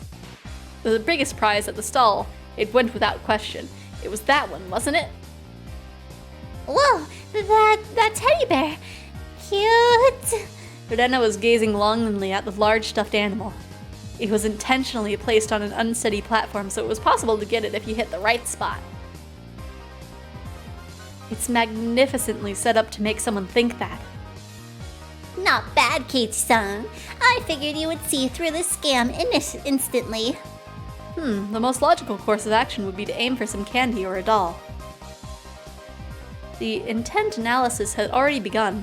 In this club, you'll get eaten alive if you don't come prepared. Everything hinges on what plan you can come up with before the main event. At some point, a large crowd had gathered around us making a big fuss. There was this much of a following for our club's infamous event? Knocking that bear down ensures a win. Only 3 shots. To use them all just trying, that'd be tough. Hey, I have other customers waiting, you know. Who's up first? The first one has the advantage of being able to aim for the easier prizes, but it's dangerous to complete without knowing the gun's quirks. Tomitake's take on the situation was pretty good. He gets what our club is about. Well then, to be fair, how about using rock, paper, scissors to decide? How about it? That's really the only way. Rock, paper, scissors! Pong. After a couple of matches, it ended up with Mion being first. I didn't want to end up first. Oh well. I'll just think of it as a handicap. Gramps, gun. Here you go. When the shooting range guide handed her a rifle, Mion looked it over intently. She didn't forget to check the cork bullet either. Okay. This gun is brand new, isn't it? No faults. Not bad. Mion raised the gun in one swift motion. It was completely different from her careful inspection. She was shooting from the hip.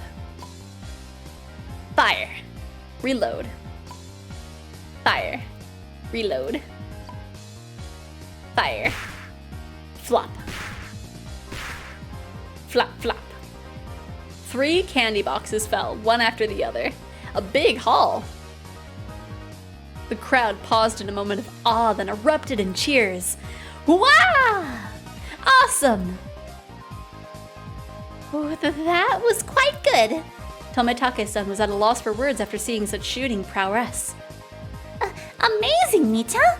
3! Her accuracy was incredible. Her choice of targets wasn't bad either. The 3 Mion had gone after were fairly large and pretty easy to knock over.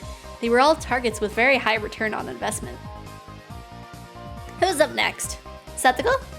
Careful, the bullets are light. Next up was Satoko. The rifle looked a bit big for her lithe body. but it didn't seem like she had any problems with the weight. Of course! I shall aim for the grand prize. She proclaimed that she was going after the teddy bear.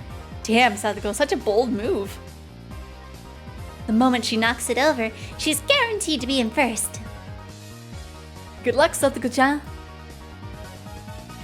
Satoko was the opposite of Mion. She aimed at the target quite carefully and squeezed the trigger. Bah! These bullets are too light. The first 2 bullets struck the teddy bear in the torso, but it only shifted a bit. You need to aim higher towards the head or it won't work. Satoko's 3rd bullet wasn't aimed at the bear, but at the candy box below its arm. I hate to say it, but it appears the bear is just too much for me. She went boldly after the big catch, but since she switched over to a less impressive prey at the last second, the crowd only gave a strained laugh.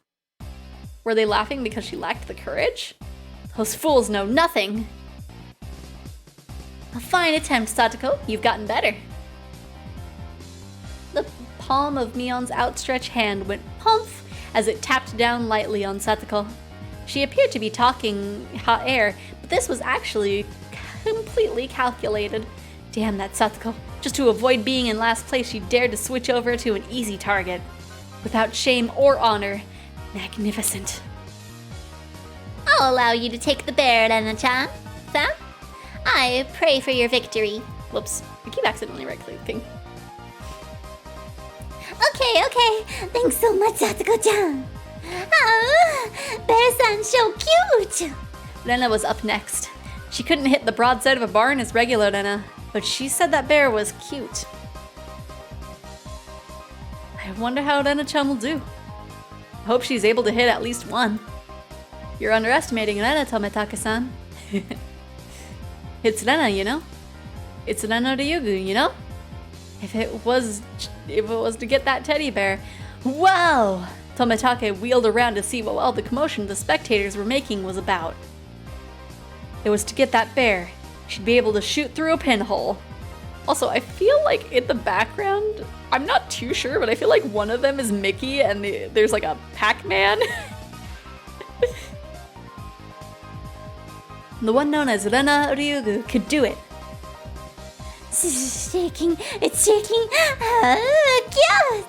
Rena couldn't hide her excitement over the bear's slow rocking. Now Rena couldn't lose.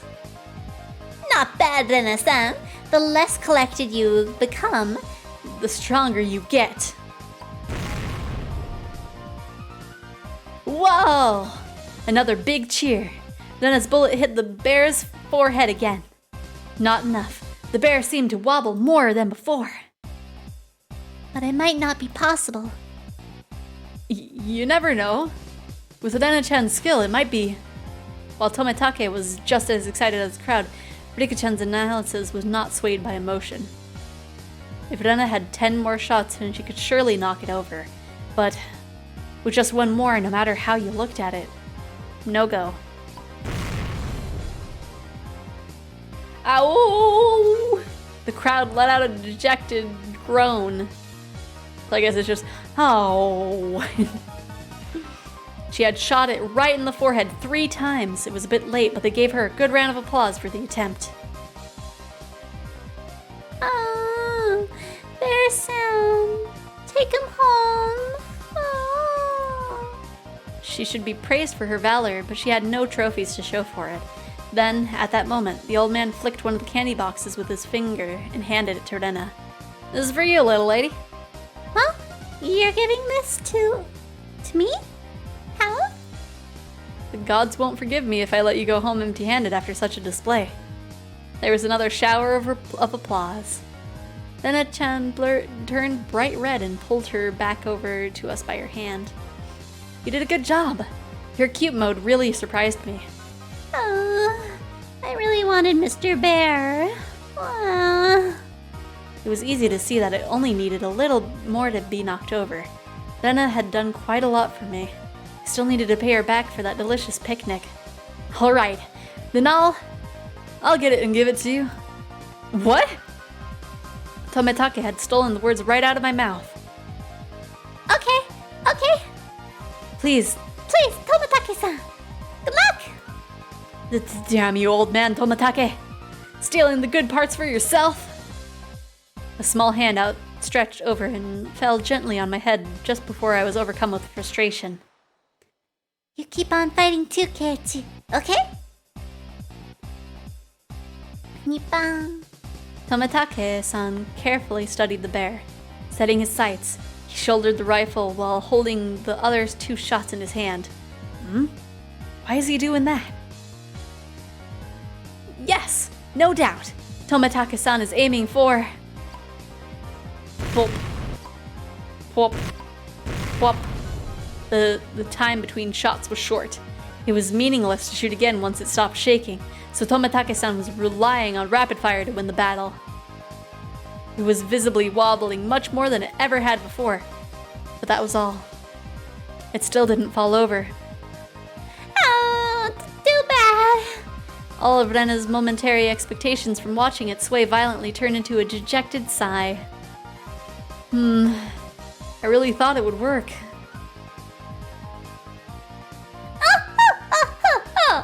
It seems that since you're a man, you will not be receiving any candy. That was it. It meant Tomitake-san had no spoils of war. So, both Kei-chan and Rika-chan can just shoot down a small easy prize and avoid being dead last. Avoid being the loser, huh? Oh, sorry about that.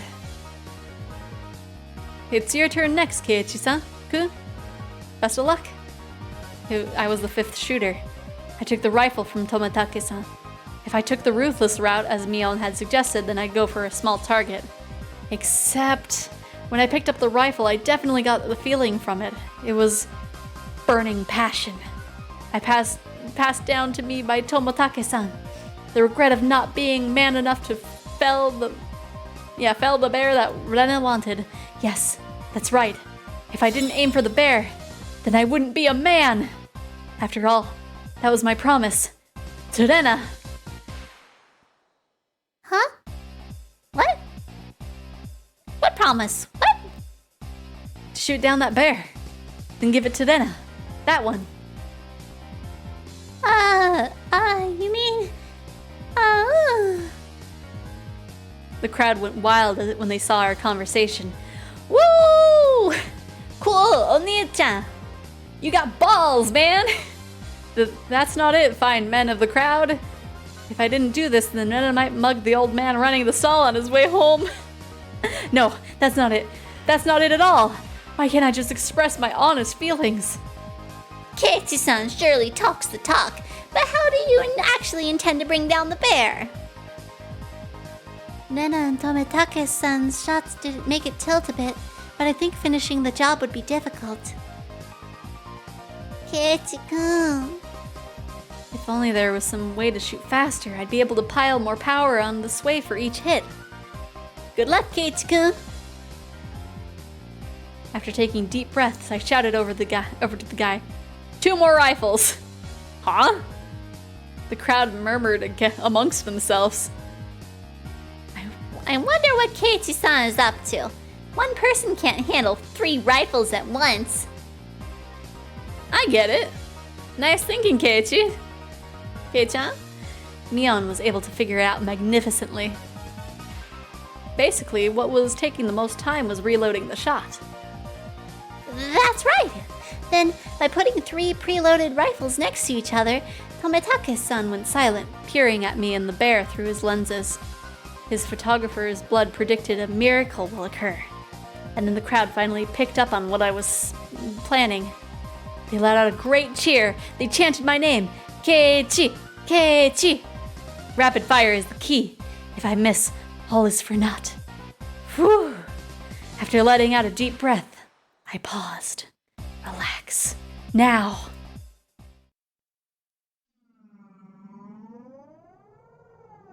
What? That moment, it felt like time itself had stopped. I felt like I could see the trajectory of the bullets.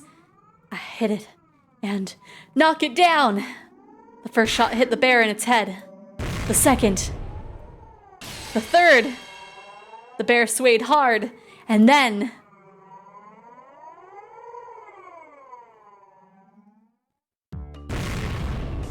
whoa! Yeah!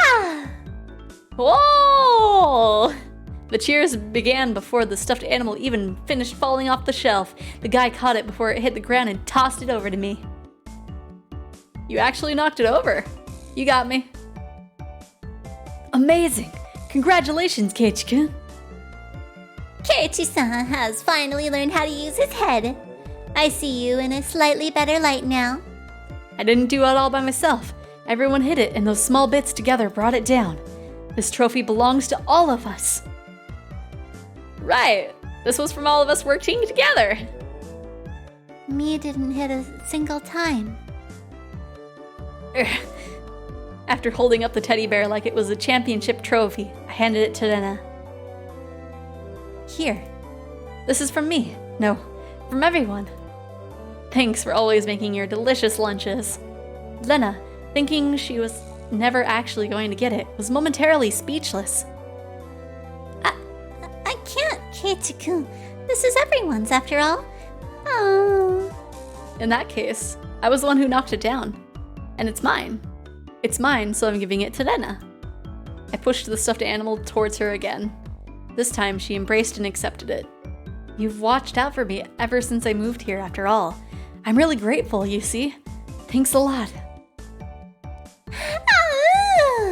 Keiichi-kun! Thank you so much! Lena dove at me. Mion told me a few days later that Lena kissed me, but I didn't realize it during all the excitement at the time. I remembered what I was trying to say to Tomatake-san earlier. There isn't really much anything here. But there are lots of things you can't find anywhere else.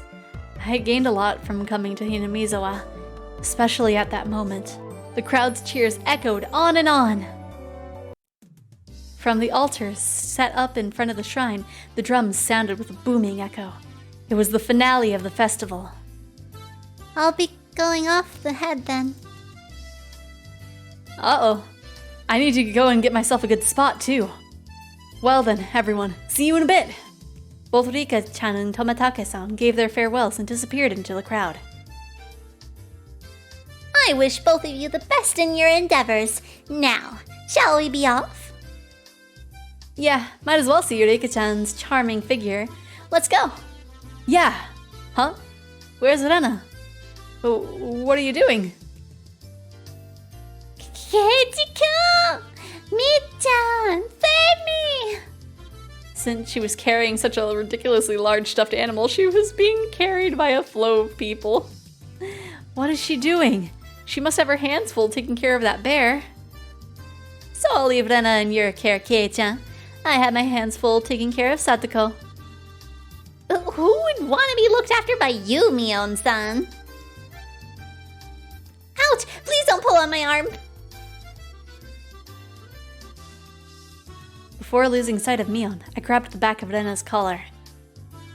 Keiichi-kun, not there! Don't grab me there! Always so bossy. Where can I grab then?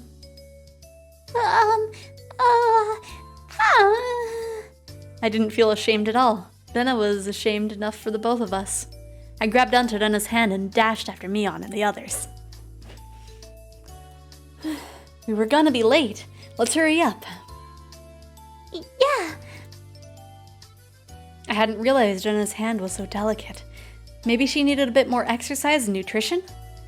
That wasn't what I meant, not at all. My ears burned.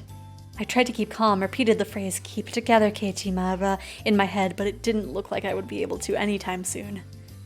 I really didn't want Rena to see my face right now, so I pushed onward, dragging her along without looking back even once. There was already a huge group of people gathered at the altar in front of the shrine. The fire at the altar made it as bright as midday and just as hot. There was a pile of futons warded with sanctified rope in front of the altar. Come to think of it, they did say it was a festival where they did something with the cotton and futons. Keiichi-san, Rena-san, we're over here. Satoko waved her hand in front of the crowd, or in front of the row. Oh, sorry. Making our way through the mass of people, we reached the spot they'd saved. How was it? Were you able to have a little bit of excitement with Rena? You punk. So that was what your plan was. Instead of replying, Mion gave us a perverse grin. How was it, Rena? Was Kate-san's hand bigger than you thought it'd be?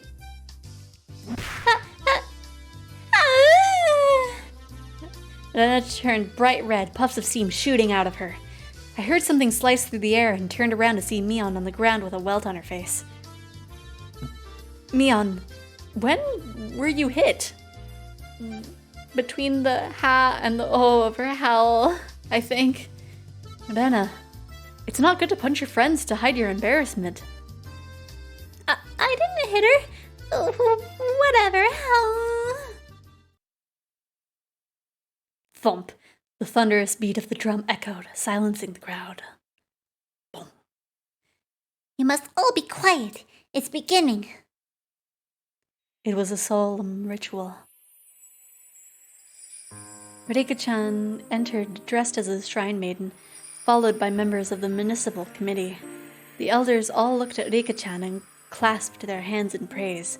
The only thing allowed to disturb the profound silence was the flash from Tomitake-san's camera. What's the big thing Rika-chan's holding? A hoe that's used for this festival. It's a sacred farming tool that only the shrine maiden may touch. It was an awkward shape for a piece of farm equipment, not uncommon for something used in rituals. After reciting a Shinto prayer, Rika-chan approached the pile of futons gathered at the altar. She swung the hoe skillfully, plowing it into the futons. Each and every little movement of this performance probably had to be done in a certain way. Without a doubt, this was a ritual. What's next? Airing out the futons? She's purifying futons that absorbed illnesses from people over the winter. So when Kei-chan said airing out futons, he wasn't completely wrong. Rika-chan's face was already dripping with sweat. That hoe was probably really heavy. She staggered side to side with the momentum of each swing. Satoko looked on, silently lending her support. Worried? Rika practiced every single day with a mochi hammer. She will certainly prevail. Satoko's hands were sweaty, and whenever Rika-chan started to sway a little, she held her breath. Why wasn't Mion a candidate to be the shrine maiden? It feels wrong having Rika-chan swing something around so heavy. I'd do it if they asked me, you know. And well, it's not something just anyone can do. That's true. Shrine maidens need to be pure after all. Mion drove her elbow into my side. With the thud of the big drum, Rika-chan gave a solemn bow and descended from the altar. That triggered a round of generous applause. At the Shinto priests had raised up the cleansed futons like a portable altar, all the spectators stood up. Following after the priests, we all marched on at a moderate pace. They descended into the shrine's giant stairs in a line. What's happening now? Washing the futons in the river? Watanagashi means setting cotton adrift, you know? And that's the only meaning. Totally nothing else. The procession continued right up to the bank of the stream. The fire was stoked high and it was bright as day here too. People started crowding around it and clamoring. Alright, get in line. Line up, Keiichi-kun. I wondered what was up. Maybe we'd get some holy wine? Red and white meat buns? Bean buns, not meat buns. It's not food. I said it was cotton. Ah, but of course. They didn't call it the Watanagashi for nothing. I finally understood. The municipal committee pulled out the cotton from inside the futons and balled it up like mochi, handing it out to people. Rena dove into the line and brought out some for me as well. We then proceeded to the bank of the stream. Since it's your first time, Keiichi-kun, just copy what I do.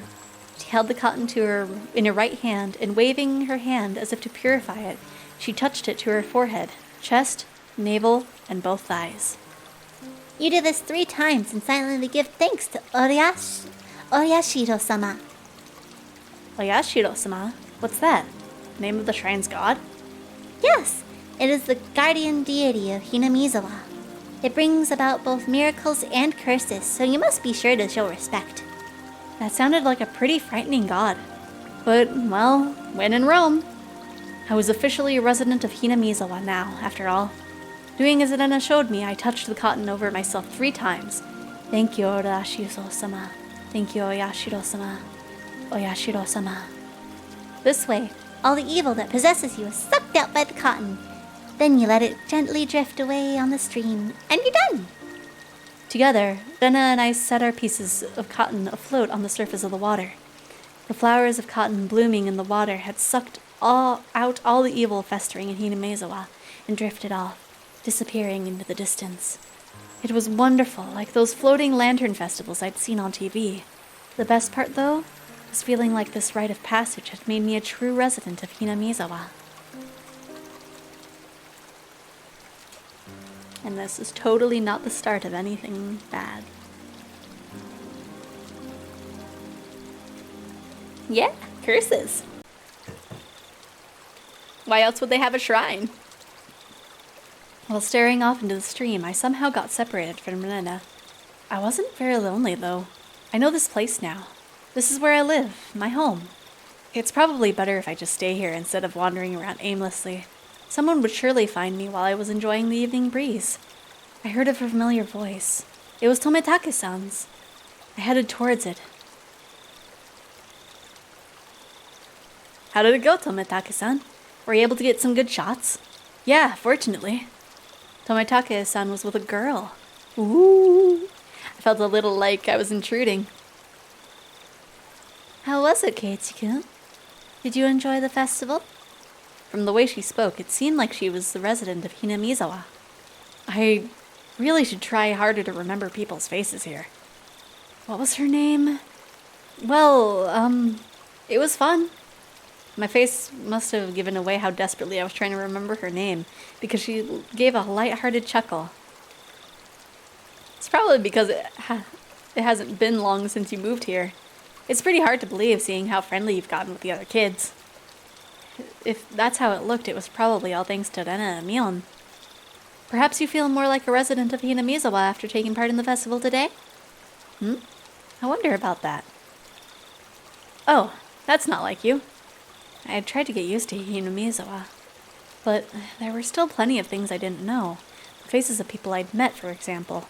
Things that had happened in the past as well. Oh, you're feeling left out because of something like that? It's not so much as feeling left out, it's just... I'm not sure how to say it. That incident at the dam construction site, the fighting over it and other conflicts, that terrible incident they pretended they didn't even know about whenever I brought it up. Even though it was in the past, as someone living in Hinamizawa, it wasn't wrong to want to know about both the good and the bad that happened to her. If it will put you at ease, then I'll tell you everything I know. Tomitake-san's smile made me more relieved than I'd ever been. It was hard to think about what to ask when someone said, "Ask me anything," though. Even when there was so much I wanted to ask. Then, could you tell me about what happened at the dam, when the dam was being constructed? There was a big incident where Hinamizawa was going to be submerged, right? I think the locals would be more knowledgeable about the dam than I am. Well, if you don't mind, I'll tell you what I know. It's only what I read in the newspaper, though. Tomitake-san's eyes entered an unfocused gaze as he searched through his memory. Then he spoke. We get some lore. The decision to start the dam project was finalized 7 or 8 years ago. I heard it was the next major project after Kurobe. There were 3 major issues in Japan at the time: improving inter-island transportation infrastructure, meeting the higher demand for electricity, and flood control. There was a boom of dam building due to the massive economic stimulus they provided on top of generating electricity and flood control. Hinamizawa had the right conditions to support dam construction, so it was singled out. The dam reservoir would be covered quite a lot of ground when it was completed. The entire area right up to Yagoichi, way upstream, would be underwater. But why did they have to pick a populated area like Hinamizawa? Couldn't they have just picked a place where nobody lived? I'm not really sure why, but I heard that it was just the right terrain for building a dam. Of course, there were protests here in Hinamizawa.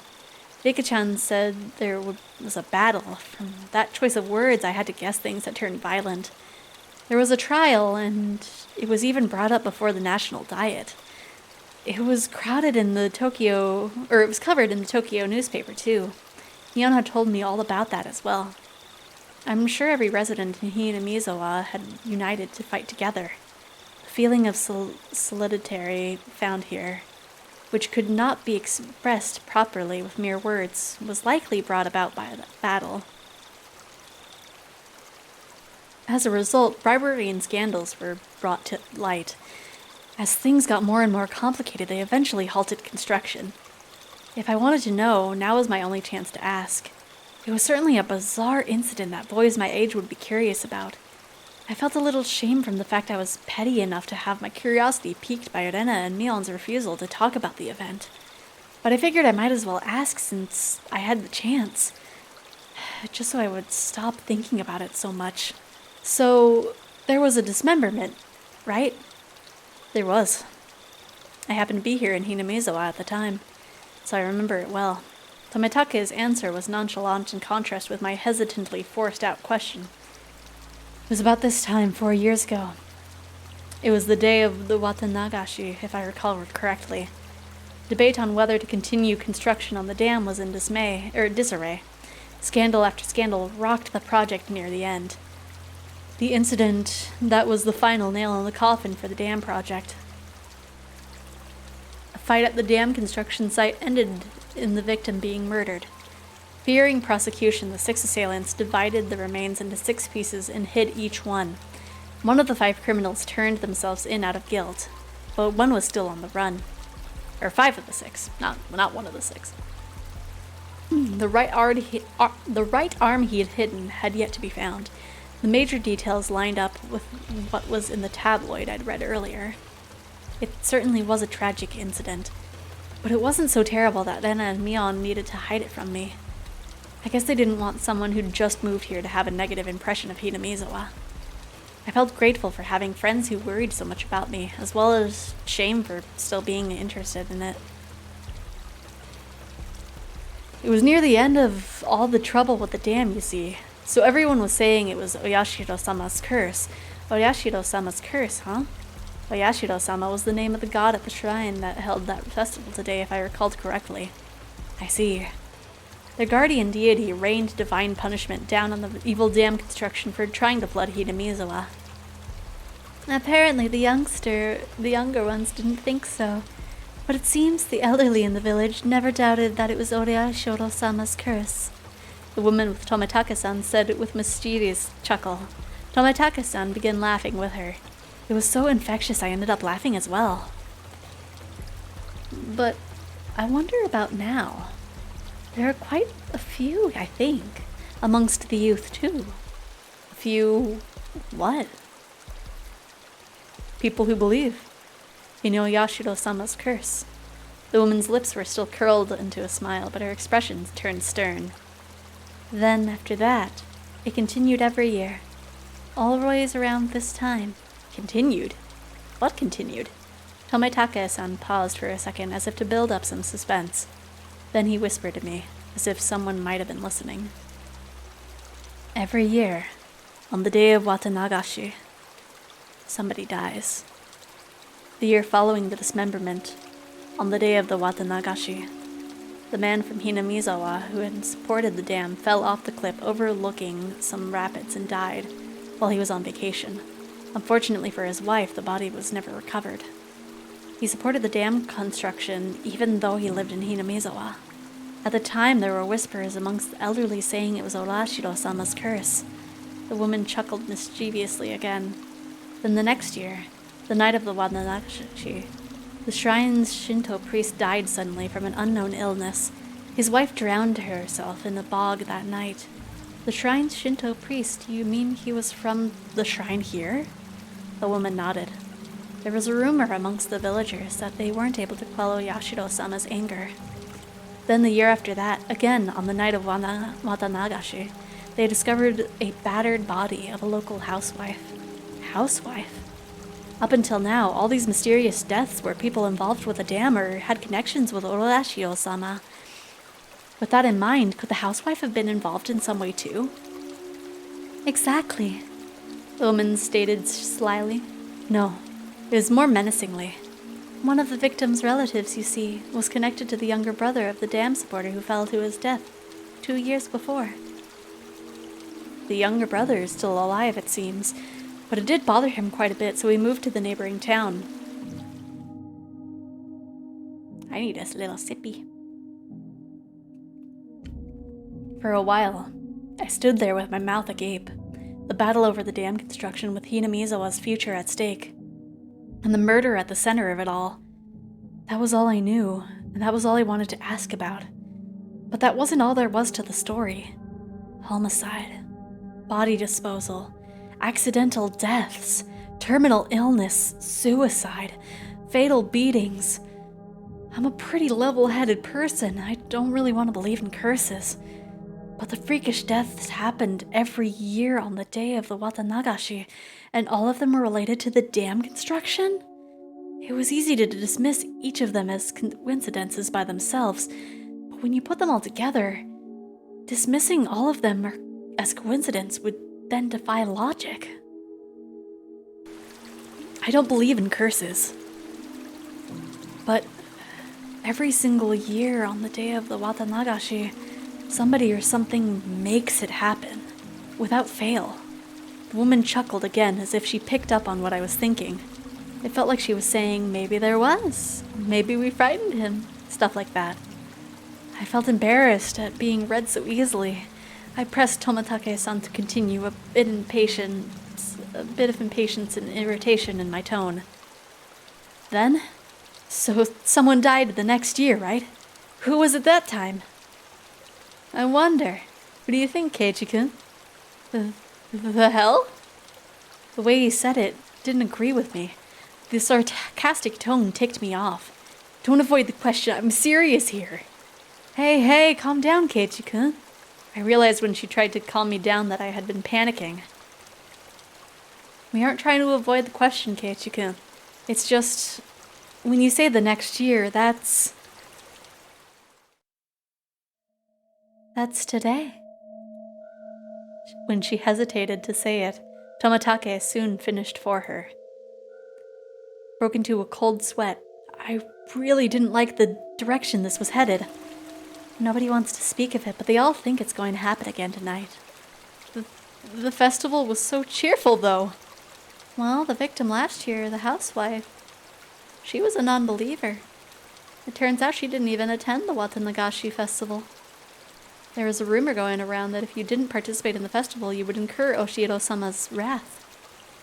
Didn't you hear anything about this, Keiichi-kun? I never even heard a whisper of that rumor. Then the reason everyone was at the festival was they were afraid of the curse? I figured that must have been the reason. There were a lot more people at Watanagashi than usual. I guess everyone was just afraid after all. Oyashiro-sama's curse. Couldn't utter a single word. In this modern age, where we've made progress in all scientific fields, shedding light on the unknown and misunderstood, where black and white television had been eradicated and we've sent men to the moon, even with all our accomplishments, this can exist in modern society? Tons of invitations were sent out to neighboring towns' youth groups to help pad the numbers, but after that string of events, few decided to join. The municipal community members were complaining about how hard it was to gather participants. Also, the police are treating each case as isolated. They don't believe they're connected. They're trying to keep it all quiet. So it's all plainclothes officers. It finally begun to dawn on me why Rena and Mion were reluctant to talk. If nothing happened during this Watanagashi, everything would have been over with and I'd be none the wiser. If nothing happened, all would be well. In that case, it would all end up being just crazy talk. I should have just pretended like I knew nothing from the beginning. Then they wouldn't have had to act like nothing happened. And we would have all gotten back to life as usual. Maybe it was just too much for him after all. The woman ran her fingers through her hair as she sighed. No, it wasn't. Not at all. I had tried to act tough, but That just served to emphasize how much information had unsettled me. After seeing how I looked, Tomitake-san appeared to regret saying something. Letting out a sigh, he then spoke, forcing an awkward, upbeat demeanor. Keiichi-kun, surely you don't believe in such things as curses. Well, no. If the causes of all the crimes were unknown, with the perpetrators and their methods all mysteries, then I would think it's the work of a curse. But that's not how things are in reality. The police are investigating the evidence, and the suspects are to uncover the truth. Hearing him say police made me feel a lot better. It was perfect for repelling the word curse. 'Cause, you know, when you think of curses, you think of the police. The first one, the dismemberment, for example. I told you, didn't I? All but one of the perpetrators were arrested. It's only a matter of time for the last one. The motive turned out to have been an arrangement they made while intoxicated. That's no curse. Don't you agree? That was true. If it didn't happen on the day of the Watanagashi, then I wouldn't think it was related to the curse at all. The accidental death of the man who supported the dam is the same. He was in a position that made others hate him. The police made a point of investigating from that angle. They concluded it was an accident, not foul play. But they both happened on the day of the festival, right? Just think about it, Keiichi-kun. Do you think people with a lot of enemies here in Hinamizawa could participate easily in a local festival? It would be especially hard for them to be around during Watanagashi. So they probably left Hinamizawa intentionally around this time of year to travel, don't you think? It wasn't a clear explanation, but I sort of understood what Tomitake-san was getting at. So I pressed on earnestly, asking more questions so I could convince myself. Then, Tomitake-san, how about the priest who died after that? The one with the unknown illness? That also happened on the day of the festival. It's even easier to explain what happened to the Shinto priest. The Watanagashi is a really big event that happens once a year. It was probably from all the built-up stress, or it may have been because of a pre-existing condition, but it was an unknown illness. It's hard to believe something with an unknown cause could exist with all our advances in medicine. It's just an exaggeration. Rumors making rumors. Anyone would get up over having incidents happen 2 years in a row. The sudden death is quite unusual, though. Of course, the police ordered an autopsy because of the strange way he died. But there wasn't enough for him to open a full investigation, you know? Turns out it was just a sudden death due to illness. The priest's wife committed suicide, correct? What about that? I believe I already explained that. Everyone was shaken up by the incidents occurring for a third year. Those who were strong faith were quick to believe it was the work of the curse. Of course, that included the priest's wife. Apparently they found a suicide note that said something like, "My death will quell Oyashiro-sama's anger." Well then, how about the next incident with the housewife? What happened on the day of that happened on the day of Watanagashi too. The perpetrator has already been caught and the case has been closed. Turns out it was just some nut job trying to continue the legacy of the Hinamizawa curse. Then, how about the incident the next year? Oh yeah, this year is the next year. Tomitake-san gave a hearty laugh. Nothing will happen. Not this year. There was never a curse to begin with. It's just that a group of people believed it was the explanation for a string of coincidences. My internal computer finally got itself back on track. I felt a bit embarrassed by how childish I'd become after losing control and panicking. I can see very clearly now that Keiichi-kun really does love Hinamizawa, even if Hiroshio-sama's curse actually did exist. Keiichi-kun couldn't bring himself to believe that such a thing existed. I felt very relieved. I should probably just forget everything I heard tonight. I'll greet Rena and Mion tomorrow with the same smile as always. They'd probably also like tonight to end without incident, so they can continue on tomorrow without having worried me. Perhaps seeing my change in attitude, the woman who had been listening stretched as she got up from the rock she was sitting on. Well then, I should be getting back. Goodness, I think I may have gone out a bit too long. There were so few people compared to the crowd from before, I could only make out a few groups of families enjoying the cool evening air. I looked at my watch. It seemed we'd talked for the better part of an hour. Did you come along with your friends, Keiichi-kun? Not going to look for them? Oh, yeah. They might all be looking for me. You're quite the scoundrel making the girls look for you. See you, Keiichi-kun. Have a nice night. You too, Jiro-san. I'll see you a bit later. Tometake-san seems to be quite the scoundrel himself, so his name is Jiro. After dusting off her backside, she disappeared into the crowd of people still busy cleaning up the shrine grounds. Keiichi-kun! So sorry. In her place, Serena came running over. I could see all the others behind her. Speak of the devil. My bad, Cake-chan. We've got so caught up in our discussion. I'd completely forgotten about them while caught up in my own conversation, so we were even. So, Tometake-san was with you. This works out perfectly. We still need to settle the shooting gallery competition. That's right. So I guess I'm gonna end up dead last? Yep. Poor Tometake. In the end, after my dramatic victory, Rika-chan was the last challenger. But there weren't many targets left. The ones remaining were all tiny and difficult to hit. She did take her time and aim, but all 3 shots completely missed. She was to end up sharing loser's crown with Tometake-san. However, she did her little mewing cry in front of the owner, and he turned to mush instantly. She was given a pack of gum as a consolation prize. Her methods were a bit audacious, but she did avoid being the loser rather magnificently. Come to think of it, Rika-chan is quite the trickster.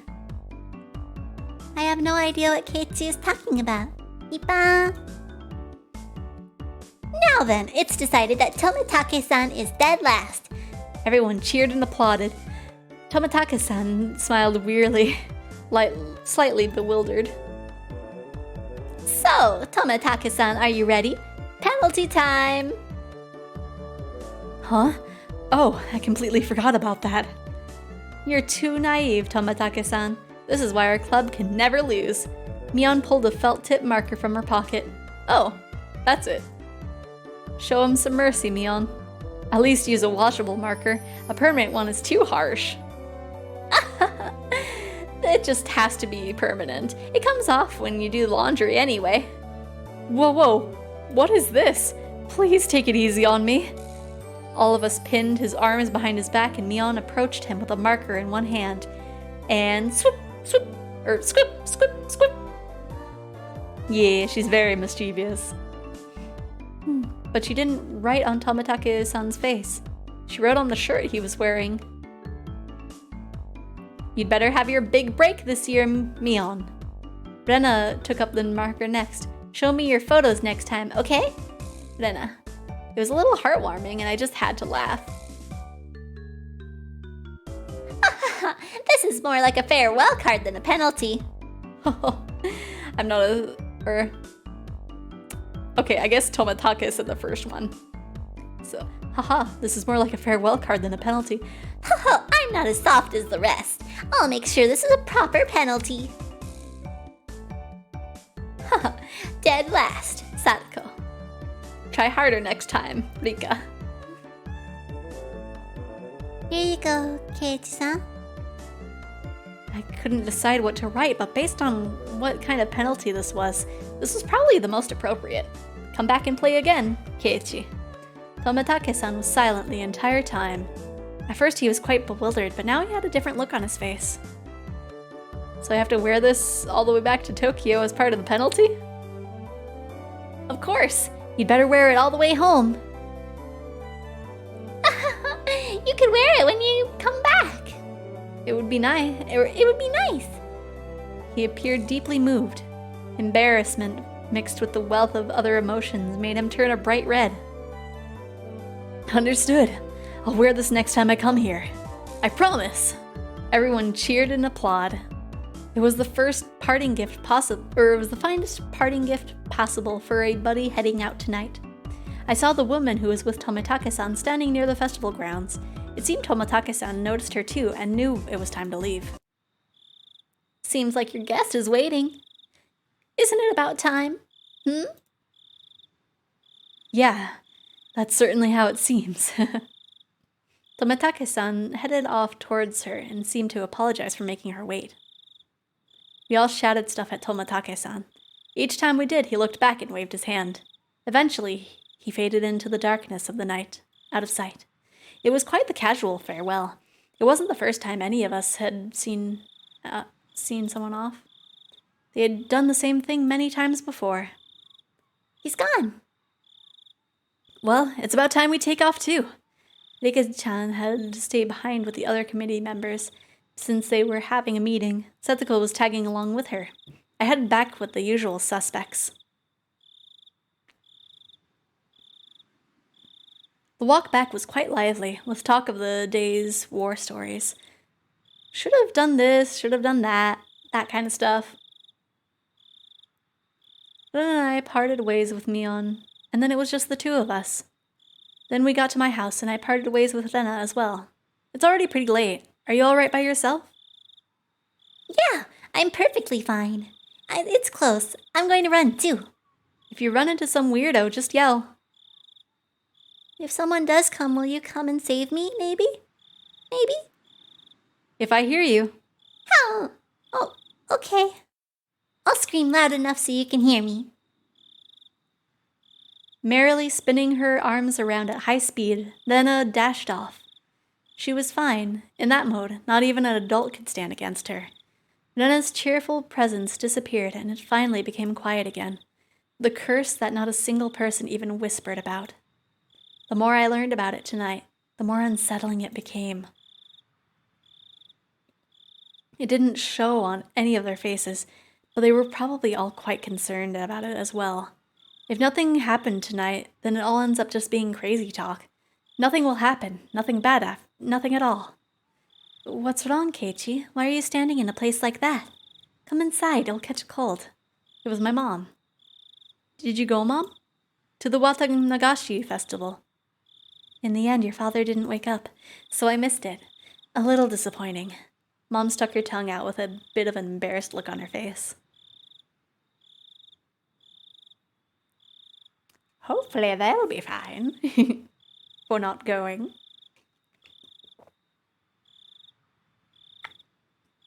I feel like that chapter was quite long. Lots of exposition. Mr. and Mrs. Hojo falling incident, terminal illness, death, Shinto priest Furude. And like I said, we'll look at these later. Or the little tips. Because I don't know.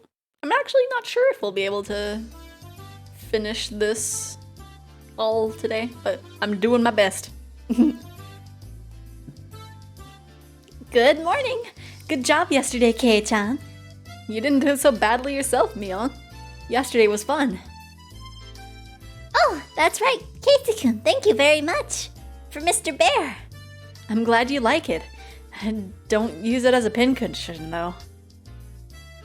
I wouldn't.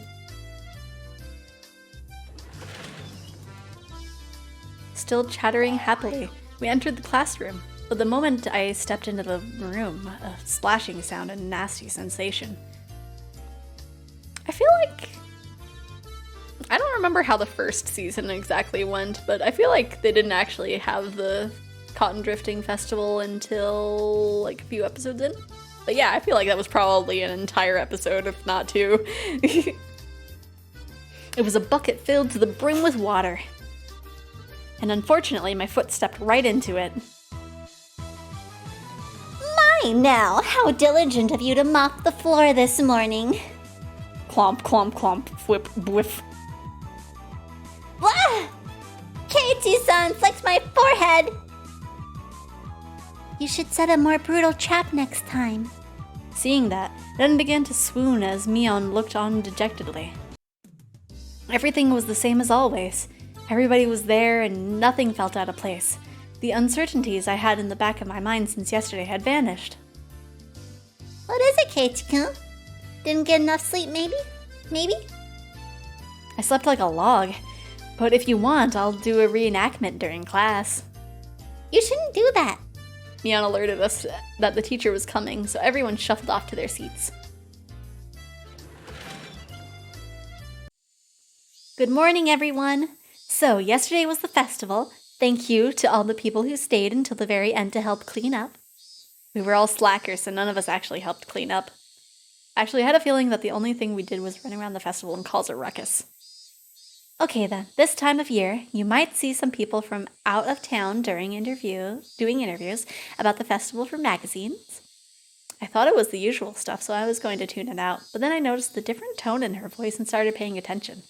You may be asked questions. Please don't say anything silly or something that could be taken the wrong way. Do you understand? In unison, everyone replied, "Yes, ma'am." What she said was really vague, but I understood what she was trying to say. After all, this was the 5th year. There were probably lots of third-rate reporters pouring in, hoping something regarding the curse had happened. It did nothing but perpetuate the village's bad image. She was saying, "Don't spout stupid shit you think is funny."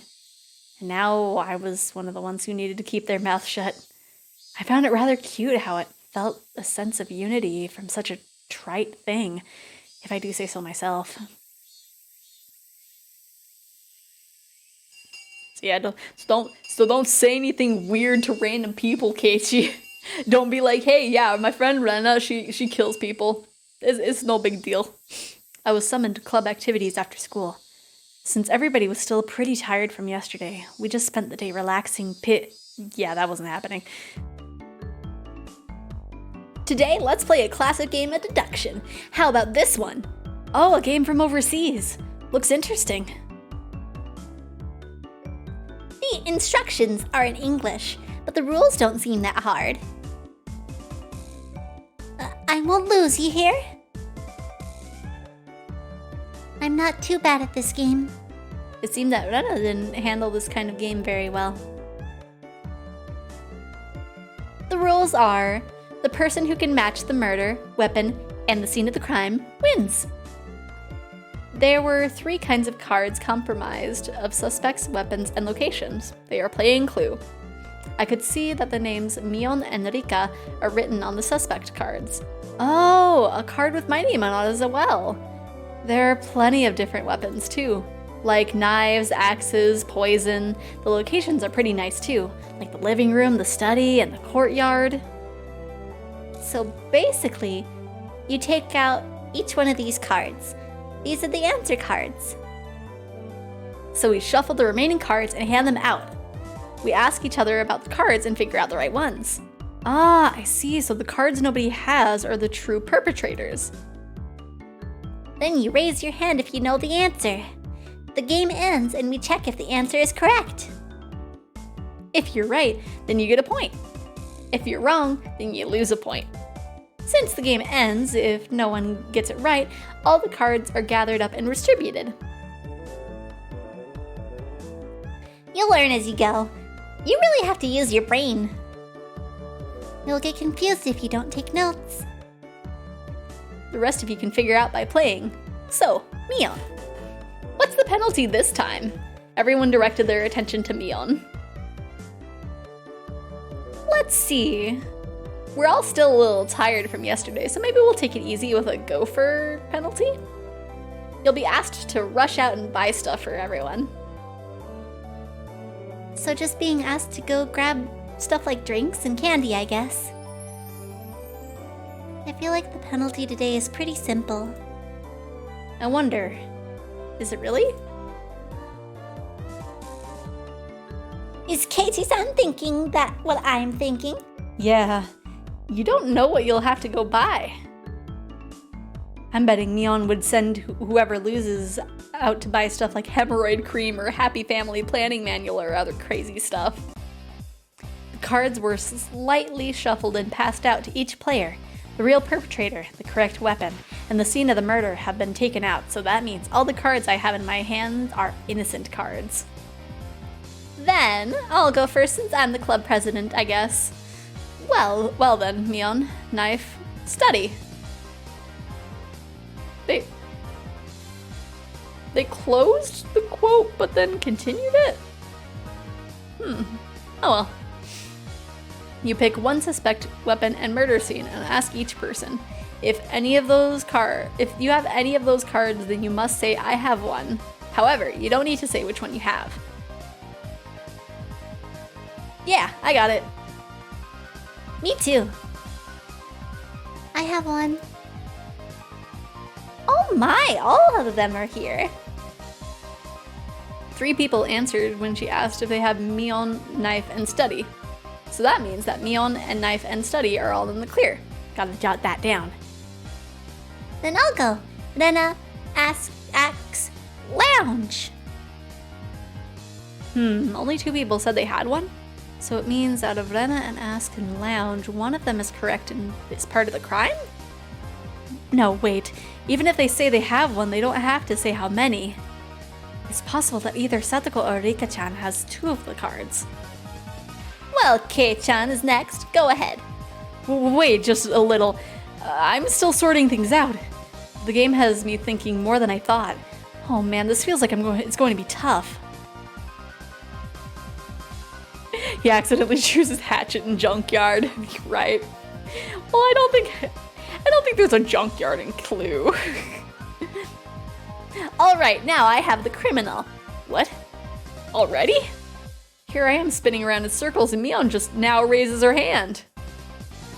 The murderer is Rika-chan. In the infirmary?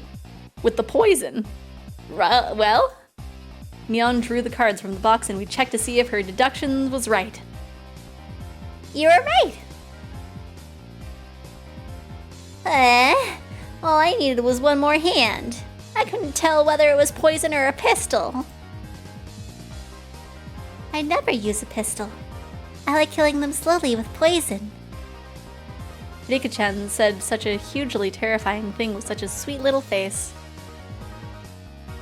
Everyone was making a commotion about how they almost had it. Rena and I were left out in the cold though. How did you do, Keiichi-kun? I couldn't get it at all. Don't worry, I had no idea either. How could you both be so unsure? You'll both end up in last place together at this rate. That's even worse. Going off buying something together as a couple? What if we ended up having to buy the Happy Family Planning Guide? I can tell from Keiichi's expression that he's not very good at this game. What? That's not true.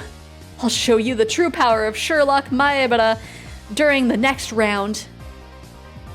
My, that sounds just wonderful. I shall give you quite the thrashing. After that, I managed to somewhat grasp the trick behind the game, but I was always still a step or 2 behind. I saw that Mion was somehow gleaming information from how the others were asking their questions. That level of experience was just too much. The only way I could stage a comeback was if I became ruthless. I tossed out the simple concept of deduction and switched over to the thought process needed to win. The important thing isn't to find out the criminal, it's to win at the game. Eureka! Ah, sorry. Just need to go to the bathroom. Take your time and squeeze out a nice one. Gross. Mii-chan, that's gross. I had to hold off the game and headed down the hall. The air was crisp. It showed just how stagnant the air in the classroom was from our body heat. On the school grounds, some of our classmates are still playing around. After spending some time cooling my head, Rena had made her way over towards me. Keiichi-kun, did you call for me? Yeah, I did. Did I? As I got up from my seat, I winked over at Rena. I'm glad it worked out. I didn't want to waste much time, so I'll get right to the point. Rena, what's your record at this game we're playing today? She was taken aback. After a moment, she hesitantly opened her mouth. Well, all losses. Why do you ask? Well, I wonder. I could tell from how apprehensively she was playing. The way things are going, I will as well. I can't figure out how to pull off a last-minute comeback on this one. So, I guess both of us will be taking that penalty? Hey, don't accept defeat already. How about we win this? Both of us. Both? How can we? I brought my lips up to Rena's ear. Whisper, whisper, whisper, whisper. Huh? Is that allowed? Did you forget, Rena? The second rule of our society. Do everything in your power to obtain victory. Yeah, I'll try my best. Our plan of attack was a quite rudimentary one. At the beginning of the game, everyone would be focused on their own hand for a while, taking notes and whatnot. Since our seats were right next to each other, we'd reveal our hands to each other. If we did it under the desk, nobody would know. We'd begin the game with twice as much information as everyone else. Having this much information would mean we'd need to investigate less. With this sort of plan of attack, we start off with a big lead over the other guys. Yeah, with this we could probably win. We both smirked at each other. If I was the shady businessman, then Rena was the corrupt senator. Pleasure doing business with ya. Then let's hurry back. We'll work as a duo to surprise everyone. Hey now, there's no point if we go back together. It would be like flat out telling them we made a little arrangement. Oh, sorry. Then what should we do? Go back ahead of me. Go back ahead of me, Rena. I'll take my time coming back after washing my face or something. Okay, got it. Rena turned around and headed back to the classroom. I guess I should wait a bit longer before going back. If I went too soon, it wouldn't seem like I went to the bathroom. If Mion or one of them suspected something, then there could be problems. Well, they'd figure out sooner or later, because both Rena and I would start winning over and over again. Both Rena and I will have earned enough points to avoid being losers by the time Mion realized what was happening. Excellent. Not bad at all. Mabara-kun, may I have a moment? Huh? It's the teacher. Oh. Man, things were just getting good. What is it? I'm a bit... You have a guest. Please make your way to the entrance. A guest? It's not like I own a hotel. They have been waiting. Please hurry. It was rather unfortunate that I'd have someone waiting on me right now before my big match, but I was more interested in the unexpected guest. I didn't want to waste any time, so I decided to take care of it quickly. The entryway was a heavy contrast from the hot sunlight and deep shadows. Waiting there, looking uncomfortably warm, was a middle-aged man, his tie sloppily loosened, and his jacket tucked underneath his arm. Are you Mabara-san? Keiichi Mabara-san? There was no question that he wasn't a resident of Hinamizawa, and that was without a doubt the first time he had met me. Ever since I met Tomatake-san, I'd been running into so many middle-aged men. That's right. Who might you be? I had the AC on in my car. Let's talk there. It's a bit hot here, don't you think? The man, completely ignoring my question, pointed over to his car parked near the gate and began walking. You've got to be kidding me. I had no intention of going along with some geezer I didn't even know, and he was asking me to get in his car with him? I'm not going to bite. I'm not going to bite. Come on now. He opened the back door of his car and called me over. I didn't like this old man, but I wanted to know what it was about. Even while knowing that conversations that start out like this would never lead to anything good. The inside of his car was pretty cool. Cars with air conditioners were supposed to be a luxury. My dad didn't have one in his car, at least. Please let me know if it's too cold for you, okay? I have a habit of cranking it all the way up. So what business do you have with me? Out of spite, I decided to ignore his remark in the same way he did to me and start my own line of questioning. He pulled out a notepad from his pocket and took out a picture that was stuck between the pages. On it was the face of a pretty goofy-looking guy. If you know anything related to this individual, then please tell me. Who the heck is this? I doubt even his close friends would be able to recognize it from this expressionless picture that looked like it was taken out of the DMV.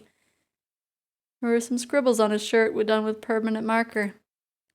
Starting with yours, Mabara-san, and quite a few of your classmates signed as well. Huh? This is Tomatake-san? There was no hint of his usual unreliable and easygoing personality in this photo. It was an expressionless, half-asleep face. Then do you know this woman? Even before seeing it, I had a good idea of who it was.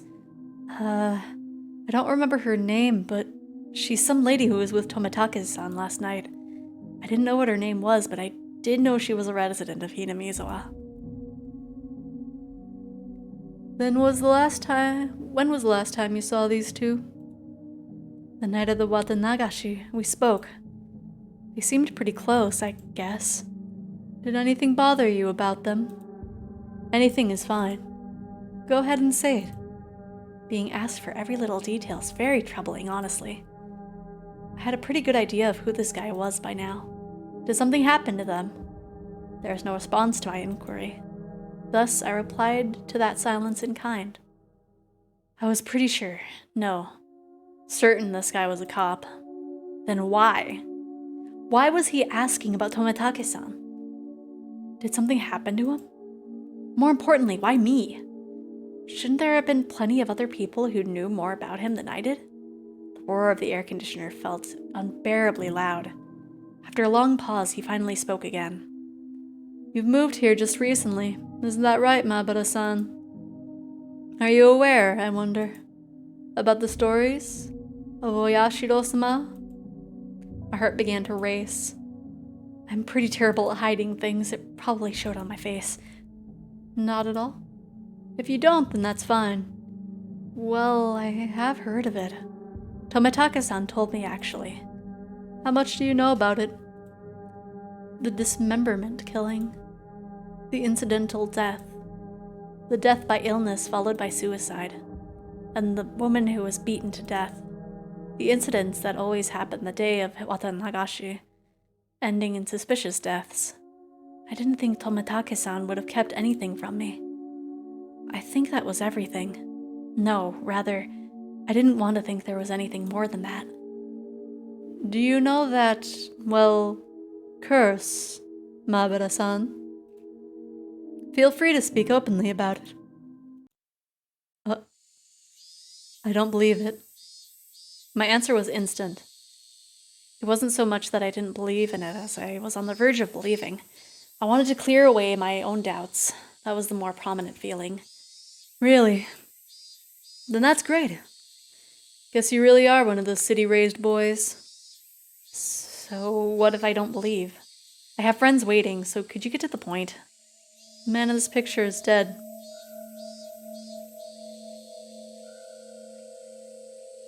My mind went blank. Huh? What happened? To Tomitake-san? It would seem that he died last night. That was the night of the Watanagashi. Do you understand the implications behind that, Maabara-san? Implications? Not any yet. Not for any of the cause of his death or the reasons behind it. The real problem was that he died on the day of Watanagashi. Meaning, this year, the curse of Oyashiro-sama had once again. The death of Jiro Tomitake is still confidential. You can understand why that is, right? I didn't want to understand why. Please, tell me. Tell me what happened. It was rather peculiar. It might be a little too graphic for someone born and raised in Hinamizawa. It was a roundabout way of saying it, but it caused me to doubt whether or not I wanted to hear the rest. I would only regret forcing myself to learn something I shouldn't. Or at least, that's what I figured I would feel if I listened to the rest. One of our patrol cars discovered the body on the way back from security detail at the festival. It was late, about 5 till midnight. The location was, you know where the road into town becomes paved, right? Down past the slope, on the shoulder around there. There were few streetlights on that road. Its pitch-black darkness was only broken by the lights of passing cars and the moon. It was a stroke of luck that Tomitake-san was spotted collapsed on the shoulder of the road. Tomitake-san was face down, covered in blood. Blood and muck covered in the asphalt. We thought it was a hit and run at first, but when the officer checked to see if he was still alive, he quickly noticed something abnormal. His throat had been ripped open. From a knife or something? No. Nails. Nails? As in fingernails? With those, he clawed through? From the coroner's report, it was revealed that it was with his own nails. Huh? What? What does that mean? Basically, it means it wasn't a murder. It was a suicide. Tomitake-san thought there was a reason to tear open his own throat. As hard as he could with his own nails. Tore through the skin until he started to bleed. And even though Tomitake-san didn't stop, he continued clawing. With every intensity that it could have peeled off his nails. Still clawing. Still clawing. Then his nails reached those vital arteries that you should never damage. He continued clawing and blood splattered on the ground around him. As he bled, while gasping for breath, he collapsed. His body spasmed, and he died in agony. We thought drugs were to blame, but nothing of that nature was detected. But this... it was a suicide? I've never heard of such a thing. This unnatural way of dying. If this wasn't a mysterious death, then what was? The way he died, in those 5 years, his death most resembled that of a curse. As if to show both myself and Tomitake-san, who proclaimed there was no such thing as a curse, that we were wrong. There were a few more suspicious details. From his body chemistry, perspiration, epilation, and so on, we concluded that he was in a state of hysteria right before his death. That was a given. It's hard to believe someone could be in a sound state of mind while clawing out their throat. The wounds on his hands matched a discarded piece of lumber found nearby. There were traces of where he struck trees and the guardrails with it. Within, Tomitake's blood was found all over the place. Meaning that while tearing out his own throat, he was swinging around a piece of lumber. There were external injuries which were not self-inflicted, discovered on Tomitake-san. There was a high probability Tomitake-san was assaulted. The external injuries suggest there have been multiple suspects. To summarize, Tomitake-san was surrounded and attacked. While wandering the night roads on a state of panic, after being cornered, he picked up a piece of lumber and tried fighting back. Somewhere in there, he began madly tearing at his own throat, clawing at it. Then he died. The presumed time of death was around 9:23 p.m., meaning it occurred right after you finished talking to Tomitake-san at the festival. Everyone signed Tomitake's shirt, then parted ways. Right after that. Oh yeah, you should have been with a woman. What about her? She's missing. She hasn't shown up to work and she hasn't returned home either. There's a very high probability that she was involved with this incident. For a while, I could only gaze off into space. I never would have thought that something unfortunate happening to somebody close to me could affect me this deeply. The time I had spent with Tomitake-san was short. But we went to the same festival, spent time together, and took part in the same competition. He was one of us.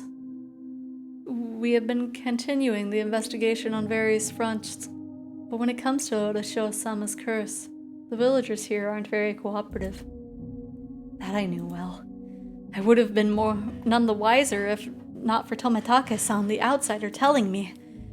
So that's why you came to me? Because I'm not originally from Hinamizawa? I should have been angry that was the reason he wanted to hear what happened from me. If things go the way they've been, then the conclusion would be that Jiro Tomitake died from Orochi-sama's curse. He turned away from me and gazed far into the distance. Then, the night of the Watanagashi, during that secret ritual, he callously snapped off photos angering Orochi-sama. That's how it's going to turn out. There's no way Orochi-sama would inflict divine punishment on Tomitake-san. Tomitake-san had been killed by humans, and a cowardly group, no less. There's no way I'm going to let this end being the fault of some curse. I think so as well. There's no such thing as divine punishment or curses. The tense mood was cut with the man's hearty laugh. That's how this must be, Mabara-san. Cooperation from individuals in Hinamizawa who don't believe in the curse is indispensable. Understand? Neither Tomitake nor I believed in curses. But with the way things were going, it would just end up with Tomitake-san's death marking the 5th year. Which would mean that Hinamizawa had rejected Tomitake-san. That was something I couldn't allow. Tomitake-san was one of us. He didn't live in Hinamizawa, but he came every single year. In a sense, he was more of a resident than I was. There was no way that Tomitake-san would have been cursed by Oroshio-sama. But there is nothing I can do to help. I have no idea what happened that night either. No, if you see or hear anything that draws your attention, then that is enough. If I see or hear, he was talking in the future tense. Things are people or rumors. Anything is fine. I don't care if they're unfounded. Here, this is my number. If I'm not there, then just leave a message with whoever picks up. He handed me a piece of paper with his number on it, but I hesitated for a second. If I took it, then whether I wanted to or not, I'd be knee-deep in this matter. Please help me solve this question surrounding Tomitake-san's unfortunate death. That's right. Why was I hesitating? I needed to find the murderer who killed my friend. I snatched up the piece of paper as a satisfied grin spread across his face. Everything we spoke of today is a secret. Please, keep this confidential. Understood. From your friends as well. Especially from Sonozaki-san and Furude-san. Please, do not inform them. Sonozaki? You mean Mion? Why? Are you saying they have something to do with the incident? With my friends' names brought up so abruptly, and being told to keep it a secret from them, I became rather angry. This is what they call investigative privilege, I suppose. Don't play games with me. Mion is a close friend of mine. I snapped at him, but he didn't seem to be especially offended. I wouldn't mind telling you, but it may just upset you. Furude is, Rika. Say it! He hesitated a little. Turning his gaze to the outside of the car, he began to speak after thinking for a bit. There is a possibility that the string of incidents happening here in Hinamizawa are a result of a village conspiracy. There's no way that could be right. Give me a break! First of all, is there any proof of that? No evidence. Also, each of the cases were resolved and none of the perpetrators had any direct connection to the village. Then, how did you come to that conclusion? Every year, the enemies of the village die on the day of Watanagashi. Don't you think that's enough reason to suspect something? Only the residents of Hinamizawa felt that the day of the Watanagashi was sacred.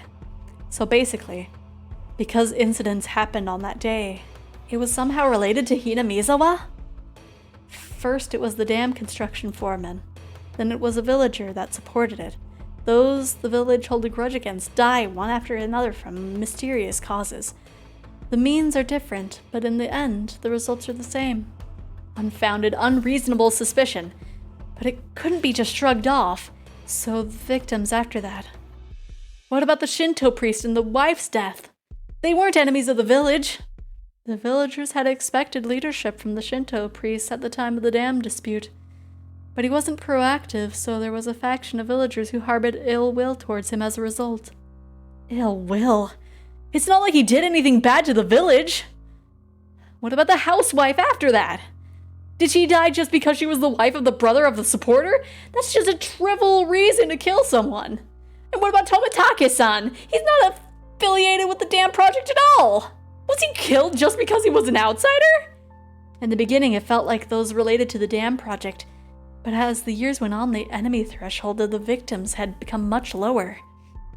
Well, that's the scary part. The bar keeps getting lower. What's scary about that? It means it's not just enemies of the village anymore. Just being an outsider is reason enough.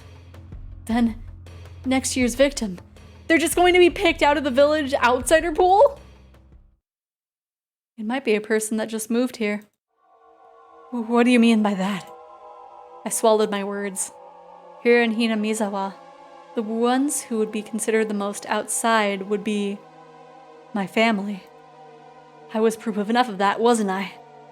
I still couldn't really remember the names of the people I passed by. Then, the next victims. My family. Was he saying it was going to be me? But what does that have to do with Mion? I can't go into the details, but the Sonozaki family led the damn protests. No. Oh no! Anyway. Quite fervently so. This is also true of Mion Sonozaki herself. She has quite a few misdemeanor and obstruction of public worker offenses on her record because of the protests. I knew Mion knew what it meant to fight. That was the first I heard of her family leading the protests, though. Then, well, what did it all mean? Are you saying Mion's family is involved in this string of incidents? I wouldn't go that far. I'm just saying that if it was a conspiracy, then they'd have the highest probability being behind it. Not a very clear explanation. It felt like he'd magnificently avoided the details I really wanted to know. I don't know who or how involved anyone is right now. That is exactly why I don't want you to say anything to the villagers. Instead of answering, I gave a very bitter expression. It seemed like he understood it well enough. Then think of it like this. I don't want to worry the villagers who blindly believe it's a curse. How about that? What do you mean, how about that? How should I know? But the reasoning behind wanting me to not carelessly open my mouth about it wasn't too hard to comprehend. The perpetrator was here. It had nothing to do with a curse. He was defiantly going to be caught by the police and made to pay for his crimes. And none of the villagers should have anything to do with that process. It may cause those sensitive about the curse to just worry needlessly. Just like everyone kept from me, so I wouldn't worry about it. Is it now my turn to keep it from them so they didn't have to worry? I was just talking to myself. Unlike me, everyone else had been worrying about these mysterious incidents yearly, and the incident this time probably means a lot more of them. I didn't want to burden them anymore. In the end, everything went as a man had wanted, as insipid as it was. But it couldn't be helped. I understand. I'll keep it to myself. Is that fine, Mr. Oishi, from the Okinamiya police station. You can call me Kura-chan if you want. No. Oishi-san is fine. The way he said it was unpleasant, yet retained hints of politeness. He was the spitting image of a vulgar police officer, though I've never seen one this bulky before in the cop shows I watch. I've taken up too much time. Your friends are waiting, aren't they? I should probably let you get back to them. The door opened with a click and it streamed the oppressive heat. It was blistering outside of the car. Was it really this hot of a day? It was an almost cruel heat as opposed to the mechanical coolness inside the car. It was as if the land of Hinamizawa itself suddenly hated me.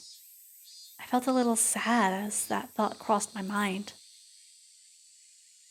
I didn't mean to suspect your friends. Please don't misunderstand that. I refrained from telling him that it was too late to say something that's self-serving.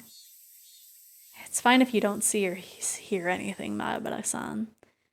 There is enough proof that the village is not involved.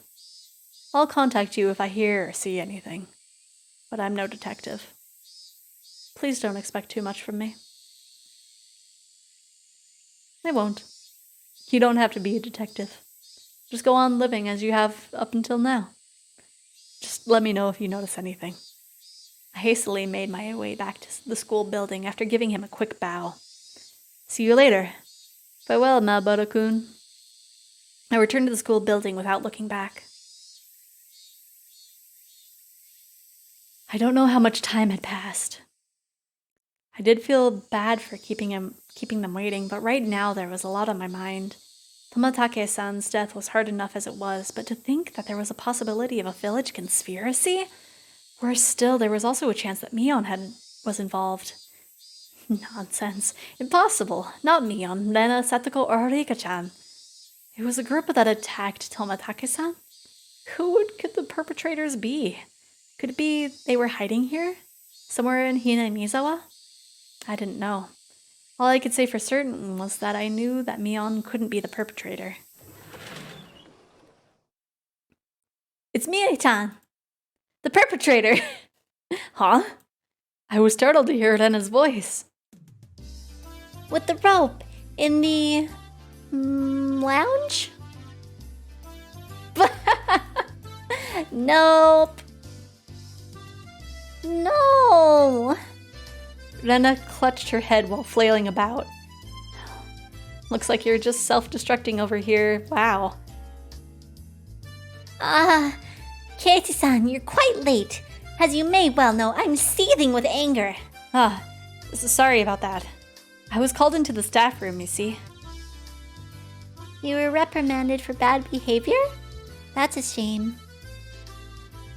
Well, it's been pretty heated over here. Since it's getting pretty late, let's make the next game the last one. If I remember right, I had 0 points. Isn't it pretty much decided that I'm going to be finishing in last place? Don't worry, Katie-kun. I'm at -1 points. Huh? The heck? Her score is lower than mine and I wasn't even playing. This is the final match to decide if the penalty is going to be carried out by Rena alone or by both Kei-chan and Rena. Yeah, right. Just let Rena do the penalty by herself. Rude. We made a promise, Katie-kun, that we would both win. I waited all this time, you know? Sorry about that.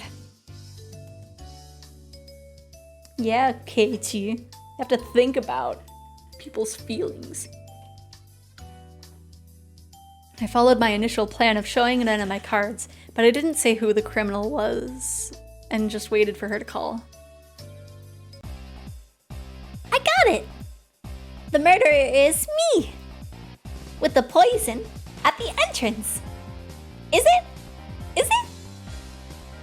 My Rena! Quite a quick answer. Another stab in the dark? Oh. Nena's correct. Then it's decided that Katie-san shall take part in the penalty game as well. Hooray! Katie-kun, let's both do our best. Yeah, let's do our best. It's my fault, so I have no choice. Then that's the game. It's me, Mion Sonozaki, ranked first.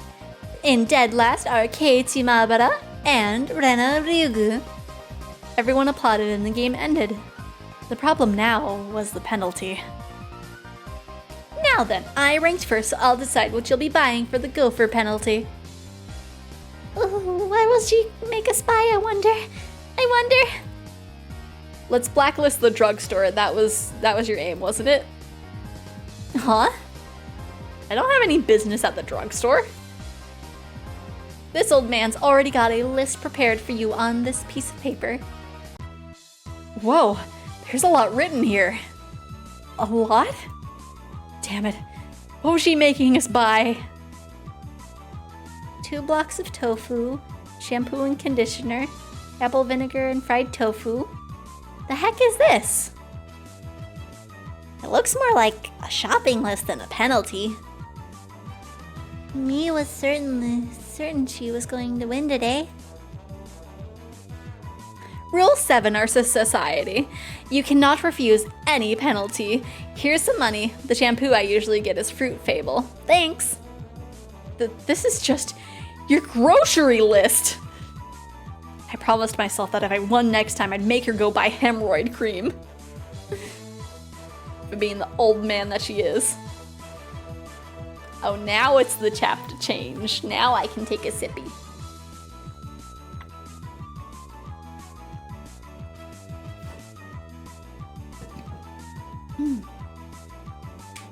There were 4 perpetrators. Search notice.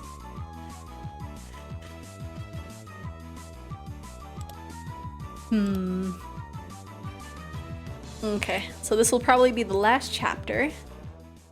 And then we can find someone to raid. Hopefully it won't be too long, but we'll have to see how it goes. Sleepy. Whoa, that was a really big yawn, Kate-kun. I'm usually awake once it's time to eat, but doesn't look like I can do it today.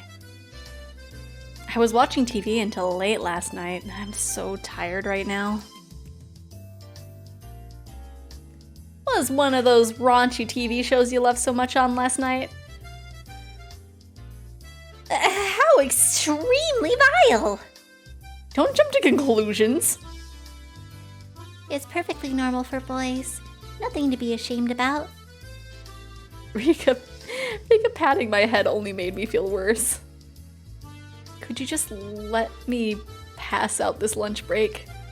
No, seriously? My, you think I would just sit here and allow that? I'd get really angry if you disturb me. Really angry.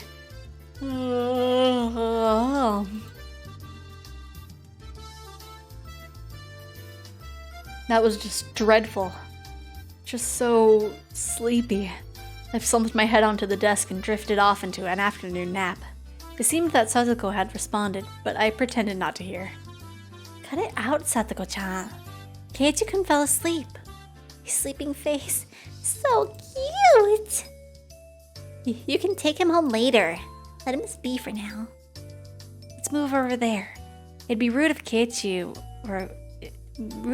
if we bothered him now. Rika-chan really is a good girl.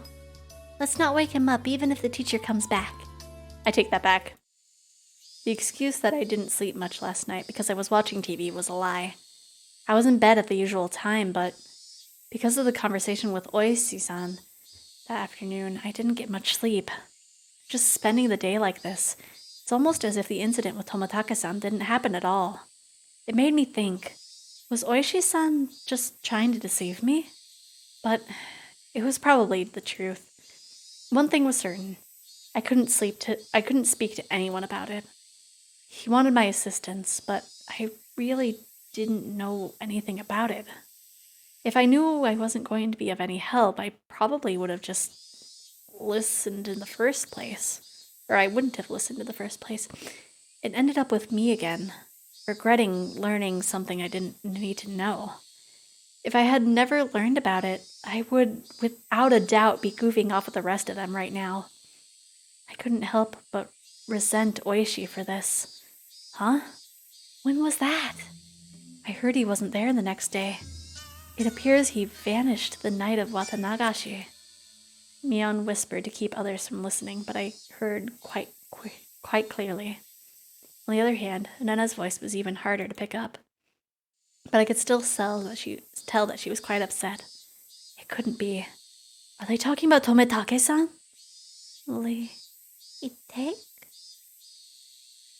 Not sure. That's all I know. I would have to feign ignorance about this topic because I needed to keep it a secret. Rather than waking up and being forced to lie to join the conversation, it was much easier to just sit here and pretend I was asleep to listen in on their discussion. Wait, why did I have to pretend to be asleep while eavesdropping on my friend's conversation? The guilt stung. So, and me, there are others, right? 2.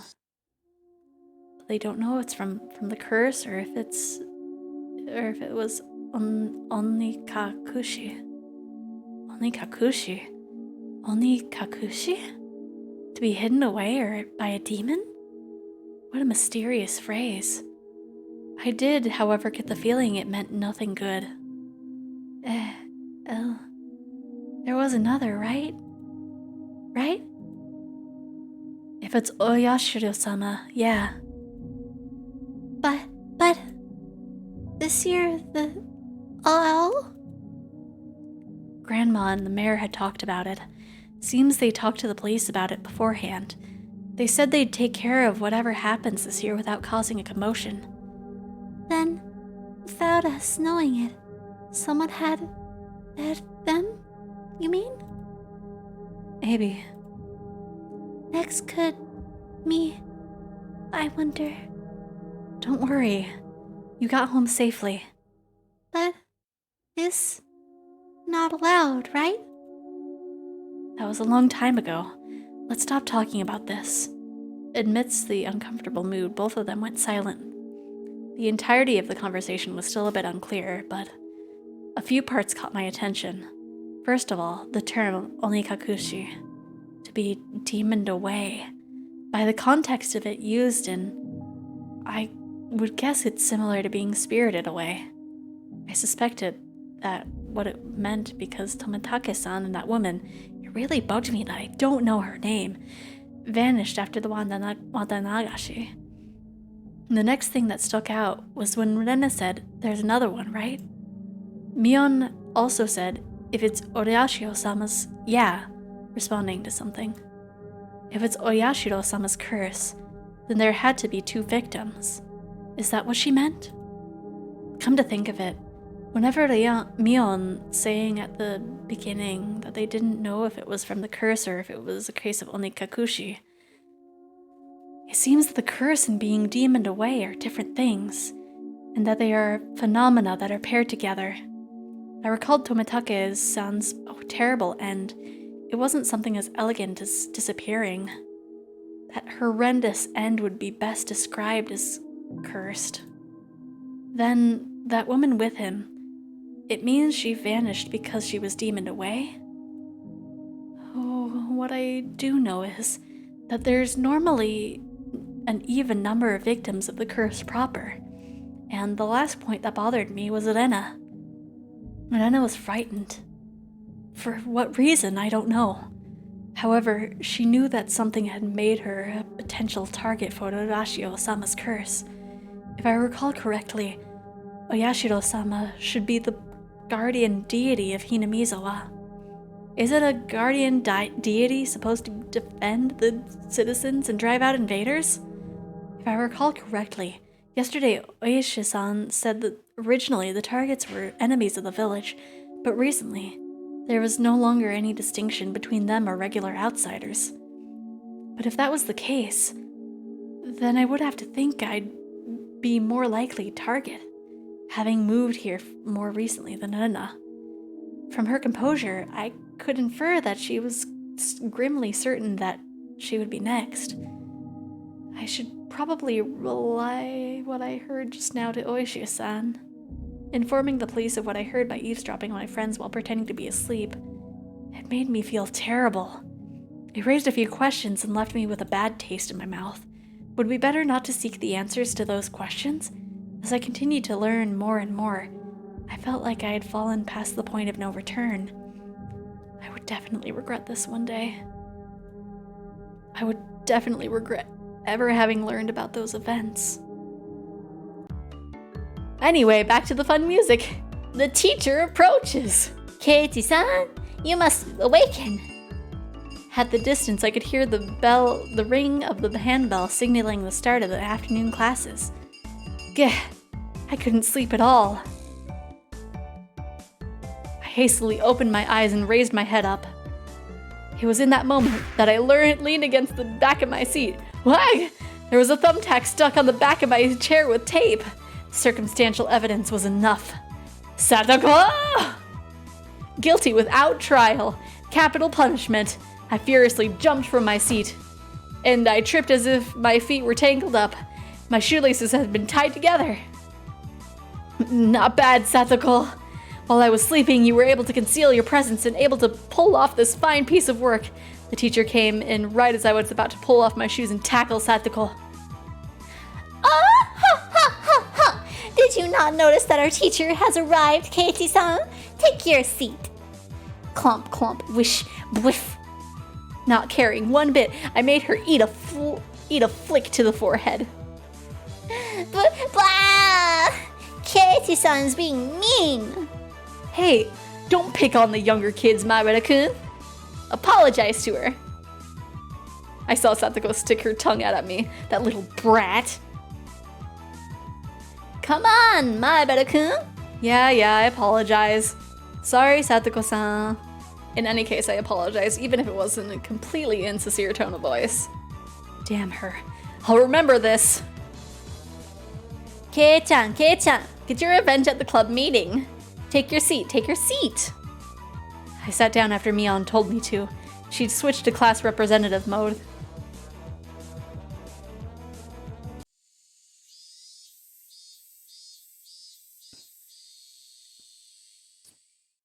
Wow. Loved the school. With the boring classes finished, the school is finally over for the day. Now then, what should we do for our club today? Personally, I would like to play that deduction game one more time. I was hardly able to play it last time because of Oishi-san. Vena and I weren't even able to test out our strategy. That's right! Today, Keiichi-kun and I will be victorious! What should we do? We've never played the same game 2 days in a row before. Why not try asking me? Mion looked over her shoulder as we made eye contact. She slowly tapped her palm with her fist as her face suddenly lit up. Oops, I completely forgot. I need to go help my uncle today. Sorry guys, not today. Helping your uncle? Aren't you a little goody two-shoes? Sorry, really. I really did forget. Well, then sorry guys. This old man is heading back home now. Mion left us with that and rushed off to the exit before snatching up her bag. You see, Mi-chan, she sometimes goes to help her out at her uncle's shop in town. Ah, I thought she wasn't the type to get caught up in such bothersome stuff. She said she gets paid for it. It's quite a bit of spending money from what I hear. I see. She was able to pay for that amount of games with what she saved from there. But wouldn't you call that a part-time job? Isn't that against school policy? There's a clause that states family businesses are excluded. Is that what she's calling it? So what now? Pass on the club today?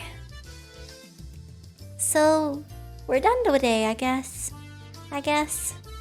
Wanna be fine even without the club president? Let's do this! I opened the club locker and began searching for the deduction game from the ever-growing pile of games. Ah, here it is! The deduction game from yesterday. Man, I had to stop just as I was getting the hang of it. At the very least, I wanted to repay Satoko for what she did during the afternoon break. I do not mind. But is that fine for Rena-san and Rika? If Keiichi-kun wants so badly, I wouldn't mind playing for a bit. I think it's better if we do it when we have everyone together. When she says it like that. I wanted to go shopping if there wasn't a club meeting today. Going to buy soy sauce and other things. Oh, that's right! I completely forgot. Oh, that was probably Rika that said that. Well, I guess since it's been a while, I should go treasure hunting. What's this now? Everyone was no longer in the mood for club activities. If I kept on trying to push the matter, I may make them realize I had a trick up my sleeve. Oh well, I'll give up this time. Man, I was really looking forward to playing it. I shuffled through the cards as if I was still caught up on it. At the next opportunity, I shall give you a sound thrashing. Oh, oh, oh. The murderer is Satoko. The murder weapon was pistol. And it was you after all. What did you say? Then I'll just... Satoko looked through the cards of the deck and stuck out 3 of them at me. The murderer is Keiichi, in the lounge with the rope. I don't need no rope. I'll just strangle you like this. No! Keiichi-san is such a beast. Phew. Well, I guess it's good that I got that out of my system. Blah! I'll remember this Keiichi-san. She was used as a plaything for quite a while. How unfortunate. Cute. Everyone got ready to go back home. I also helped gather up the scattered cards. So I suddenly paused. They were just the suspect cards, but I noticed something strange. Rena, Satoko, Rika, Keiichi, Mion, Satoshi. Satoshi? Not all the cards were made by us. Or at least every card beside this one was the name of a club member. Does this mean that Satoshi fellow is a member? Was there someone in the class named Satoshi? I couldn't find anyone named Satoshi in the class roster stuck on the wall. Keiichi-kun, let's hurry and finish cleaning up. Being rushed by Rena, I finished up quickly. Setoko and Rika-chan had already headed merrily up for their lockers, so we were the only ones left in the classroom. Right now, Rena had already gotten her bags and was ready to leave. Rena, there must be quite a few people who transfer from the school, right? I tried asking Rena in a bit of a roundabout way. Rena made a troubled face and then answered. Yeah. Hinamizawa is a rural town, right? Some people transfer out every now and then. Then is Satoshi another one of those transferees? Sorry. I don't really know. There was a bit of a pause, but the answer was pretty much immediate. I'm not saying it to be mean. Just last year, I transferred in, so maybe I just missed him. So I didn't hear much about him. Sorry.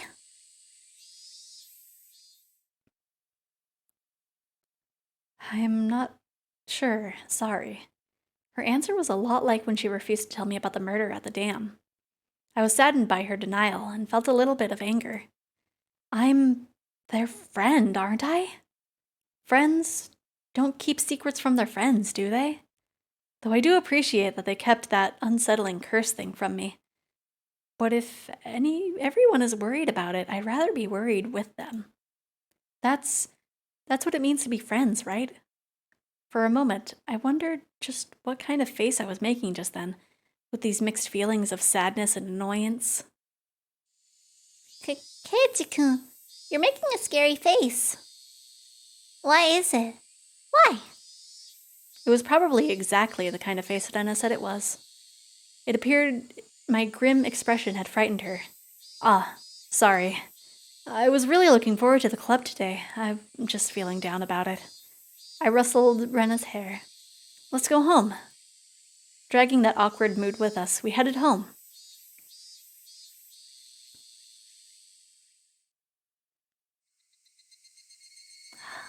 The higurashi. Always a sign of unsettledness. I wonder why. Why have I been getting this dumb feeling lately? I didn't know anything. I had nothing to worry about. I was just enjoying my everyday life.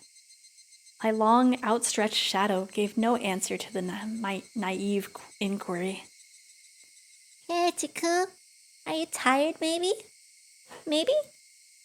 Nana timidly questioned the reason behind my mood. I'm sure my expression made the situation even more unsettling. You think so? Yeah. You seem to have been a little out of it ever since this morning. Maybe a cold? Physically, I was pretty sure I was in perfect health. It may not seem like it, but I've had perfect attendance since elementary school. Nana continued on since I didn't give her an answer. It could be that the fatigue from moving has finally caught up to you. It's completely different from where you used to live after all. Of course you've gotten tired, since there's so much you need to get used to and remember. Maybe that's it. Yeah, it has to be. Vena was also like that at first too. I can tell, you know? I wondered if Rena also experienced the slight bit of alienation last year that I was feeling right now. Thinking so, I felt like she was the only one who could understand how I felt. I'd like to hear about when you first came to Hinamizawa. How was it? Feeling I had been drawn into the conversation, her face suddenly brightened. It was the same as Keiichi-kun. I didn't know the villagers' names at all. Mia-chan and the rest were all very kind, so I wasn't lonely. But I did feel a little out of place. Rena told me all the details of when she had moved here.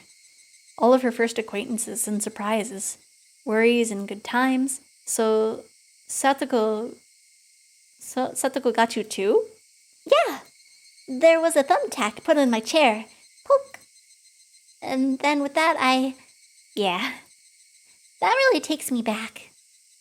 When were you invited into the club? The first day? Nah, there wasn't a club at the beginning. It was formed partway through. One day, she said we should stay after and hold a big game tournament. Come to think of it, Mion did say she was the first club president. Now I get it. This is a secret, but Mi-chan used to be really bad at the beginning. She'd never win. Huh? Mion, really? I can't even imagine that. She had to do most of the penalties that she came up with. Seriously, don't tell. I can't believe Mion was like that. So she gradually transformed into a monster who used any means necessary to win during that time. Mion is at her best when she's fighting dirty. I began making more friends besides Mion-chan after that. But, yeah, it might have only been since you moved here that I had finally felt like I had gotten used to it here. I guess Rena also had left in the dark about Oreashio-sama when she had just moved here. I guess when they finally told me about Oreashio-sama, I'd still be considered one of them. I wonder when I'll finally be considered one of them. Huh? Did you say something? No, sorry. Just talking to myself. Keiichi-kun, you're so silly. Rena was poking fun and laughing at me, and I couldn't help but laugh as well. But I suddenly stopped. Then, after making up my mind, I spoke. Hey, Rena. Is there something that everybody is keeping from me? Huh? No, not at all. You're lying, aren't you? Rena suddenly stopped. Her expression was cold and intense. What do you mean by that, Keiichi-kun? Her tone was still the same cheery and light-hearted one as before. You are, aren't you? Keeping something from me. After understanding what I meant, her expression grew even more intense. Seeing that face, I regretted saying something so rash. But she came back at me in a way I didn't expect. Well then, Keiichi-kun, aren't you keeping something from us? Huh? Her tone didn't change, but it was the first time I'd seen this expression from Rena. With how her gaze pierced through me, I couldn't believe this was the same Rena. Aren't you? Lies or secrets? Aren't you? You are. Secrets. She didn't actually say that part, but she looked as if she did. The incident with Tometake-san, and how I felt alienated from the group. Even without having to think about it, there were things I knew that I had felt guilty about, but I didn't tell everyone about what happened with Tometake-san, to be considerate. I was keeping it a secret just the way that they didn't tell me about Oreashio-sama. Then, aren't we even? No, I'm not. No lies, nor secrets. Liar. Her answer was instant and it shook me. Rena stared as if burrowing through me, watching me like a hawk. Why would you say I'm lying? Didn't you say you were called into the teacher's room yesterday during the club meeting, Keiichi-kun? I know. You didn't go to the teacher's room. I swallowed hard. It clearly wasn't a bluff. She knew what happened. The teacher said you had a guest, didn't she? But you didn't talk at the entrance. You talked inside of the car near the school gate. With some man we don't know. Rena knew everything. She knew that I was called out by Oishi-san, and that I heard about the incident with Tometake-san as well. Did she know all of it? Exactly who was that man? I don't know him. Why did someone you don't know here have business with you? I want to know that myself. Then what did you talk about? It has nothing to do with you guys. It was a lie. Lies! Rena's scream echoed through the trees, sending frightened birds into the air, hopefully not clipping the mic, but probably did. I couldn't exhale the deep breath I had just taken. No, it was like I wasn't allowed to exhale. It was here I first realized The person in front of me, she wasn't Rena Ryugu. Then, who was it that was standing before me now? Who had assumed Rena Ryugu's appearance? I had held my breath for so long I felt myself suffocating. Right? And then she made a facial expression that Rena normally would have made. It didn't matter that it was Rena's usual smile. It chilled me to the bone. She grew closer to me. I felt her breath against my face. It wasn't the least bit exciting. Whoever this was with Rena's face was going to chew my nose right off. I cowered as I imagined that. Then she smirked as if she was able to see right through me. We also have secrets. Just like how Keiichi-kun has secrets. It was Rena's usual smile, but her eyes were still like that of a hawk's. Bringing her face close enough to mine to almost bump into my nose, she kindly persuaded me. I couldn't nod or shake my head. This person standing in front of me, this person who looked like Lena, frightened me to my core. I was terrified knowing that she could hear the sound of me swallowing nervously. After what felt like an eternity, after a long, empty silence, she finally spoke. Let's go. It's getting chilly. It was Lena again, smiling at me once more. She started walking as if nothing had happened at all. When I was released from her gaze, my legs gave out from under me and I slumped onto the ground. I wasn't able to lift a finger until Lena was out of sight. Who was that? I felt cold. My body was drenched in sweat. I was finally able to form a coherent thought and asked myself once again, who was that person? Who looked like Rena Ryugu? Who indeed, Keiichi-san?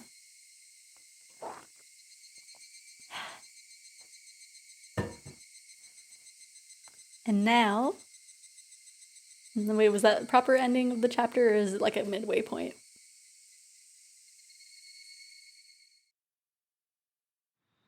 Okay, it's a midway point, but I feel like this is a good time to save, and then we shall figure someone out to raid. So let me switch over to my usual full position, and let us figure out someone to raid as I am glowing blue. Let's see who is streaming.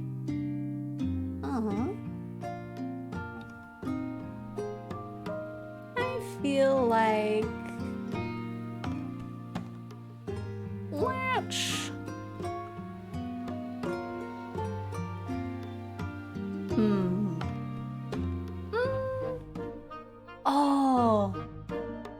Oh yeah. There's so many good people streaming right now. But I am gonna be we are gonna be raiding a cute little ghost, and I am failing at spelling their name. There it is. There we go. Okay. So blue da ba dee da ba da. So it's just a little raid because I think it's just us, but you know, maybe there's a lurker that'll be joining us. But we are going to be raiding Amane. She is playing Earthbound, so it's probably just a nice little chill stream that she's doing, but she's really good and I like her vibes. She's very soft, very kind, and so we will be raiding her. So we'll just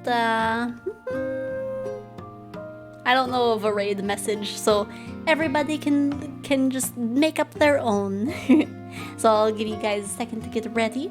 And it was very fun. I really liked doing this. My throat is hurting from all of the, like, high-pitched voices I had to do. But hopefully I will see you guys again next week. I will be streaming on Monday. I haven't figured out what I want to do quite yet. But, you know, we'll figure this out. But yes, let us go raid Amane! Woo!